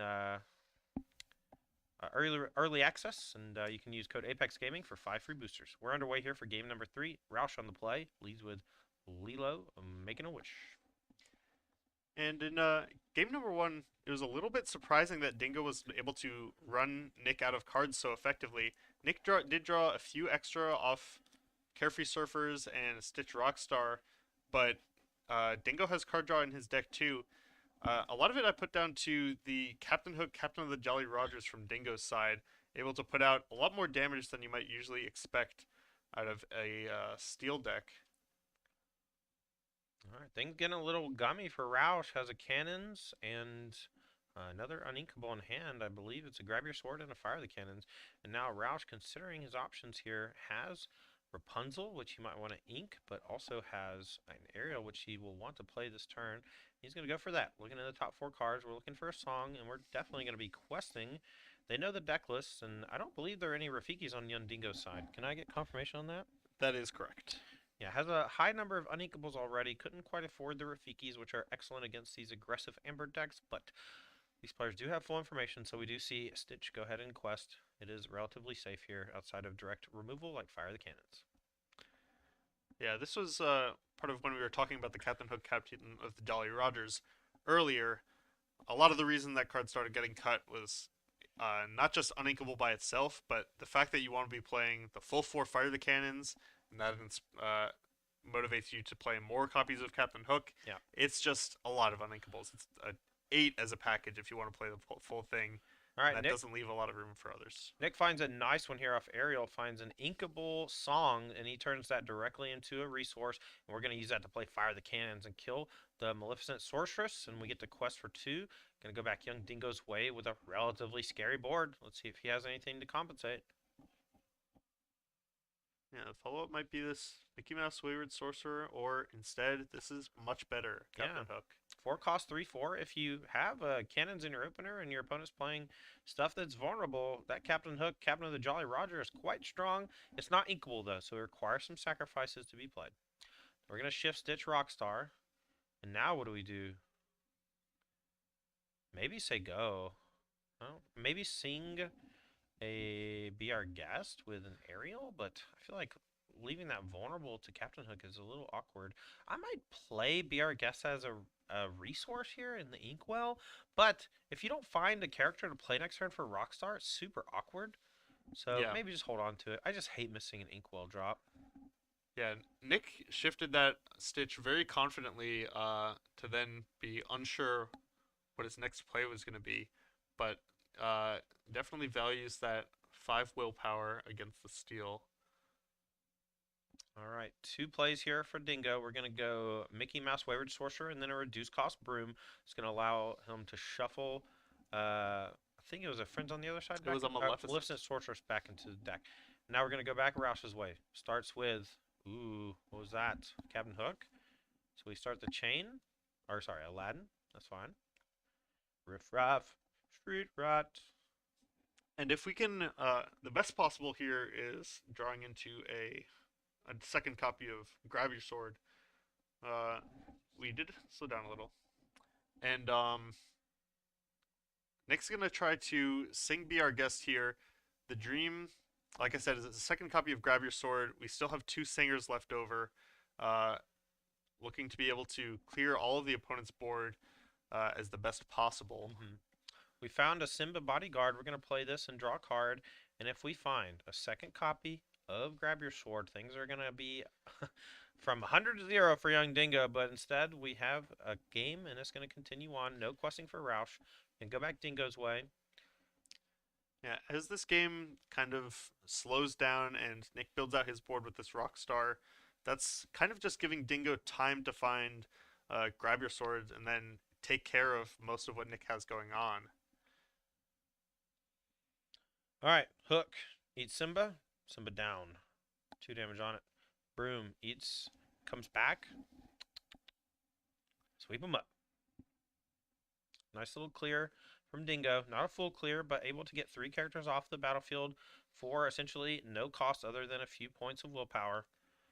Yeah, pretty efficient turn, but does now open up Dingo to just a single copy of Grab Your Sword. All right, we're going to start with 2 damage on the aerial, and then we're going to ink a Broom. We're going to play another Hook, Jolly Roger, Captain, and we're going to blow up the aerial all the way.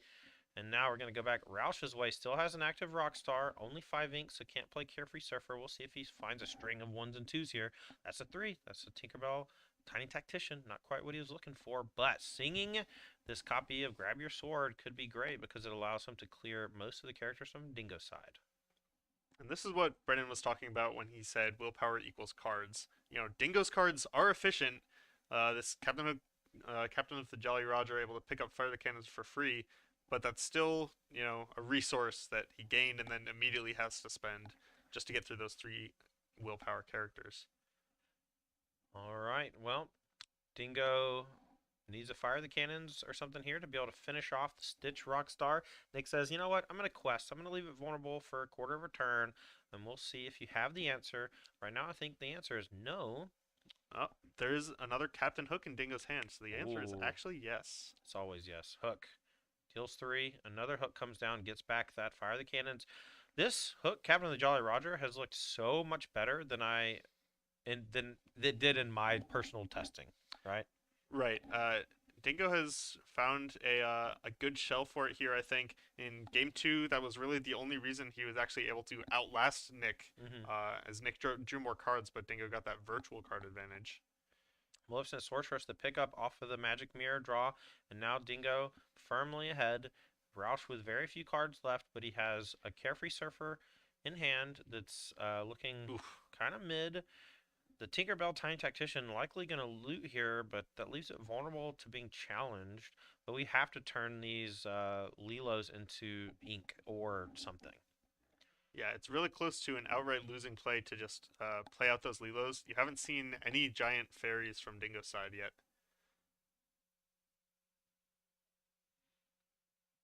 And Nick maybe just setting himself up here to possibly be able to get down a Carefree Surfer next turn. But if Dingo is at all scared of that or scared of a giant fairy, he'll just trade off, get some challenging in just like this, and the Carefree Surfer is not going to be coming down for long. Wow. Yeah, big clear for young Dingo, and now Nick Roush is in trouble. The giant fairy comes down and cleans it up. The Captain Hook should have 3 damage on it, or 2 damage on it rather. Oh, and that's it. Roush just says, I got nothing in hand, and you're so far ahead on resources. He just packs it in, and young Dingo defeats Nick Roush and ends his tournament. Congratulations to Dingo, but the day is not over yet. He's got one more match to play before he can say that I'm in the top 8, and I'm into day 2. Let's head on back to the booth, and we'll give you a rundown of exactly what happened in that round. That was our losers pod. All of our players that were 1 and 2 from the first pods were paired against each other, where the loser was going to be knocked out of the event, and the winner is going to be moving to the elimination pod, which we'll be having next. So in this elimination pod, we're going to have the following players, and we're going to randomize who plays who. Mason Clark, who was defeated by Dawn, he's going to be in there. Krista O, she lost to Frank Carson last round, and she's going to be there. And then Kurt Spies, who we watched play a lot over the last 24 or 48 hours or whatever. Yep. And those 3 players are going to be facing off against the winners from our most recent pod there. And that's Young Dingo, Brian Koval, and Brennan DeCandio. So we're going to take a short break while we get everything set up.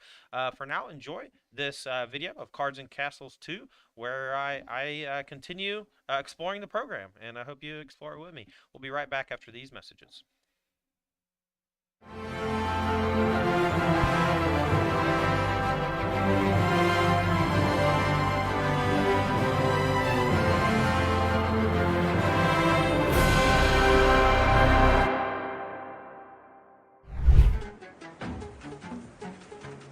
Hello, Tandy here. Today we're going to be playing Cards and Castles 2. They're sponsoring the Lost Boys Lorcana Invitational, and I thought I would run through their demo for the game and play it a little bit and show y'all how the game works. I haven't played it at all. This is my first time playing through, and this is the very beginning of the demo. So let's get started. Ragnar says, "Axe is at the ready! We won't let these zombies get the best of us." Freya says, "My axe is always ready." Then lift it up higher. Look menacing. Alright, opponent's turn. So it looks like they're this castle and I'm this castle. And I got Ragnar on my team. So that's way too many zombies. Is this even allowed? There's 3 zombies. They were just played so they can't move yet. We've got time. Alright. So what can we do? Your turn. This is the enemy castle. Win by destroying it. Okay, so we'll try to be moving Ragnar forward, and we'll be playing cards to help. We've drawn a card. We drew Bear Hog. It's a 2/3, costs 2. Just place it here for now. Okay, so it wants to show me, so we'll play it in front of our Ragnar. And they can't act on the same turn they're played, okay? When you can't do anything else, you end the turn, so win the turn. Now it's our opponent's turn. They summon some zombies. Now they're going to move their zombies forward. So this is kind of like Tactics Card Battler with a bit of tower defense. We drew Penguin! Ooh, let's see what the Penguin does. I don't understand why I let Penguin join army. This is a Vash Scream Penguin. This is a 3/4. Okay, so we can play it. Its movement range is anywhere, so we can play anywhere over here. Let's play. Oh wait, I don't know what happened. What did I do? Each unit can move 2 spaces, not counting diagonals. Okay, but they can attack diagonally. Okay, so we summon the penguin here. Okay, so this guy moves here and attacks here. Got him. Okay, and so damage is permanent, it looks like. And so once your unit takes 2, it only has 1 health left. And now the zombie went behind my guy and they traded. And then my penguin guy killed this last zombie. Alright, and now we can move our guy forward. I don't know how many... Oh, well, they keep summoning. Oh, no! Awaken the Titan. Oh, my jeez. Am I the Titan? Alright, let's cleave. Your Titan has cleave and it will attack all surrounding enemies at once. Okay. Attack the group of zombies now. Alright, so it dealt forward everything, and the thing that was in front of it hit it once. And then we can lightning bolt to deal 3 damage. We don't have to, though. I'm curious how I know... So it has a 2 cost at the top left. I'm curious where my resources are in terms of how to play these. We can move this guy forward. And then hit this for 3, and then we'll lightning bolt castle and kill it.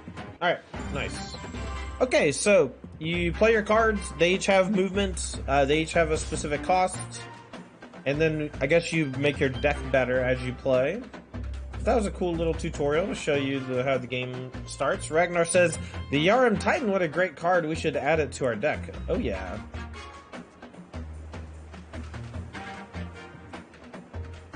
This is a pretty cool tutorial.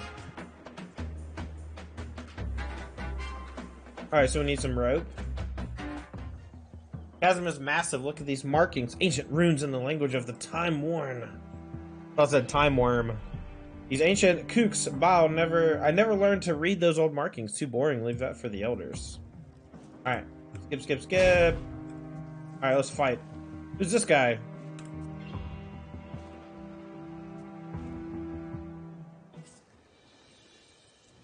All right, so we can summon a 2/4 trebuchet. Gold is used to play cards. You get more of it each turn. Okay, so they didn't show that in the first part of the game. So we get 1 of 1, so we can play Scout. Play Scout here to protect. And then... what is this?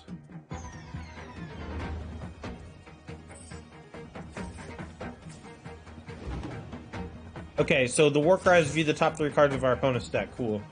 They played a zombie, a little forward. So we get up to 2 gold and draw. We drew a hawk, and we can play that or bear hog. Bear hog's a 2/3, hawk's a 3/2. So these will trade if I go here and then attack. They'll go back and forth once this hits this. And I can bear hog maybe up here. I don't want to put it close to here because then this can deal 2 here, and I'd rather these trade. So we'll end turn because we're out of gold. And now we're in business. Now we're really playing. Alright, they got a... oh, he went after my guy up here. Cool. Alright, so my... I'll draw a frog. Oh, cool, and you can do things in whatever order you want.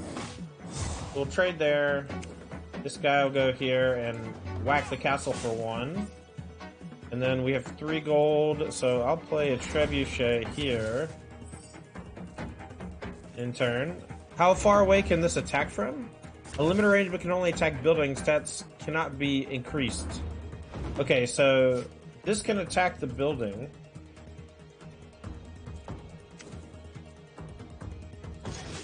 Oh, cool. Okay, so we need to put the trebuchet way further back. And then we'll put hawk here. The hawk can't attack. I'm going to give this unit +1/+2, and then we're going to have him attack the castle. Let's say go. And now this will hit our trebuchet. It made a rat! The rat cost 0. That's cool. Alright, so these fought. So whenever you challenge something, it immediately challenges back. That's good to know. Okay, so here we can go past that, fly over it, and we'll just beat up the castle and kill it. So the goal of every game, it looks like, is just to kill the castle. And once you kill the castle, you win. And everything else is... not, I wouldn't say meaningless, but everything else is not that important. It's all just window dressing. But that's the game, right? It's selecting your units, building your deck, playing your units in such a way where... Alright, so now they're going to start with 5 zombies. This is going to be a bit harder. So now we're in more like tower defense mode. Okay, so Zethek looks like a little dude who summons dead guys. Hello and welcome back to live coverage of the Lost Boys Lorcana Invitational, brought to you by TCGplayer.com, hosted by Apex Gaming here in Caldwell, Ohio at their home store. I'm Tandy, joined by Bomat. Say hi, Bomat. Hi, Bomat. We have 1 round left to bring you today and our top 8 tomorrow. I'm going to give you a rundown of the players we're about to watch, and you can tell me about what match we're going to be watching specifically. So to start things off, we have 6 players here, all playing for elimination. The winners go on to day 2, and the losers are out. It's a 3v3. We have Mason Clark versus Brian Koval. Why don't you tell us a little bit about their decks? All right, Mason Clark is playing that Amber Sapphire special we've seen from a handful of players today, up against Brian Koval, aka Bosch and Roll, playing Amber Steel midrange. Yeah. Our other match, that's gonna be our primary feature match. Our matchups on backup, we're gonna have Krista O versus Brennan DeCandio. Krista O is on that really cool Sapphire Ruby ramp deck, playing against Brendan DeCandio, who's also on that Blue Punch Buggy, aka the Amber Sapphire Stitch deck. And then Young Dingo versus Kurt Spies in a rematch. They played in the first pod, and Dingo was like, "Well, he already beat me. I don't want to play him again." I said, "Quit your one," and it was randomized. All right, but the players are seated in the feature match area and ready to go. But before we do that, let's take a look at Mason Clark's deck, and we'll go over that matchup between him and Brian Koval. We haven't had either of these players on camera as of yet, and I think Koval's deck is worth talking about, and Mason's is part of that team in NDA, and their Amber Ramp Punzel. That's a mouthful, huh? It is. Tell us about this deck. Yeah, so this is the same deck that Harlan Fear and Brennan DeCandio brought. These 3 players worked together And this deck has a ton of characters with a lot of willpower and a lot of ramp in the early game to accelerate into Stitch Carefree Surfer, which they view as one of the best cards in the first chapter. Yep. On the other side of things, we're going to be watching Brian Koval, and his deck is Amber Steel Heal. This is essentially a mid-range version of the Amber Steel deck that we're used to seeing. Instead Yeah. of, doing the big wheel effect with a Whole New World, we're instead just relying on the aerial to find and sing things like Grab Your Sword, Part of Your World, Be Our Guest. But then we also have Hakuna Matata, which is a little more situational and usually just ink, but it's an extra song to find off the aerial. Exactly. We see a couple spicy one-ups here in Moana, Cerberus, and Teika. Cerberus just a 5-cost 5/6 that Brian thinks is just big enough to matter. All right. Well, the players are ready. So, without further ado, let's head on down to the feature match area where we'll watch our elimination pod and see who makes it to the top 8 in day 2 of our invitational. Mason is going to be on your right, Brian on your left, both playing Amber, but one opting for the ramp effects of Sapphire while the other likes the direct damage effects of Steel. We'll see who takes it down and earns their spot for tomorrow. No play on one for either. I think that's fairly common in mid-range matchups. You often are aware that your opponent's not going to be that aggressive, so you don't have to play your goon or other one drop if you don't have to, and you can save it for ink. And especially so if your opponent is like on the play and doesn't play anything to challenge, Right. to be pressure themselves. Yeah, so one jump ahead, exactly how Mason wants to start off. Getting some extra ink for more flexible plays towards the mid game. And then Prince Eric for Brian as the 2-drop of choice. All right, gonna ramp into Bell on turn number 3, and we're gonna play a Let It Go as ink, and we are very far ahead on resources in play, but low on cards in hand.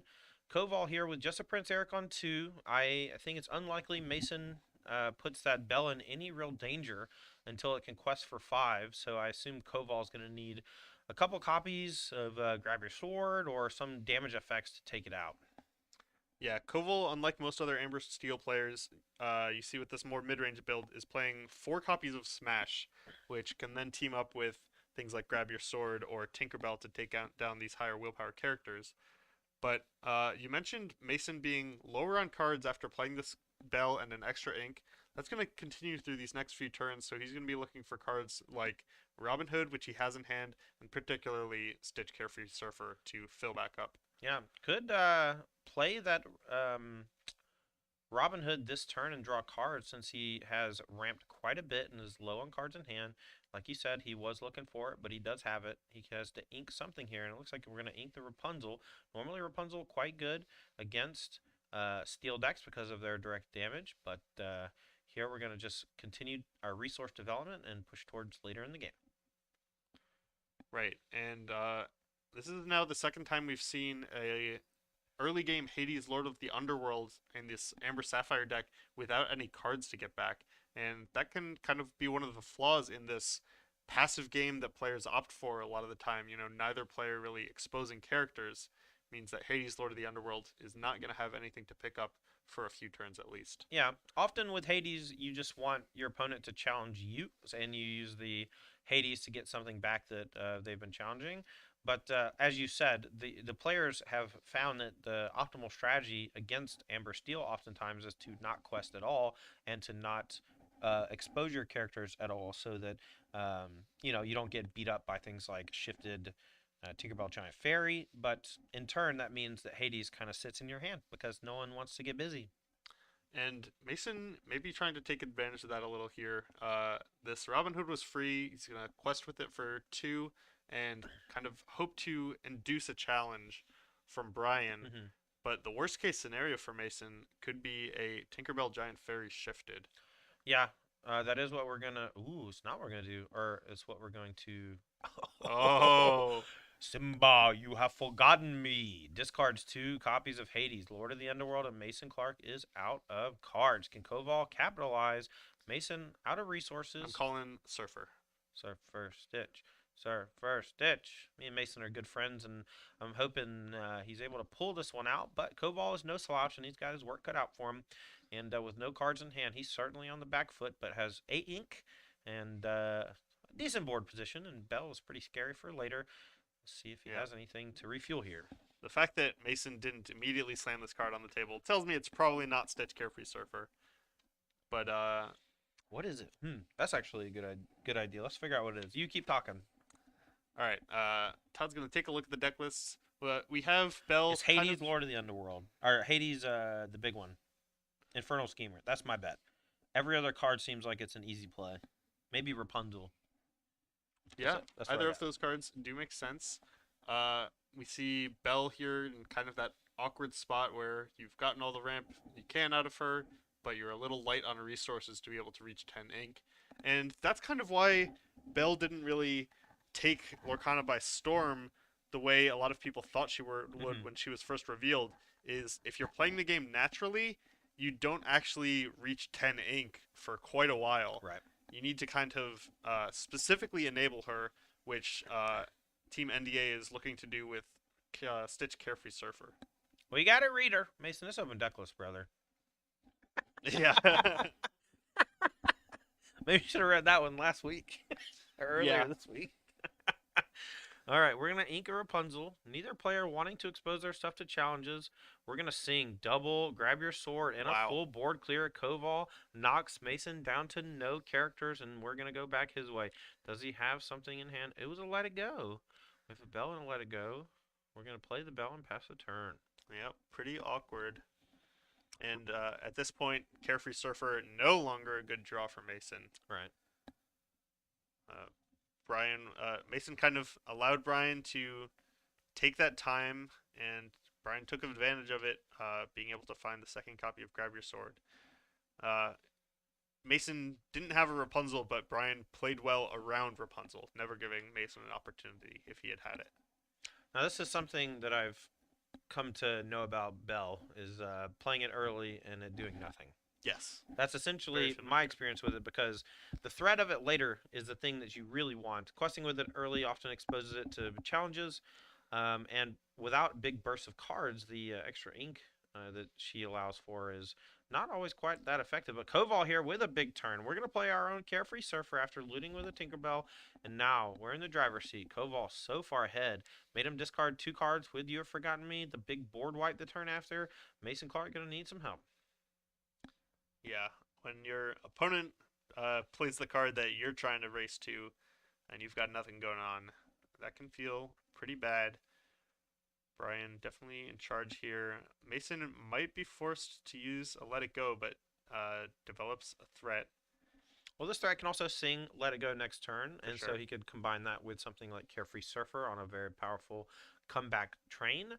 But I think just playing Let It Go on the Surfer gives Koval an extra resource for a turn. If it quests for 2, it's not a huge deal, and we know that his deck isn't punishing you with songs that hard, except for with Grab Your Sword. So there's no like wheel effect that you really have to protect from. And speaking to Team NDA, that was kind of one of the strategies that they were looking for against the Whole New World decks. Is Bell is particularly effective against that card, but Mason getting an unfortunate pairing here into Brian, who is not packing any copies of Whole New World. All right, Koval here, inks and Eric. And we're going to go questing with the Surfer. 8 willpower says, hey, that's pretty safe. Yeah. Here we go. Nothing else looks that safe, though, so we're going to pass it back. The 3/6 Maleficent, uninvited, quite threatening against most of the characters from Koval. I might have liked Tinkerbell to loot, but it's possible that the hand just wasn't bad. And exposing it to being challenged is a little awkward. Pretty decent draw there from Mason, and Robin Hood places itself and will be a relevant card in play. And the Let It Go does end up being used on Stitch Carefree Surfer. All right, we're going to go back Brian Koval's way. Has access to 8 or so ink. A lot of cards in hand thanks to Carefree Surfer. A lot of the card draw effects and virtual card draw effects of Hades. Ariel Singer.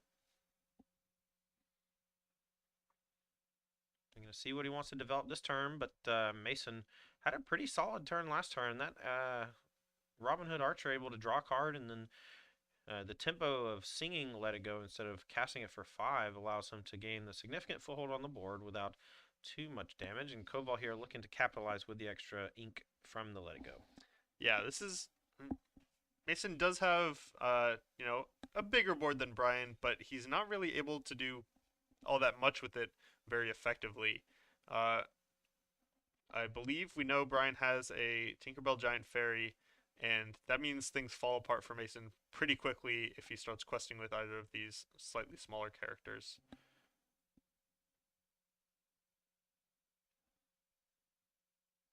The big swap for me when we were testing early in the Mhm. game was moving away from vanilla character. I'll shut up. This is way more important. Okay, we're gonna deal a bunch of damage to everything. Shifting Tinkerbell, and then we're going to sing. Grab your sword, and then we're gonna attack, and we're gonna go chunk chunk chunk, bang bang bang, and smash. Complete clear. Mason's board position that he thought he was safe with is now shattered. Just like that. And we're going to go back his way. Let's see if he can find something. Carefree Surfer, no longer viable. We'll see if he has any other thing to deploy here. Another Robin Hood would be quite good at replacing itself. Ooh, I see a Hades Infernal Schemer there. Sending the Tinkerbell to the Inkwell with two of them, though. Not great, but you got to do what you got to do. Yeah, Brian, pretty low on resources at this point, too. So we are pretty close to parity with that Hades, actually, until one of these players draws a card that breaks things wide open. Mason wisely, you know, holding back that Stitch New Dog in hand because a Carefree Surfer off the top would then be able to combine with it to get the two cards. Yeah, and doesn't want to expose it to Fire the Cannons or Smash. even, minor grab your sword. I doubt that it would be played there, but Yeah. All right, Koval finds a Hakuna Matata off of the Ariel's Spectacular Singer's ability, musical debut. And you know, this is maybe actually a decent spot for Hakuna Matata a few turns down the line if Brian gets to send a couple characters into the Hades and then heal them up. But just now, as I say this, I'm realizing Brian's board is pretty small. Right. Only one character with more than 3 willpower. As I said earlier, Hakuna Matata is ink that you get off of Ariel. That's why you got to spend all the rest of your time looking for that, you know, 1 game out of 10 where it comes up. Yeah. All right, back Mason's way. Koval with a significant board advantage, but chooses not to do a double trade with the Hades, or at least offer it. And now we're going to go Mickey Mouse Detective and a passing of the turn. Stitch, New Dog in hand, looking to use that later with Rockstar to draw a card, or perhaps just a fuel Carefree Surfer in a weird spot. We're going to loot, discard Hakuna Matata. That's another good use for it. Just a card in hand to turn into something else. For sure. Everything has a little bit of value, and sometimes being a different card now is what you can hope for. Okay, another Tiny Tactician. Koval going to hold a card in hand with a bunch of ink. Likely some sort of damage effect. Unlikely to be a character. These players know each other's deck list, and they know that Mason doesn't have any big sweeper, so every character you play is relatively safe. Yeah, there's not too much, you know, surprise damage or surprise challenging that can come out of this Amber Sapphire list. It's mostly just going to be either hard removal or characters on the board challenging. Here's another Ariel. And look at the top 4. But one of the risks for Brian, if he continues to exert these characters, is at some point Mason is going to find a Rapunzel. And leaving one of these smaller characters up to give Mason some free damage and free cards off Rapunzel is a real risk. We are in untimed rounds. These players here are battling for day 2 of the Lost Boys Lorcana Invitational. These players are 2-2 after a long day of battling other strong players, both invitees as well as people who earn their slot via Qualifier. We had one of our last chance qualifiers from last night, Matthew Campo, starting 3-0 with his same Ruby Amethyst list from last evening. So he is currently undefeated on the weekend with Ruby Amethyst. So maybe your whole Ruby Amethyst is unbeatable actually makes a lot of sense. Yeah, you know, we still, a whole day later, we have still seen only one player take down Ruby Amethyst. That was Kurt Spice last night. That Be Our Guest from Brian Koval found a Moana, but Also relevantly, put the 4th copy of Grab Your Sword on the bottom. That's going to be something to keep track of, is that's one of the pieces Brian can use to swing a board if this game ever gets out of hand for him. Okay, Mason here has a Hades. We can start a Hades chain. Hades for Hades for Hades for Hades for Hades for Hades. Oh, yeah. And you know what? He's never gonna die. Just when Zeus thinks he's gotten rid of his annoying brother Hades, he comes back from the dead. Big surprise. You know the best case scenario here for Brian? Look, I don't think he has it, but imagine double shifted Tinkerbells. But I guess 3 Hades instead of 2 means that Mason can spend most of his ink every turn just replaying those if Brian ever does decide to answer them. Well, Moana actually adds a nice little wrinkle to Koval's game plan. We can go quest with all these princesses and then use Moana to quest as well.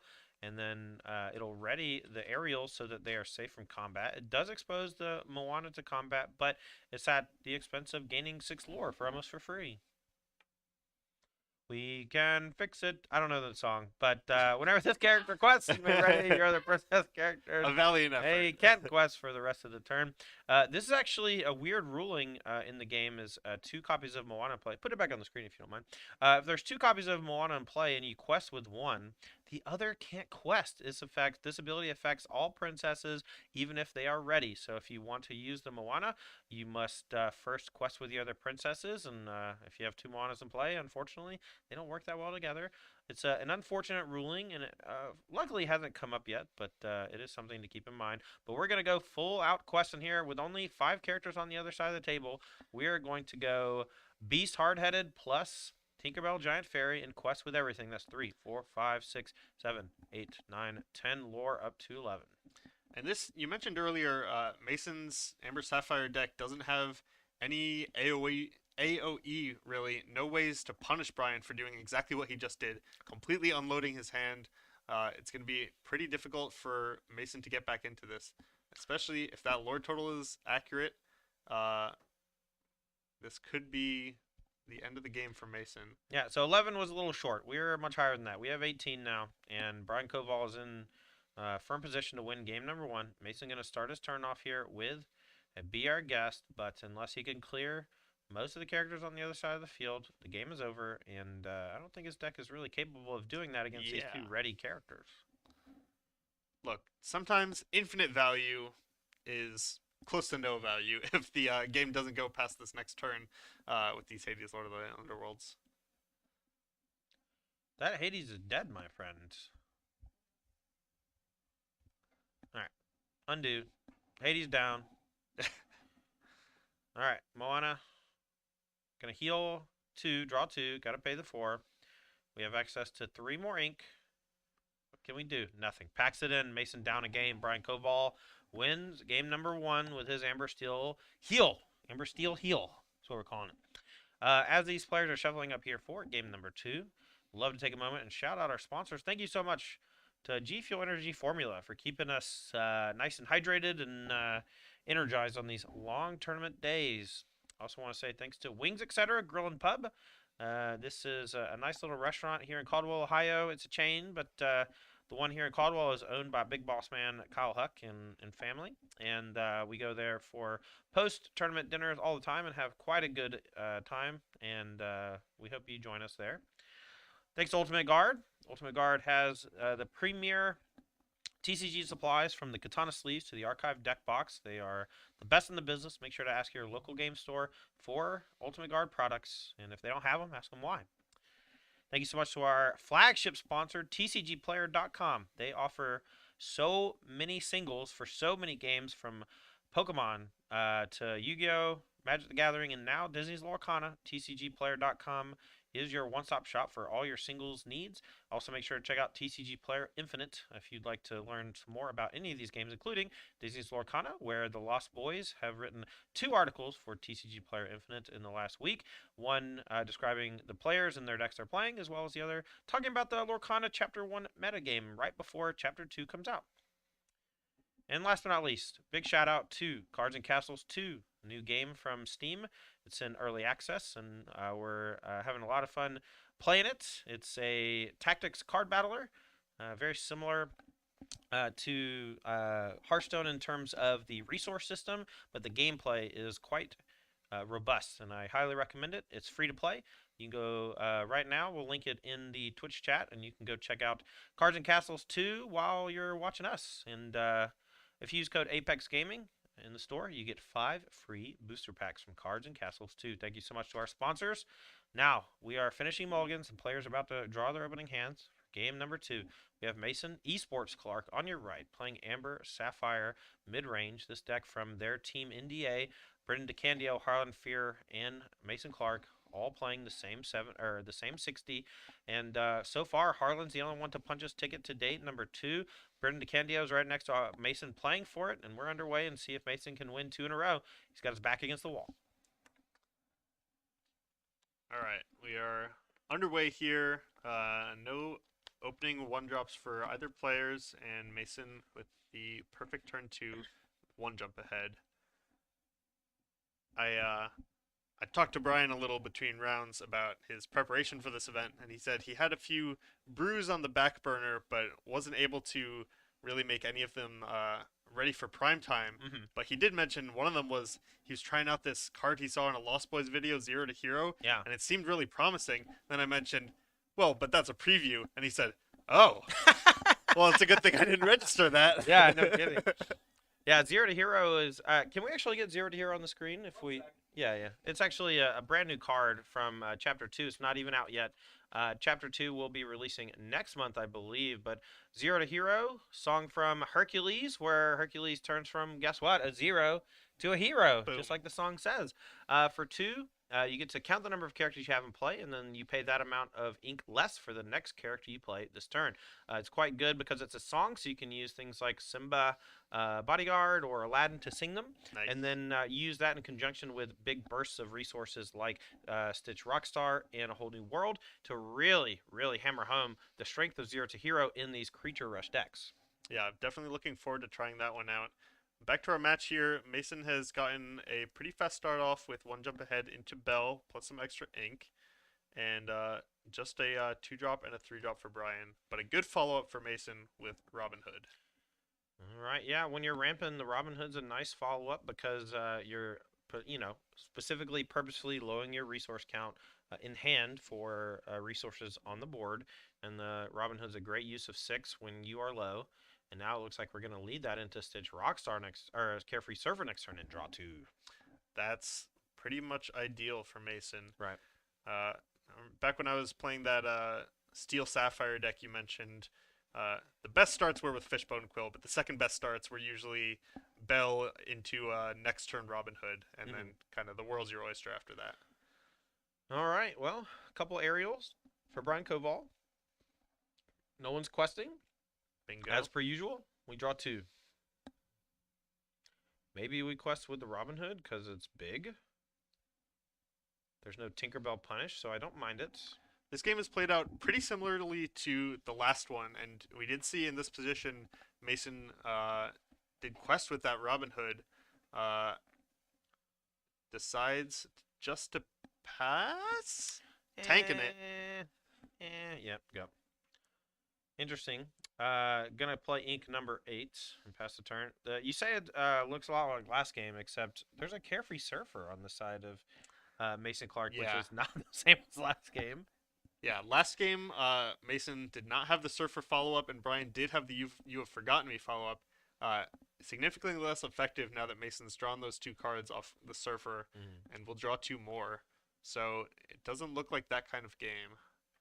Aerial Spectacular Singer whiffs, but still a full grip for Brian. We'll see how he wants to progress the rest of the turn in the next few. Gonna play Cerberus as ink. That's a big body, but not necessarily what he wants right now. Needs more specialty help. Yeah, Cerberus, one of those, curve fillers. Brian's only playing 1 copy, just thinks it's good enough for the games when he doesn't have his primary cards available. Another Carefree Surfer for Mason Clark, and now he's on the run, and Brian Koval is going to need to catch up.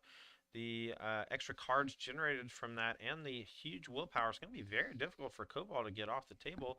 Wouldn't be surprised to see him quest with the Rockstar or the Carefree Server, but I thought he might quest with the Robin Hood as well. It's very clear he's afraid of something, and I think that thing is challenge with Prince Eric into cast the Tinkerbell Giant Fairy to finish it off, and I think that's fine to play around that. Yeah, and we've seen a couple times with this Amber Sapphire deck the squeeze they get into with Hades, Lord of the Underworld, when you don't have characters in play. Another thing we've mentioned about Belle Strange but special, though, is she usually only gets one quest off. So I wonder, as we get deeper into this game, whether we'll see Mason kind of taking advantage of that. You know, sure, I'll leave my Belle vulnerable, and then once you use your character to take it down, I'll just pick it back up again, play it, and threaten another 5 lore. Right. That's one of the reasons why Hades, Lord of the Underworld, is in the deck, is to get back the Bell and kind of be like, fire blast you, 5 you, over and over again. So, Smee goes to the Inkwell. Not time for you, sir. And Hades, Lord of the Infernal Schemer are going to come down and turn that Tinkerbell into ink, and we're going to quest for 4 with the Carefree Surfers. They still have 7 willpower left. They're so big. Yeah, really showing how much faith Mason has in this card, and it's kind of carrying his game right now. Yeah, but we match it with our own. Brian Koval draws 2 off his own Carefree Surfer. Unfortunately for him, though, he's very behind on board, and Mason's pretty close to lethal. Next turn, if nothing gets challenged, he quests for 2, 4, 6, 8, plus 5 is 13 up to 19. Yeah, that's going to be almost impossible for Amber Steel to come back from if Mason's able to pull it off. Now the question is, if you're Mason, do you just say, I'll ink number 10, go to 19 lore, and every single one of my cards is lethal, but potentially exposed to some of your big sweeper effects? Well, we're going to start with the Mickey Mouse, and then we're going to spend 5, and we're going to turn your Stitch Carefree Surfer into ink. And then we're going to go 2, 4, 9, 10, 11, 12, 13. We're at 19 lore. Mason dominating this game, and it's almost 100% due to Carefree Surfer. Absolutely. And this humble Mickey Mouse, that was that's even hidden by the scoreboard. You know, the little Mike Wazowski moment is threatening to end the game here. You know, maybe what Brian wants here is triple grab your sword plus Tinkerbell Giant Fairy. You think we can pull that out of the hat? I've seen crazier things, but That's true. maybe not in this game. Yeah. Maybe not in Lorcana. I've seen crazier things. Yeah. Are you dead? We did have a You did? pretty crazy turn earlier involving 2 grab your swords, a whole new world, and a Tinkerbell. But Brian doesn't have access to a whole new world, so those explosive turns are a little less likely. Top 4 with Be Our Guest, looking for something. Stitch Carefree Surfer can maybe draw 2 and find a pair of Grab Your Swords, but it's not going to be enough on its own. We're going to play it. Still 2 ink left over, and we can sing 3 times. So if we have a Grab Your Sword and draw 2 more, we can triple Grab Your Sword. But that No. doesn't even take care of the surfers. Yeah. Game Okay. 3. All right. They even it up 1-1, and now we're gonna have a deciding game here between Mason Esports Clark and Brian Koval, 2 titans in the Magic world. If you're coming over to Disney's Lorcana from Magic the Gathering, Koval is a proponent of competitive commander, CDH as they call it, and has been playing a lot of the older formats like Legacy for quite some time and making content on YouTube for those. His YouTube channel is Bosch and Roll, BOSHNROLL. Make sure to give him a look. Also on your right, Mason Clark is a Magic the Gathering coach. Yeah. Streams occasionally, but more so spends the majority of his free time coaching players on how to get better at Magic, and hopefully now maybe he'll teach people how to get better at Lorcana. If he loses this match, though, I don't know if he's going to be able to sell that one. Yeah, he might have to stick to his lane after that. Yeah, might have to go back to Magic. Yeah, Keep the lights on, you know. last time Mason was here, he produced a pretty good advertisement for those coaching services by winning our Pioneer at 2K. Yeah, he's won both our last 2 Pioneer events with the same 75, the same physical 75, here at the Apex Gaming home store in Caldwell, Ohio. And if you are in the Ohio area or in surrounding states, the Apex Gaming home store here in Caldwell is a huge venue, able to hold up to 250 players comfortably, and we regularly have large tournaments at this event for all sorts of games. And next week we're going to be having a Magic the Gathering $5,000 Modern Open, Wow. where first place will qualify both for the regional championship in, I believe, Atlanta, but it might be the one for Denver next year. Don't quote me on that. Yep. And then also the top 2 competitors will qualify for the Apex Invitational that's in November, where the prize payout for that event is $20,000. Wow. So make sure to head out to Apex Gaming next weekend and try to win your fair share of that $5,000 prize purse and a qualification to those events. But now we are about to enter Game 3 as these players finish up their mulligans and get ready for Game number 3. The loser here is going home, and the winner is going to the top 8. Minimum prize payout for top 8, I believe, is $250, and so that's the base of what these players are playing for right now. Right. We're underweight. Koval on the play, no one drop. Mason, let's see if he wants to get aggro or just ink go. Aggro or ink go. Yeah. Maybe there's It's, something there. Maybe. Maybe workshop it a little. Okay, sorry. My bad. So, one thing I'm interested in Lorcana, especially compared to some of the Magic formats recently, is how big of a deal the play versus the draw is. Yeah. In most of these matchups so far, we have seen kind of this development phase where both players are loading up the board, and it takes a specific card to kind of open things up. Mhm. And if that's the case, it might be a lot easier to come back from going second as compared to a game like Magic. But there are definitely decks that can punish slower draws from players going second. I might have told you this already, but Yeah. I actually spent the first month I played Lorcana always choosing to draw. Oh, yeah? Yeah. And I would often not say I want to draw. I would just ask my opponent if they wanted to play or draw. Yeah. This is mostly in casual games, but I played dozens of games and I was on the draw every time. I didn't lose much. It didn't feel Wow. like being on the draw was that big of a deal. And Okay. I think that was somewhat indicative of the curvature of the game. On the first couple turns, if your opponent is deploying and you're not matching, you're in trouble. But if you're both deploying, it's often correct to just sit and Yeah. wait until one of you Yeah. has the icebreaker. In this matchup, the icebreaker comes mostly from Koval and his AoE effects, but Mason Clark, he's got to explode onto the field with things like Bell, Strange with Special, the 7-drops like Carefree Surfer, and really put the pressure on Koval because the longer the game goes, the more he can set up those big double grab your sword turns or use Tinkerbell, Giant Fairy to really smush him. Right. Mason here, unlike the first 2 games, missed on 1 jump ahead, but does follow up the 2-drop with a Mickey Mouse Detective. And this Tinkerbell from Brian is likely going to sit and play for quite a while and threaten a shifted Tinkerbell Giant Fairy. So we're going to be in for another one of these players just sitting on their boards trying to build up an impenetrable position. Yeah. That's one of the reasons why I like Ariel in the Whole New World decks, specifically because you are able to essentially control the pace of the game. You deploy your hand at your own will, and then you sing A Whole New World if your opponent doesn't match you. And sometimes you sing it even if they do match you to continue your pressure. Right. But Koval's build is much slower, much more grindy, has things like Carefree Surfer and Mass, and tons of other more direct damage things like Smash, and a couple Fire the Cannons, or no? No Fire the No Fire the Cannons, Cannons, but a lot of songs, Kuna Matata. those extra songs to keep up the consistency for Ariel, as well as a couple copies of Hades Lord of the Underworld, which we see in Amber Sapphire, but not quite as much in Amber Steel.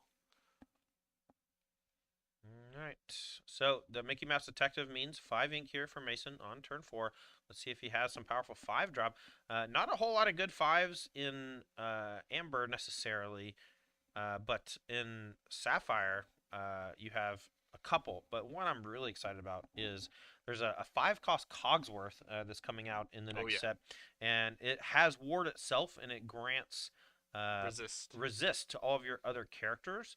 And so if you get 2 of them onto the table, none of your characters take any damage from Grab Your Sword, and you can't target them because they have Ward. Oh, yeah. Yeah. Cogsworth, grandfather clock, tick-tock, tick-tock. Who's afraid of a grandfather clock? Yeah, we've seen various Sapphire decks, brews that people are working on, featuring Aurora, Dreaming Guardian, and the two-cost Aurora, and those I think will wholesale be replaced by Cogsworth. Yes, I'm very excited for that. me too. Even the smaller Cogsworth has an ability that gives your reckless characters the ability to quest, which is pretty wild. All right, back to the game at hand. Koval deploys Hans 13th in line to match the Bell's transfer special from Mason. Mason is ramping up with all of these extra ink drops thanks to the Bell. We're going to play Carefree Surfer, draw 2, and we still can play another ink. We can push towards that quest for 5 with the Bell. The Mickey Mouse Detective's body, not a huge issue right now for Koval. The questing neither. Bell going to need at least 2 more ink to threaten the 5, but Clark doesn't even play the 8th ink drop. Instead, sits on 7. We're going to go back Koval's way. Yeah, Mason seems to be valuing certainly the Carefree Surfer, but also the Rapunzel that he has in hand, which surprises me a little. The way these games have been playing out, it might be a few turns before Mason's able to get value off that Rapunzel, but and with the Hades Lord of the Underworlds, I might have been inclined to really push towards that Bell activation that you were talking about. Well, he wants to wait till it's for 5, and then every time he gets it back, it's just a blast. Yeah, And but skipping an ink on this turn puts that off for another turn. oh, That's right, my because point. he can't play 2 next turn. I don't think he plans to play 2 or 3 ink over the next few turns. I believe most of his hand is actually uninkable, like Right. one jump aheads and things of that nature. Mickey Mouse Detective, and he didn't play the Surfer or the Rapunzel. Rapunzel, but that's because those are the only 2 inkables, I think, or close to that. All right, Hades, Lord of the Underworld is going to get something back, and then we're going to play an ink. Tinkerbell looted it away to give it some value. Now we're back to Mason's way and see if he has a punish here for the Tinkerbell. Turn it sideways. About time. That's the first character to exert so far this game. But here's another Carefree Surfer. 2 more cards coming and perhaps a couple of ink drops. We'll see what Mason wants to do. Yeah, Mason, definitely loving this Carefree Surfer. I think also had the option of kind of taking advantage here to use the Rapunzel, but instead is just going to start getting busy with these Carefree Surfers. And we saw this last game too. Mason didn't start questing until the characters that were questing were simply enormous. Yeah, and the Carefree Surfer seems to be the only one he feels comfortable Yeah, questing with against this steel deck with a lot of direct damage. And there, Mason really tanking on whether or not to play You Have Forgotten Me as an ink. Brian only has 3 cards in hand. Maybe it would have been worthwhile to just not play an ink again, but I think he has 2 copies of Hades, Lord of the Underworld in hand, and he's looking to start doing some blasting with Bell. Anyways, I started blasting. yeah. Mason definitely being slowed down here by uninkable cards. I think. Only played 1 ink on the previous turn, 1 ink this turn, despite all that card draw from Carefree Surfer. Okay, Ariel here, getting moved off to the side, maybe going to sing something. Trying to figure out the sequence of events. Brian Koval with roughly 4 cards in hand, looking for a combination that suits him. He has a Smash, a Rapunzel that I saw. He has Hans 13th in line in play, so if he quests that, he can deal 1 damage to something on the other side, and that could lead to some combos that finish off characters, like the Bell has 4 willpower, and that plus Hans, Smash plus Hans will take care of it. Exactly, and that's one of the reasons I might have liked to see Mason focus a little more on uh, ink this game because the Bell is kind of on board dead to 1 card as opposed to 2 like it usually is. Mm-hmm. But Mason is definitely playing the long game. Doesn't feel a need to rush the lore on this Bell. Just figures I'm gonna play for value, play for value, play for value. Yeah. It's more so just his inkables are all extremely powerful, and the non-inkables are the things that combo with the bell. And so it's tough to juggle those 2 concepts together when you draw a little too heavy on the uninkables. Last turn he could have played 1 more inkable, but at any point he can play 2 inkables on a turn if he has them to quest for 5 and doesn't want to necessarily give it away. Like I see 2 cards in hand that are easily going to be inkable next turn to quest for 5. Yeah. I'll let it go and a Maleficent Uninvited, and then once you quest for 5, every single Hades that your opponent uses, or that he uses to get back Bell is potentially 5 more lore gained. Right. All right, Koval loots away. Or You Have Forgotten Me. Let's see what the rest of the turn is. Ariel gonna just throw itself into the Stitch for 2. Wonder if that means we're gonna bring it back from the grave, with Part of Your World. That's the song on that, right? Part of Your World? Yes. Yeah. And I think Mason would be pretty happy to see, a series of trades into this Carefree Surfer with those Hades Lord of the Underworlds that he has in hand. Brian's whole board going into this Surfer. Well, I don't know if you Willpower watched is last game. cards. Yeah. I don't know if you watched last game, but he didn't do anything about a Carefree Surfer in the first Yeah. series, and then he died. Yeah. He got 13th, and it's getting really close to that time again. Mason kind of doing the surprise gain 10 lore out of nowhere. Yeah, and Mason definitely happy to see this something kind of snaps. And in this case, it was Mason questing with that Carefree Surfer that Brian decided he had to take care of, sends his whole board in. That lets Mason draw some cards off Rapunzel, quest with a bell after removing the threat. Yeah, and at this point, Brian Koval essentially empty on board.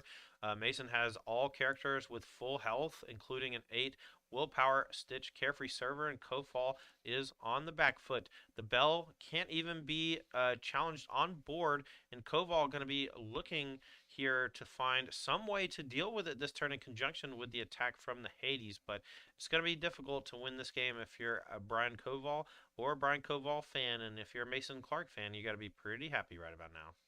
Yeah, you're especially happy when Brian starts the turn off playing this aerial, especially because there's no character in play that can sing grab your sword. It means Brian is spending a lot of ink to not affect the board as much as he needs to.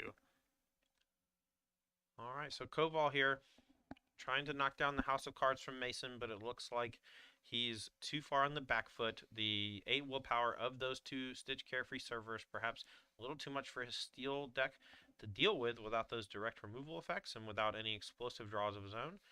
We saw in game 1 he had that really nice double grab your sword turn, but here nothing even remotely resembling that, and Mason looks like he's firmly ahead. Bell getting to untap after questing for 5. You have to feel great about that. Mason Clark on the precipice of day number 2. If he wins, he will be in. If Brian Koval loses, he's out of the tournament. And we've seen this a couple times with Rapunzel. Of course, a great value card, especially when you're on the front foot like Mason is. But when your opponent has a threatening board, Brian's Rapunzel was 4 ink for a little bit of value, and it's not going to contest anything very much at all. It can't sing grab your sword. It can't challenge anything to take it down by itself. And that's a lot of tempo that Brian is losing. Well, the whole game for both players has been about preventing Rapunzel and preventing Giant Fairy from doing anything, right? So you don't quest until it's perfectly safe. You don't challenge until your opponent bites. And the moment either player makes a move, the whole House of Cards comes down. And whoever has a current board advantage, usually the one that comes out on top. Mason's deck is built to exploit this. And as you see, another Carefree Surfer. He's got 7 or 8 cards in hand, and it's almost over. Koval has no sweepers in his deck. Draws for turn. Yeah, Kofel is in the position to sing 1 grab your sword and play a second one, which at least takes care of the spell for the time being. Right, but at 16, you're not going to take down the Carefree Stitches. Surfers, yeah, too much for him to handle, and Koval is defeated and eliminated with his Amber Steel mid-range deck, and Mason Clark qualifies for day number 2, punches his ticket to the top 8, and guarantees himself a little bit of prize money to boot. We're going to be moving to our Krista O versus Brendan DeCandio feature match. We'll go ahead and head on over there so y'all can watch what's going on. We're going to update all the graphics and such as we get confirmation from our spotter. But when we do, we're going to see Krista O. Wrong camera. Wrong camera. All right. On your left, we got Krista O. She is playing Ruby Sapphire Ramp. On your right, Brendan DeCandio playing that Amber Sapphire deck we just watched Mason play. Maybe all 3 members of Team NDA can make it into the day 2 of the Invitational. It's going to be up to Brendan to see if it can be a clean sweep, but he's got to get through Krista O. She started off 2-0 with this Ruby Sapphire deck, but unfortunately for her, lost the next couple of rounds.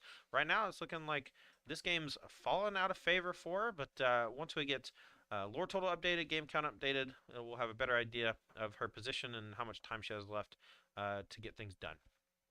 Currently, it's 1-1 in games. Looks like lore total is very high for Krista. Not quite lethal. Only 6 for Brennan. Yeah, so Krista trying to kind of find a way to get over the finish line, as it looks like Brennan has reached the point where he's accumulating way more resources than this ramp deck without card draw that Krista is playing. And Brennan wisely questing with this Hades here. Looks like the Heroic Outlaw might have been able to take it down, but only if Aurora also challenged. Unless we saw that Aladdin come down this turn. Yeah, I think there was perhaps a dragon fire on something, but we're gonna move back Brendan Candio's way. We're gonna go Hades into the Aurora. It's gonna go to the bin, and then we're going to finish it off with Carefree Surfer. Thinking. Yeah. All right. 2 more damage on the Carefree Surfer. 3. And then we're gonna Rapunzel and draw 3 cards. Nice, nice. You just hate to see that if you're Krista. You don't even have friends on the other side to draw off the top of your deck, and your opponent with the commanding board position gets to draw 3 and heal their character. And there's a let it go. It's looking pretty bad for Krista. Well, it's Ruby. You know what that means. Time for Be Prepared. You can't sing it before the card's drawn. You have to, otherwise you won't draw it. Good point. Well, it didn't work. Yeah, all right. Well, with enough on the board, I believe, to win the game. Let's see. 2, 3, 4, 5, 6, 7, 8, 9, 10. If DeCandio is at 11, this is questing for lethal, and Christo's defeated, eliminated from the event at 2 and 3. Burning DeCandio, member of Team NDA, and the person who convinced everyone else to play that deck, does win and punches his ticket to the top 8. All 3 members of Team NDA in day number 2. So 3 for 3, the Ember Sapphire deck making it to the elimination rounds. And tomorrow they might have to dodge some team kills if they want to make some real money. Yeah, very impressive showing from them. They do have to dodge team kills.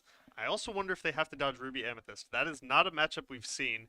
We've seen Team NDA on Amber Sapphire take down a lot of Amber Steel, but Right. they haven't played against the control deck. All right. Well, it looks like we might still have one more game to bring you on our back feature match. We're going to have Kurt Spees versus Young Dingo.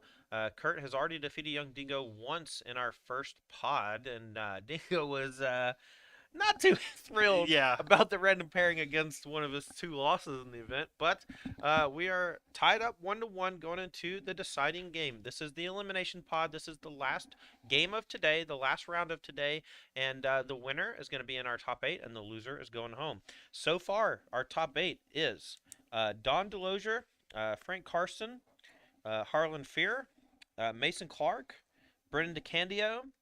And then from earlier, we have our 3 O's from the original pod, Matthew Campo and Nathan Stoyer. So congrats to those 7 players so far. We have our 8th and final player left in our 8th and final slot left in the event for day number 2 on the line here between these 2 players.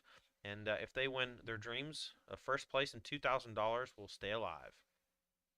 Yeah, Kurt just checking Dingo's deck list one more time here.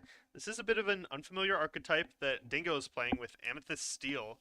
Kind of a little more of a control deck, but rather than the Ruby removal and board wipes, we're going with Steel. So grab your sword, fire the cannons, and Captain Hook, Captain of the Jolly Roger to buy those back.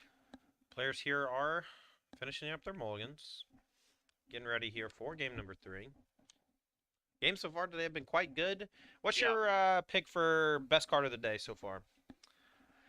It's really tight. Starting, last night with our last chance qualifiers and then into the first games today, I would have said grab your sword, but the more players from Team NDA qualify, it's looking like Stitch Carefree Surfer. That card has been super impressive every time we've seen it, Right. and that team built their entire game plan around it. Yeah, all those ramp effects early, one jump ahead, and Mickey Mouse Detective, even Belle Strange but Special, allowing for very early Stitch Carefree Surfers, and it's looking good so far for everyone who's got those in their deck, or just about everyone who has those in their deck. Now, it's going to be Young Dingo playing Amethyst Steel, this control deck that he's built. It's unique. We'll see if he's able to defeat the Stitch Blitz Amber Steel deck from Kurt Spees. This Simba Bodyguard on 2, going to play it ready so that it can't be challenged by Hook and not questing with the Hook at all to just keep everything kind of protected. Yeah, the Hook is not exactly what you want to see when you have Simba in your opener like Kurt did.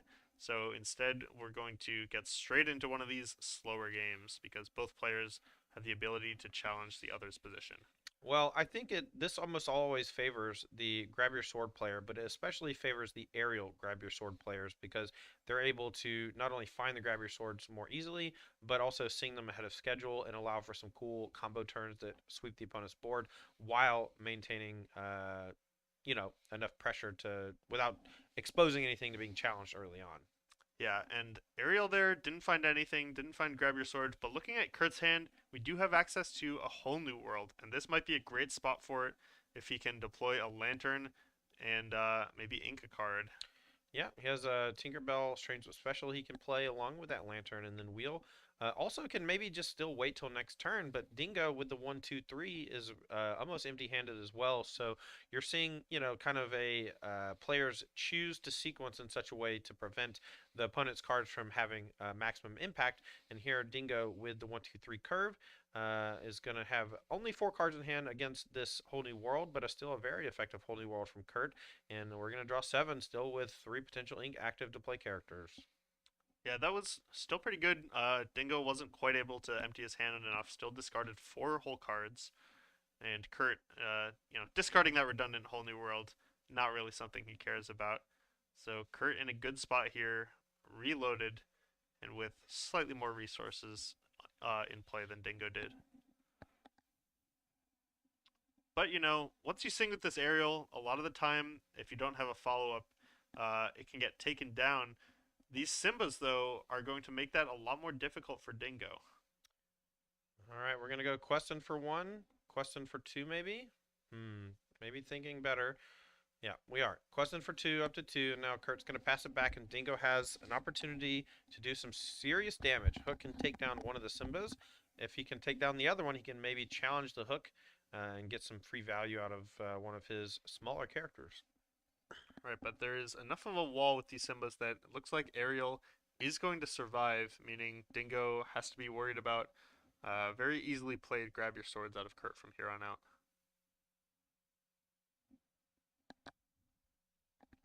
All right, Dingo thinking about the best way to defend against this onslaught of characters from Kurt in the early turns. That whole new world gave him a big refresh, and so Dingo knows that next turn's not going to be easier. Next turn's only going to get harder, and so he's looking to clear as many characters here as he can.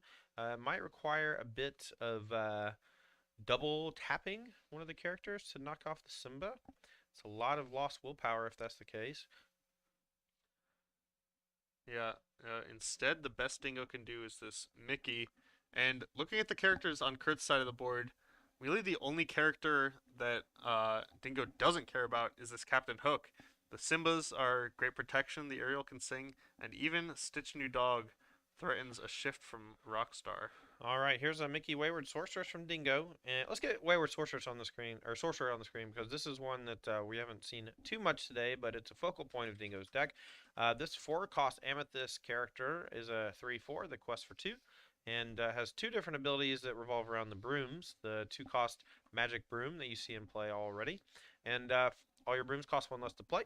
And whenever one of your broom's characters is banished in a challenge, either offensively or defensively, you may return that card to your hand. So it doesn't work when it gets swept up in a damage effect or, be prepared, but it does work quite well when you're challenging or being challenged. Now, Kurt Spees does lead with Stitch Rockstar for the turn, and he's going to play Stitch New Dog and draw a card. And then we're going to sing Akuna Matata, Be Our Guest with Simba, and hopefully play one more character this turn and draw another card. And I'm really kind of liking the role I've seen Be Our Guest play in some of these games, where in addition to being a song that you can get for free off Ariel some of the time, it also kind of continues these Stitch Rockstar chains. The less aggressive Amber Steel players that you see without Lilo Making a Witch, for example, can be a little bit lower on quantity of 1 and 2 drops, but Be Our Guest, especially when you can sing it, kind of keeps that chain going, which we see here with Kurt. Okie dokie. So Captain Hook draws a card. The Rockstar can quest if he wants, and we do have a bodyguard to protect. It might be worthwhile. If we're going to quest with Hook, it might be worth questing with Rockstar too.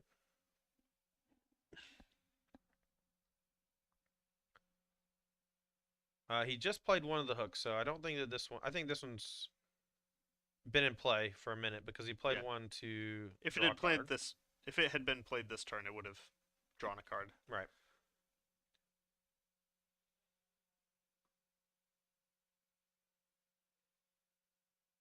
Yep, there's the quest. Okay.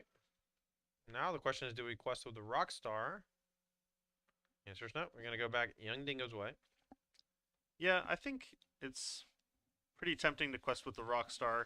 You're taking a lot of resources from Dingo, even if he does end up being able to challenge it.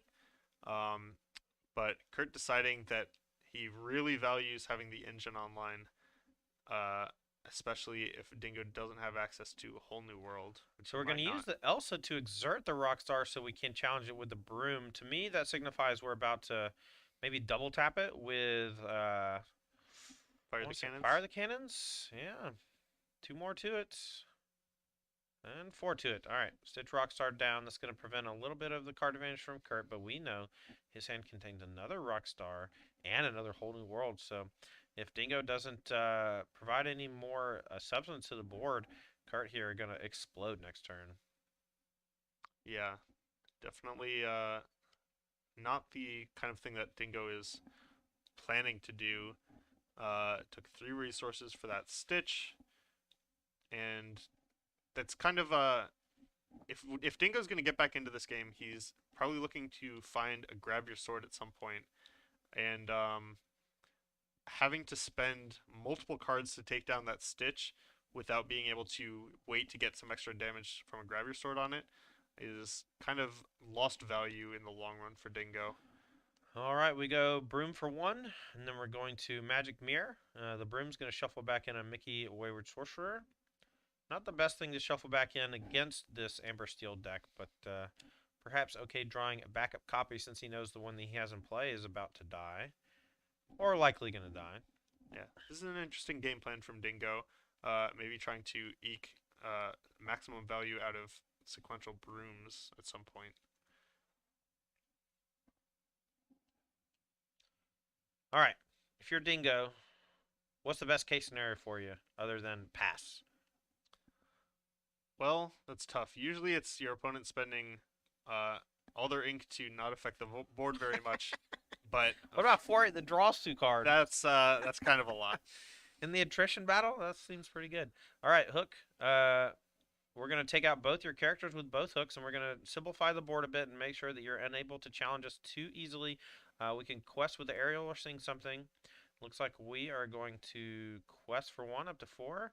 And then we're going to hold Stitch New Dog back so it doesn't trade with the broom, and that allows us to ship to Stitch Rockstar later on. Yeah, it's a great position for Kurt. 4-8 Stitch Carefree Surfer. It's going to be pretty difficult for Dingo to deal with.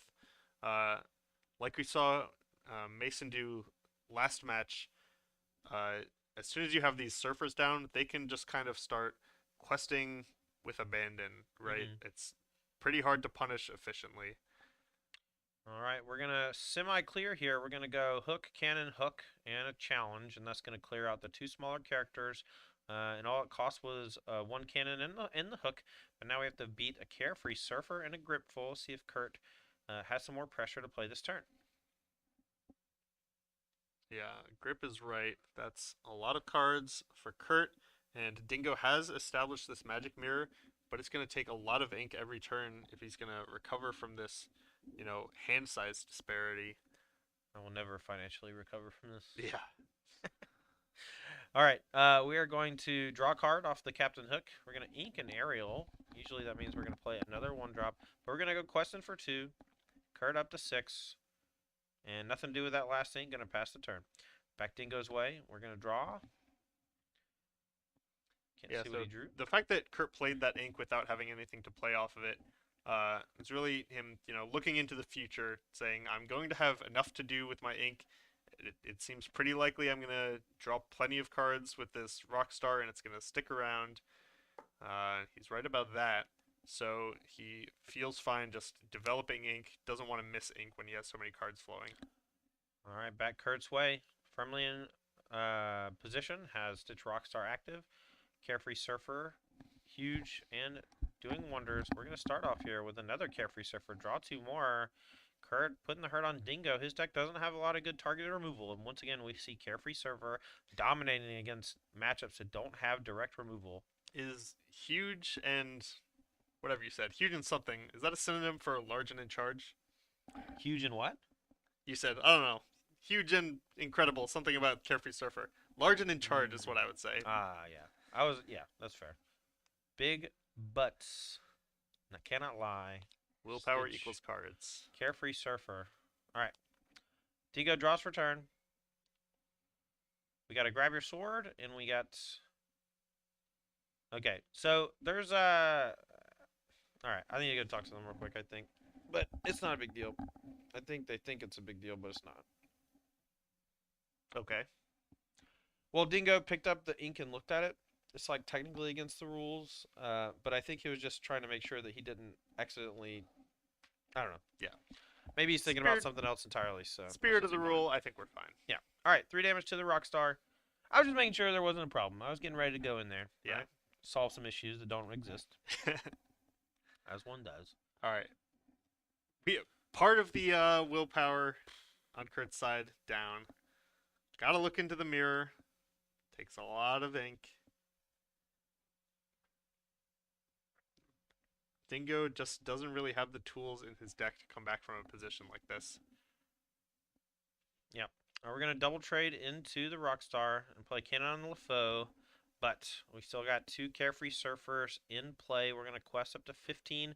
We'll see if Kurt has more things to deploy, and he knows that the only sweepers that are in Dingo's deck deal 2 damage, and that doesn't look great against 3 fresh Carefree Surfers, and we're going to go up to 15, and I believe it'll be virtually impossible, if not actually impossible, for Dingo to kill 2 of them. This image right here, this board state, is kind of the story of this tournament, right? A steel deck up against some enormous surfers. Dingo draws. Is it a miracle? If all the cards in Dingo's hand added up to 8 damage, it wouldn't be enough to really win the game. And Elsa, still not great. Look, it's making sure you don't die, right? 2 of these stitches got locked down. We're going to quest up to 17. And if Dingo has the ability to challenge and knock off 1 of the Simbas, he can maybe play another Elsa. And, okay, never mind. These Rapunzels, incredible. Amazing. Okay. All right. So let's see. If Dingo wanted to not die, he would have to deal with 5, 10, 18, 26, 27, 28 damage. Look, he had 2 grab your sword and a Tinkerbell, but 8 willpower is too much, man. That's too much, man. Congratulations to Kurt, one of our last chance qualifiers, Yes. takes down Young Dingo to make it to day 2, and we have our top 8. Yeah. So congrats to him. Coming in early yesterday for that last chance qualifier, and then today putting up a nice finish against some of the best that the game has to offer, and earns his slot the hard way. Dingo unable to take down those Carefree Surfers. All right, let's head back to the booth. I'll give you a rundown of what we're going to be doing tomorrow. That's the end of today. That's the last round we're going to be playing. We had pod day today. Our first 2 pods that we did were 2 8-person pods where the record for that determined the second pod you were going to go into. The 3-0s qualified for day number 2 and the top 8. The 2-1s played against each other, where the winners would advance to day 2, and the losers would go to the elimination pod. The 1-2 players ended up fighting to make it to the elimination pod, and the losers were out. And then we just watched that last round, the elimination pod, where Mason Clark, Brendan DeCandio, and Kurt Spies all punched their ticket to day 2 and top 8. Our 8 players remaining in the event: Don DeLozier, Frank Carson, Harlan Fear, Mason Clark, Brendan DeCandio, Kurt Spies, Matt Campo, and Nathan Stoyer. That's 2 copies of Ruby Amethyst that both went 3-0 in the pods. Wow. We didn't see much of that outside, but that's because they both crushed the rest of the event. Exactly. And then we have Don DeLozier on Amber Steel Stitch Blitz. Frank is on the same thing, Amber Steel Stitch Blitz. Harlan, Mason, and Brendan DeCandio, all 3 on Amber Sapphire Ramp Carefree Surfer Midrange. And then last but not least, Kurt Spies with Amber Steel Stitch Blitz. So it's a 3-3-2 metagame. 3 newcomer decks with Amber and Sapphire together. 3 known quantities of Amber Steel aggro, all in the Stitch Blitz lean. And then last but not least, 2 copies of Ruby Amethyst Control. So it's going to be a nice little tournament tomorrow where we will crown a champion and then grant $2,000 to the winner. That's going to do it for today. Thank you so much to Apex Gaming for hosting our event. I'm Tandy. That's Bomat. We're part of the Lost Boys, and we'd like to say one last thank you to our sponsors for the event. Can we put? Oh, they're on the screen. Cool. All right. So, for specifically the Invitational, I'd love to say thank you to our flagship sponsor, TCGplayer.com. I'd also like to thank Ultimate Guard and Cards and Castles 2, and we'll go over more of their products and things tomorrow, as well as show some more gameplay from Cards and Castles 2. So, thank you to our sponsors. For Bowman, I'm Tandy. We'll see you tomorrow.